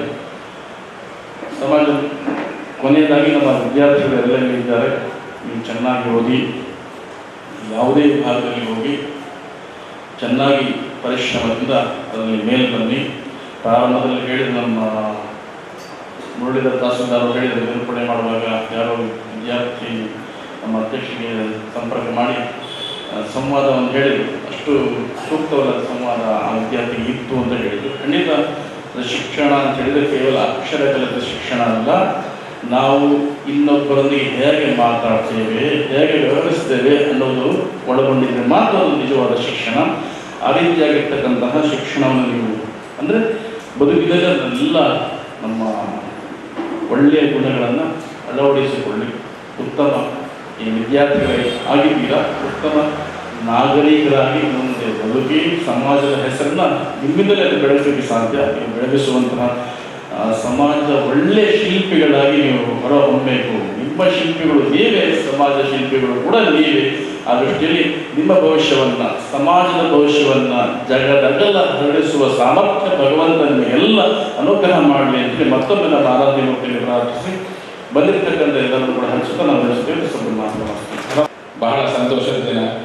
ಯಾಕಂದರೆ ನಾವು ನಮ್ಮ ಇವತ್ತು ಕಾರ್ಯಕ್ರಮದಲ್ಲಿ ಒಂದು ಮಿನಿಟ್ ಸಮೇತ ವೇಸ್ಟ್ ಆಗಲಿಲ್ಲ, ಎಲ್ಲವೂ ಉಪಯೋಗ ಆಗಿದೆ ಅಂತ ತಿಳ್ಕೊಳ್ತೇವೆ. ಯಾಕಂದರೆ ನಾವು ಕಾರ್ಯಕ್ರಮಕ್ಕೆ ಎಲ್ಲ ಅತಿಥಿಗಳನ್ನು ಕರಿತೀವಿ, ಆ ವಿಷಯ ಬಿಟ್ಟು ಬೇರೆ ಏನೋ ವಿಷಯ ಬಂದ್ಬಿಡುತ್ತೆ. ಇವತ್ತು ಏನೂ ವಿಷಯ ಬರೋದಿಲ್ಲ, ಕರೆಕ್ಟಾಗಿ ಏನಾಗಬೇಕು ಅದೇ ನಡೆದಿದೆ. ನಮ್ಮ ಉಪನ್ಯಾಸಕರು ನಿಮ್ಮನ್ನೆಲ್ಲ ಮಂತ್ರ ಮುದ್ರಗೊಳಿಸಿ ಒಂದು ಪಿಕ್ಚರ್ ನೋಡಿದಾಗ ಮಾಡಿದ್ರು. ನಮಗೆ ಪಿಕ್ಚರ್ಗೆ ನಾವು ಎಷ್ಟು ನಮ್ಮ ತಲೆ ಇಟ್ಕೊಂಡು ಇಟ್ಟಿರ್ತೀವಿ, ಅದೇ ರೀತಿ ನಾವು ಅವರ ಒಂದು ಅರ್ಧ ಗಂಟೆ ಮಾತನ್ನು ಕನ್ನಡದಲ್ಲಿ ಕೇಳಿದ್ವಿ, ಎಲ್ಲೋ ಆಲಿಸಿದ್ವಿ. ನಾವು ಭಾಳ ಚೆನ್ನಾಗಿ ಮಾಡಿದ್ವಿ. ಪ್ರತಿಯೊಬ್ಬರು ಅಷ್ಟೇ ಭಾಳ ಅವರವರ ಕರ್ತವ್ಯ ನಿಭಾಯಿಸಿದಾಗ ಅವರವರ ಅನುಭವವನ್ನು ಯಾರು ಬರ್ಕೊಂಡು ಬರಲಿಲ್ಲ. ಖಾಲಿ ಅವರ ನಿಮ್ಮ ಮುಂದೆ ಏನು ಹೇಳಬೇಕಿತ್ತು ಅದನ್ನು ಕರೆಕ್ಟಾಗಿ ಹೇಳಿದ್ದಾರೆ. ನೀವು ಅರ್ಥ ಮಾಡಿಕೊಂಡ್ರೆ ಸಾಕು ಮಕ್ಕಳು, ಬಾಕಿ ಏನೂ ಅಗತ್ಯ ಇಲ್ಲ. ನಾನೊಂದು 2 ಮಾತು ಹೇಳಿ ಇಚ್ಛೆಪಡ್ತೇನೆ. ನಮ್ಮಲ್ಲಿ ತುಂಬ ಕಷ್ಟದಲ್ಲಿರೋರಿದ್ದಾರೆ, ಪೇರೆಂಟ್ಸ್, ಮಕ್ಕಳು, ಅವರ ಪೋಷಕರು. ನಿಮಗೆ ಗೊತ್ತಿರಲಿಕ್ಕಿಲ್ಲ, ನಾವು ವಿಶ್ವಕರ್ಮ ಒಕ್ಕೂಟದಿಂದ ಪ್ರತಿಭಾ ಪುರಸ್ಕಾರಕ್ಕಾಗಲಿ ಅಥವಾ ದತ್ತಿನಿಧಿ ಯಾವುದೇ ಹಣದ ರೂಪದಲ್ಲಿ ಕೊಡೋದು ನಾವು ಕಿಂಚಿತ್ತು ಅದು ಕೊಡ್ಲಿಕ್ಕೂ ನಾವು ಕಷ್ಟಪಟ್ಕೊಂಡು ಎಲ್ಲರ ಹತ್ರ ಸ್ವಲ್ಪ ತಗೊಂಡು ಕೊಡ್ತಾ ಇದ್ದೀವಿ. ಇಷ್ಟು ಹಲವಾರು ವರ್ಷಗಳಿಂದ ನಡ್ಕೊಂಡು ಬಂದಿದೆ. ಮೊನ್ನೆ ಒಬ್ಬರು ಫೋನ್ ಮಾಡುವಾಗ ಹೇಳಿದ್ರು, ನನ್ನ ಮಗಳದ್ದು ಸೆಲೆಕ್ಟ್ ಆಗಿದೆಯಾ ನೋಡಿ, ಏನು ಗೊತ್ತಿಲ್ಲ ಅಮ್ಮ, ಸೆಲೆಕ್ಷನ್ ಕಮಿಟಿ ಬೇರೆ ಇದೆ, ಅವ್ರು ಸೆಲೆಕ್ಟ್ ಮಾಡೋದು ಆಗಲ್ಲ, ನಮಗೆ ಬಾಡಿಗೆ ಕಟ್ಟಲಿಕ್ಕೆ ಸಮೇತ ಹಣ ಇಲ್ಲ, ನೀವು ಕೊಟ್ಟಿದ್ರೆ ನಮ್ಗೆ ಭಾಳ ಒಳ್ಳೆಯಿತ್ತು ಅಂತ ಅಂದರು. ಬಹಳ ಬೇಜಾರಾಯಿತು. ಯಾಕೆಂದರೆ ನಾವು ಅನವಶ್ಯಕವಾಗಿ ಎಷ್ಟೆಷ್ಟು ಹಣ ಖರ್ಚು ಮಾಡಿ ಹೋಗ್ತೇವೆ. ನಮ್ಮ ಮಕ್ಕಳಿಗೆ ಅವರು ಓದಲಿಕ್ಕೆ, ಅವರ ಕಷ್ಟಕ್ಕೆ, ನಮ್ಮ ಮಕ್ಕಳಿಗೆ ಕಷ್ಟಕ್ಕೆ ನಮಗೆ ಆಗಲಿಕ್ಕೆ ನಮ್ಮ ಸಮಾಜದಿಂದ ಆಗ್ತಾ ಇಲ್ಲ. ಇದು ನಮ್ಮ ದೊಡ್ಡ ದೌರ್ಭಾಗ್ಯ ಅಂತ ತಿಳ್ಕೊಳ್ತೇವೆ. ನಾವು ಅನವಶ್ಯಕವಾಗಿ ತುಂಬ ದುಡ್ಡು ಖರ್ಚು ಮಾಡ್ತಾ ಇದ್ದೇವೆ. ನೋಡಿ, ಬೇಕಾದ್ರೆ ಎಲ್ಲೇ ಬೇಕಾದ್ರೆ ನೋಡಿ, ಯಾವ್ದಾದ್ರು ಇಲ್ಲ ಆ ವಿಷಯಗಳನ್ನು ನಾನು ಹೇಳಿಕೊಂಡ್ರೆ ನಾನು ದೊಡ್ಡ ತಪ್ಪಿತಸ್ಥ ಆಗ್ತೇನೆ. ಯಾಕೋಸ್ಕರ ಖರ್ಚು ಮಾಡ್ತಾ ಇದ್ದೀವಿ ಅಂತ. ಆ ಖರ್ಚು ಮಾಡೋ ಹಣ ಉಳಿಸಿ ಆ ಮಕ್ಕಳಿಗೋಸ್ಕರ ಕೊಟ್ಟರೆ ಎಷ್ಟೋ ಮಕ್ಕಳು ಇನ್ನೂ ಒಳ್ಳೆ ಈಗ ಇಲ್ಲಿ ಕೂತ್ಕೊಂಡಿದ್ದಾರೆ. ಎಲ್ಲರೂ ಯಾರು ಹಣವಂತರಲ್ಲ, ಅವರೆಲ್ಲ ಹೇಗೆ ಹೋಗಿ ಕಲ್ತರು ಹಾಗೆ ನಮ್ಮ ಮಕ್ಕಳು ಕಲಿತಾರೆ. ಅದಕ್ಕೆ ನಾವೆಲ್ಲ ಅವಕಾಶ ಮಾಡಿಕೊಡ್ಬೇಕು. ಗುರುಗಳ ಹತ್ರ ನಾನು ಮನೆ ಮಾತಾಡಿದ್ರೆ ಗುರುಗಳು ಅದೇ ಮಾತು ಹೇಳಿದ್ದಾರೆ. ನಾವೆಲ್ಲ ಅಲ್ಲಲ್ಲಿ ಪ್ರತಿಭಾ ಪುರಸ್ಕಾರ, ದತ್ತಿ ನಿಧಿ, ಅದು ಇದೊಂದು ಒಂದು ಸಣ್ಣ ಸಣ್ಣ ಕಾರ್ಯಕ್ರಮ ಮಾಡ್ಕೊಂಡು ನಮ್ಮಲ್ಲಿ ಹಲವಾರು ಸಂಘಗಳಿದೆ. ನಮ್ಮ ಸಂಘಕ್ಕೆ ಏನು ತೊಂದರೆ ಇಲ್ಲ. ಒಂದು ಊರು ಅಂದರೆ ಸಣ್ಣದೊಂದು ಊರಿನಲ್ಲೇ ಒಂದು 10 ಸಂಘಗಳಿದೆ. ನಾವು ವಿಶ್ವಕರ್ಮ ಸಂಘ ಘಟಕದಲ್ಲಿ ಭಾಳ ಮುಂದೆ ಇದ್ದೀವಿ. ಅಲ್ಲಿಯೂ ಸಹ ಸಣ್ಣ 1-2-3 ಮಕ್ಕಳಿಗೆ ಪುರಸ್ಕಾರ ಮಾಡೋದು ಇಂಥದ್ದೆಲ್ಲ ಮಾಡ್ತೀವಿ. ಅದಕ್ಕಿಂತ ನಾವೆಲ್ಲ ಒಟ್ಟಾಗಿ ನಾವು 15 ದೇವಸ್ಥಾನಗಳು ಸಂಬಂಧಪಟ್ಟ ನಾವೆಲ್ಲ ಒಟ್ಟಾಗಿ ಗುರುಗಳ ಮುಖಾಂತರ, ಮಠದ ಮುಖಾಂತರ ನಮ್ಮಲ್ಲಿ ಏನೇನು ಹಣ ಇದೆ, ನಾವು ವರ್ಷಕ್ಕೆ ಎಷ್ಟು ಕೊಡ್ತಾ ಇದ್ದೀವಿ, ಆ ಹಣವನ್ನೆಲ್ಲ ಒಟ್ಟು ಮಾಡಿ ಮಠಕ್ಕೆ ಕೊಟ್ಟು ಗುರುಗಳ ಮುಖಾಂತರ ಎಲ್ಲರೂ ಒಟ್ಟು ಮಾಡಿ ಮಠಕ್ಕೆ ಕೊಟ್ಟು ಅಲ್ಲಿ ಎಲ್ಲರೂ ಒಂದು ಕಾರ್ಯಕ್ರಮ, ದೊಡ್ಡ ಕಾರ್ಯಕ್ರಮ ಮಾಡಿ ದೊಡ್ಡ ಮೊತ್ತದ ಹಣವನ್ನು ಆ ಮಕ್ಕಳಿಗೆ ಕೊಡುವಂಥದ್ದಾಗಬೇಕು ಅಂತ ನನ್ನ ಅಭಿಲಾಷೆ. ಯಾಕೋಸ್ಕರ ಅಂತಂದ್ರೆ ನಾವು ಒಂದು ಕಾರ್ಯಕ್ರಮ ಮಾಡುವಾಗ ಮಕ್ಕಳು ಕೊಡುವಷ್ಟೇ ಹಣ ನಾವು ಇಲ್ಲಿ ಖರ್ಚು ಮಾಡಿರ್ತೀವಿ. ಬಾಕಿ ಕಾರ್ಯಕ್ರಮಕ್ಕೆ ಅಷ್ಟು ಮಾತ್ರ ಅಲ್ಲ, ಎಲ್ಲರ ಸಮಯ ವೇಸ್ಟ್ ಆಗ್ತದೆ. ಅದು ದೊಡ್ಡ ಕಷ್ಟ. ಇವತ್ತಿನ ಕಾರ್ಯಕ್ರಮ ಇಲ್ಲಿ ಮಾಡ್ಲಿಕ್ಕೋಸ್ಕರ ಎಷ್ಟು ಜನ ಇಲ್ಲಿ ಕಷ್ಟಪಟ್ಟಿದ್ದಾರೆ ಅಂತ ಆ ಕಷ್ಟಪಟ್ಟವರಿಗೆ ಗೊತ್ತು. ಎಲ್ಲ ಸಂಘ ಸಂಸ್ಥೆಗಳನ್ನು ನಾವು ವಿಶ್ವಾಸ ತಗೊಂಡು ಇಲ್ಲಿ ದೇವಸ್ಥಾನದವ್ರನ್ನ ವಿಶ್ವಾಸ ತಗೊಂಡು ಅವರೆಲ್ಲ ಬಂದು ಮುಂಚಿನ ದಿವಸ ಒಂದು 2-3 ಮೀಟಿಂಗ್ ಮಾಡಿ ನಾವು ಇಲ್ಲಿ ಈ ಕಾರ್ಯಕ್ರಮವನ್ನು ಇಲ್ಲಿ ಮಾಡ್ತಾ ಇದ್ದೀವಿ. ನಿಮಗೆ ಕೇಳುವಾಗ ಕೆಲವರಿಗೆ ಮಕ್ಕಳಿಗೆ ಬೇಜಾರಾಗ್ಬೋದು. ಆ ಫೋನ್ ಮಾತಾಡ್ತಾರೆ, ಕೇಳ್ತಾರೆ, ಅದೆಲ್ಲ ಹೇಳುವಾಗ ಇವರು ಈ ಒಂದು ಸಣ್ಣ ಅಮೌಂಟ್ಗಳಿಗೆ ಇಷ್ಟೆಲ್ಲ ನಮಗೆ ತೊಂದರೆ ಕೊಡ್ಬೇಕಲ್ಲ, ಮತ್ತೆ ಅರ್ಜಿ ತಗೊಳ್ಬೇಕಾ, ಯಾಕೆ ಒಂದು ವಾಟ್ಸಾಪ್ ಕೊಡ್ಬಿಡ್ಬೋದಲ್ಲ, ಒಂದು ಗೂಗಲ್ ಪೇ ಮಾಡ್ಬೋದಲ್ಲ, ಇದೇನು ದೊಡ್ಡ ವಿಷಯ, ಇವ್ರಿಗೆ ಇಷ್ಟೆಲ್ಲ ಕಾರ್ಯಕ್ರಮ. ನಾವು ಯಾಕೆ ಈ ಕಾರ್ಯಕ್ರಮ ಮಾಡ್ತಾ ಇದ್ದೀವಿ ಅಂತಂದ್ರೆ ನೀವೆಲ್ಲ ಬರಬೇಕು. ನಮ್ಮಲ್ಲಿ ಎಷ್ಟು ಪ್ರತಿಭೆಗಳಿದ್ದಾರೆ, ನಮ್ಮಲ್ಲಿ ಎಷ್ಟು ದೊಡ್ಡ ದೊಡ್ಡ ಜನಗಳಿದ್ದಾರೆ. 0 ಮೇಲೆ ಕೋಟಿಗಟ್ಟಲೆ ಟ್ಯಾಕ್ಸ್ ಕಟ್ಟೋರಿದ್ದಾರೆ ನಮ್ಮಲ್ಲಿ. ವರ್ಷಕ್ಕೆ 600 ಕೋಟಿ ಟ್ರಾನ್ಸಾಕ್ಷನ್ ಮಾಡೋರು ನಮ್ಮವ್ರು ಇದ್ದಾರೆ. ಅದು ದಕ್ಷಿಣ ಕನ್ನಡ, ಉಡುಪಿ ಜಿಲ್ಲೆಗಳಲ್ಲೇ ಇದ್ದಾರೆ. ಅವರೆಲ್ಲ ನೋಡಿದ್ರೆ ಅವರೆಲ್ಲ ಹಣ ಇದ್ದು ಬಂದವರಲ್ಲ, ಎಲ್ಲ 0, ಏನೂ ಇಲ್ಲದವರು. ಅವರೆಲ್ಲ ಅಷ್ಟೆಷ್ಟು ಮುಂದುವರೆದಿದ್ದಾರೆ ಅಂದ್ರೆ ಎಲ್ಲ ನಮ್ಮ ಇಚ್ಛಾಶಕ್ತಿಯಲ್ಲಿದೆ. ನಾವು ಏನೋ ಕೂತ್ಕೊಂಡು ಮೊಬೈಲ್ ನೋಡ್ಕೊಂಡು ಏನೇನೋ ಮಾಡಿ ಏನು ಪ್ರಯೋಜನ ಇಲ್ಲ. ನಾವು ಒಳ್ಳೊಳ್ಳೆ ಜನರೊಟ್ಟಿಗೆ ಸೇರ್ಬೇಕು, ಒಳ್ಳೊಳ್ಳೆ ಕಲಿಬೇಕು. ನಮ್ಮ ಮಾತು, ರೀತಿ, ನಡೆ ಎಲ್ಲವೂ ಸರಿ ಇರಬೇಕು. ನಾವೊಂದು ಫೋನಲ್ಲಿ ಮಾತಾಡಬೇಕಾದ್ರೂ ಹಲೋ ಹೇಗಿದ್ದೀರಿ, ನಾನು ನಿಮ್ಮ ಹತ್ರ ಮಾತಾಡಬಹುದಾ, ಒಂದು 2 ನಿಮಿಷ ಟೈಮ್ ಇದೆಯಾ ಅಂತ ಕೇಳಿದ್ರೆ ಎದುರಿದ್ದ ಅವನು ಟೈಮ್ ಇಲ್ಲದ್ರೆ ನಿಮ್ಗೆ ಖಂಡಿತ ಟೈಮ್ ಕೊಡ್ತಾನೆ. ಹಲೋ ಒಕ್ಕೂಟನೇ ಒಂದು ಪುರಸ್ಕಾರದ ಹೇಗೆ ಬರ್ತೀನಿ, ಅರ್ಜಿಗಳು ತಿಕ್ಕೊಂಡು ಕೇಳಿದ ಮಾತು ಅಲ್ಲ, ತಪ್ಪಲ್ಲ ನಿಮ್ದು. ನೀವಲ್ಲ ನಾನಾದ್ರೂ ಅದೇ ರೀತಿ ಕೇಳೋದು. ನಾವು ಸೌಜನ್ಯದಿಂದ ಯಾರ ಹತ್ರ ಮಾತಾಡಿದ್ರು ಎದುರು ನಮ್ಮ ಮಾತಿಗೆ ಎದುರು ಕೇಳ್ತಾ ಇಂಪ್ರೆಸ್ ಆಗ್ಬೇಕು ನಮ್ಮ ಬಗ್ಗೆ. ಏನೋ ಮಾತಾಡ್ತಾರೆ, ವಾಯ್ಸ್ ಚೆನ್ನಾಗಿದೆ, ಏನಂತ ಕೇಳುವ ಅವ್ರನ್ನ. ಇದಿಲ್ಲ, ನಮ್ಮಲ್ಲಿ ಇಲ್ಲ. ಯಾಕಂದ್ರೆ ಬೇಜಾರಿಂದ ಹೇಳ್ತಾ ಇದ್ದೇನೆ, ಇದನ್ನು ನಾವು ತಂದೆ ತಾಯಿಗಳು ಕಲಿಸ್ಕೊಡ್ಬೇಕು. ಪಾಪ ಕೆಲವು ತಂದೆ ತಾಯಿಗಳು ಗೊತ್ತಿರೋದಿಲ್ಲ. ಅಂದ್ರೆ ಮಕ್ಕಳು ನೀವು ಎಲ್ಲ ಗೊತ್ತಿದೆ, ಈಗ ವಾಟ್ಸಪ್ ಅಲ್ಲಿ ಎಲ್ಲ ಬರುತ್ತೆ, ಎಲ್ಲವನ್ನು ಗೂಗಲ್ ನಲ್ಲಿ ಚೆಕ್ ಮಾಡ್ತೀರಿ, ಫೇಸ್ಬುಕ್ ಹೋಗ್ತೀರಿ, ಯೂಟ್ಯೂಬ್ ಹೋಗ್ತೀರಿ, ಅಲ್ಲಿ ನೋಡ್ತೀರಿ. ಯಾಕೆ ಕಲಿಸೋದಿಲ್ಲ ನಿಮ್ಗೆ?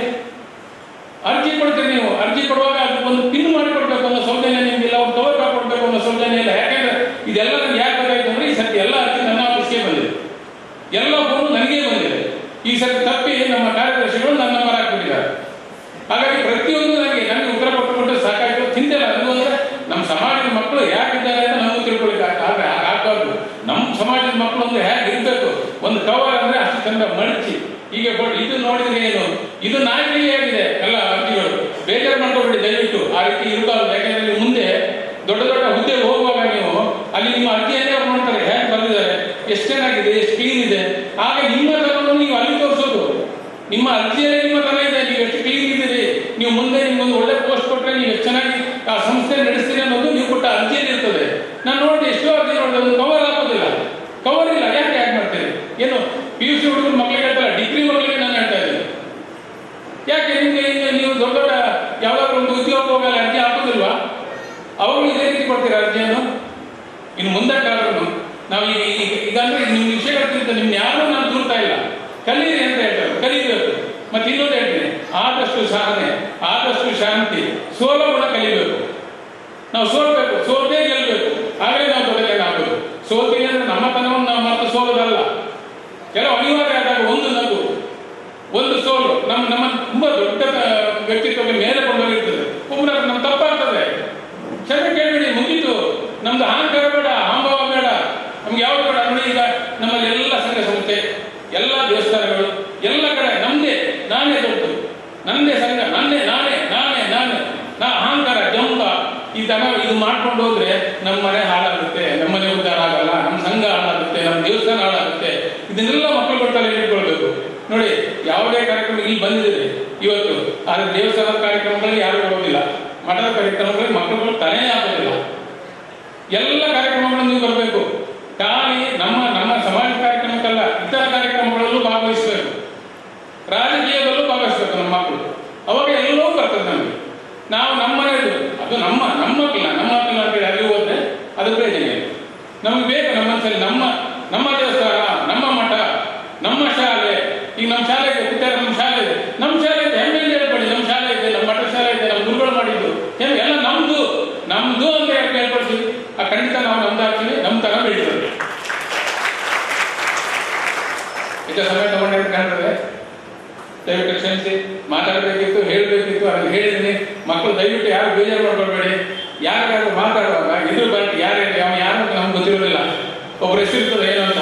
ಮಧ್ವಾಚಾರ್ಯ ಎಲ್ಲೇ ಉಂದಿತ ಅವರು ಕಾರ್ಯಕ್ರಮ ಉಂಡತ್ತೆ, ಹೆಂಗ್ ಬರ್ರೆ ಹಾಕಿ ಬರಡ್ಸಿ ಅಷ್ಟೇ ಬರಡ್ಸಿ. ಆಮೇಲೆ ದಾದಣ್ಣ ಅಂಚತ್ತು ಬರ್ರೆ ಹಾಕಿ ಅಂದ್ರೆ ಯಾನ್ ಹೆಂಚ ಬಂಡೆ, ಅಣ್ಣ ಬಂಡೆ, ಈ ಹೆಂಚಿನ ಬಂಡ, ಮಧ್ವಾಚಾರ್ಯ ಗಂಡ. ಎನ್ನ ಪ್ರಾಯ ನಿಕ್ಕೇದು ಪ್ರಾಯ, ನಿಮ್ಗೆ 20 ವರ್ಷ, ಎನ್ನ ಪ್ರಾಯ ಗೊತ್ತುಂಟ ಈಚಿ ಪಕ್ಕ ಒಂದು ಹಿರಿಯರಲ್ಲಿ ಇಲ್ಲರಲ್ಲಿ ಅಂಚನೆ ಪಾತ್ರಲ್ಲ ಅಂತ ಕೇಳಿದೆ ನಾನು. ನಾವು ಹಿರಿಯರಿಗೆ ನಾವು ಎದುರು ಇರೋರು ಯಾರು ಅಂತ ನಮ್ಗೆ ಗೊತ್ತಿರೋದಿಲ್ಲ. ಆಗ ನೆನಪಿಟ್ಕೊಳ್ಳಿ ಮಕ್ಕಳೇ, ನಾವು ಯಾರ ಹತ್ರ ಮಾತಾಡಬೇಕಾದ್ರೂ ಸೌಜನ್ಯದಿಂದ ಮಾತಾಡಿ, ಒಳ್ಳೆ ರೀತಿಯಲ್ಲಿ ಮಾತಾಡಿ, ಸರ್ ಹೇಳಿ, ಅಣ್ಣ ಹೇಳಿ, ಅಂಕಲ್ ಹೇಳಿ, ಏನಾದರೂ ಒಂದು ಕರೆಕ್ಟ್ ಒಳ್ಳೆ ಇದನ್ನು ಹೇಳಿ ನೀವು ಇದು ಮಾಡಿ ಅಂತ ಹೇಳ್ತಾ ಒಳ್ಳೆಯ ರೀತಿಯಲ್ಲಿ ಎಲ್ಲವನ್ನು ಮುಗಿಸುವ ಗುರುಗಳ ಹತ್ರ ಮನವಿ ಮಾಡ್ಕೊಳ್ತೀನಿ. ನಮ್ಮ ಸಂಘ ಸಂಸ್ಥೆ ಇರ್ಬೋದು, ದೇವಸ್ಥಾನ ಇರ್ಬೋದು, ಯಾವುದೇ ಎಲ್ಲೆಲ್ಲಿ ಈ ಕಾಂಪ್ಲಿಕೇಶನ್ಗಳಿದೆ, ತಮ್ಮ ಒಂದು ನೇತೃತ್ವದಲ್ಲಿ ಎಲ್ಲ ಇದು ನಮ್ಮ ದ್ವೇಷ, ಅಹಂಕಾರ ಎಲ್ಲ ಮರೆತು ನಾವೆಲ್ಲ ಒಟ್ಟಾಗೋಣ. ನಮ್ಮ ಮಕ್ಕಳ ನಾವು ದೊಡ್ಡವರು ಸರಿ ಇದ್ರೆ ಮಕ್ಕಳು ಸರಿಯಾಗ್ತಾರೆ. ಹಾಗಾಗಿ ನಾವೆಲ್ಲ ಅಹಂಕಾರವನ್ನು, ನಮ್ಮ ಜಂಬವನ್ನು, ನಮ್ಮ ದೊಡ್ಡತನವನ್ನು ಬಿಟ್ಟು ಸಣ್ಣ ಮಕ್ಕಳ ರೀತಿ ನಾವೆಲ್ಲರೂ ಒಟ್ಟಾಗಿ ಎಲ್ಲರೂ ಒಟ್ಟಿಗೆ ಜೀವಿಸುವ ಅಂತ ಹೇಳ್ತಾ, ತಪ್ಪಿದ್ರೆ ಕ್ಷಮಿಸಿ ಅಂತ ಹೇಳ್ತಾ ನಾನು 2 ಮಾತು ಮುಗಿಸ್ತೇನೆ. ಜಯ ವಿಶ್ವಕರ್ಮ.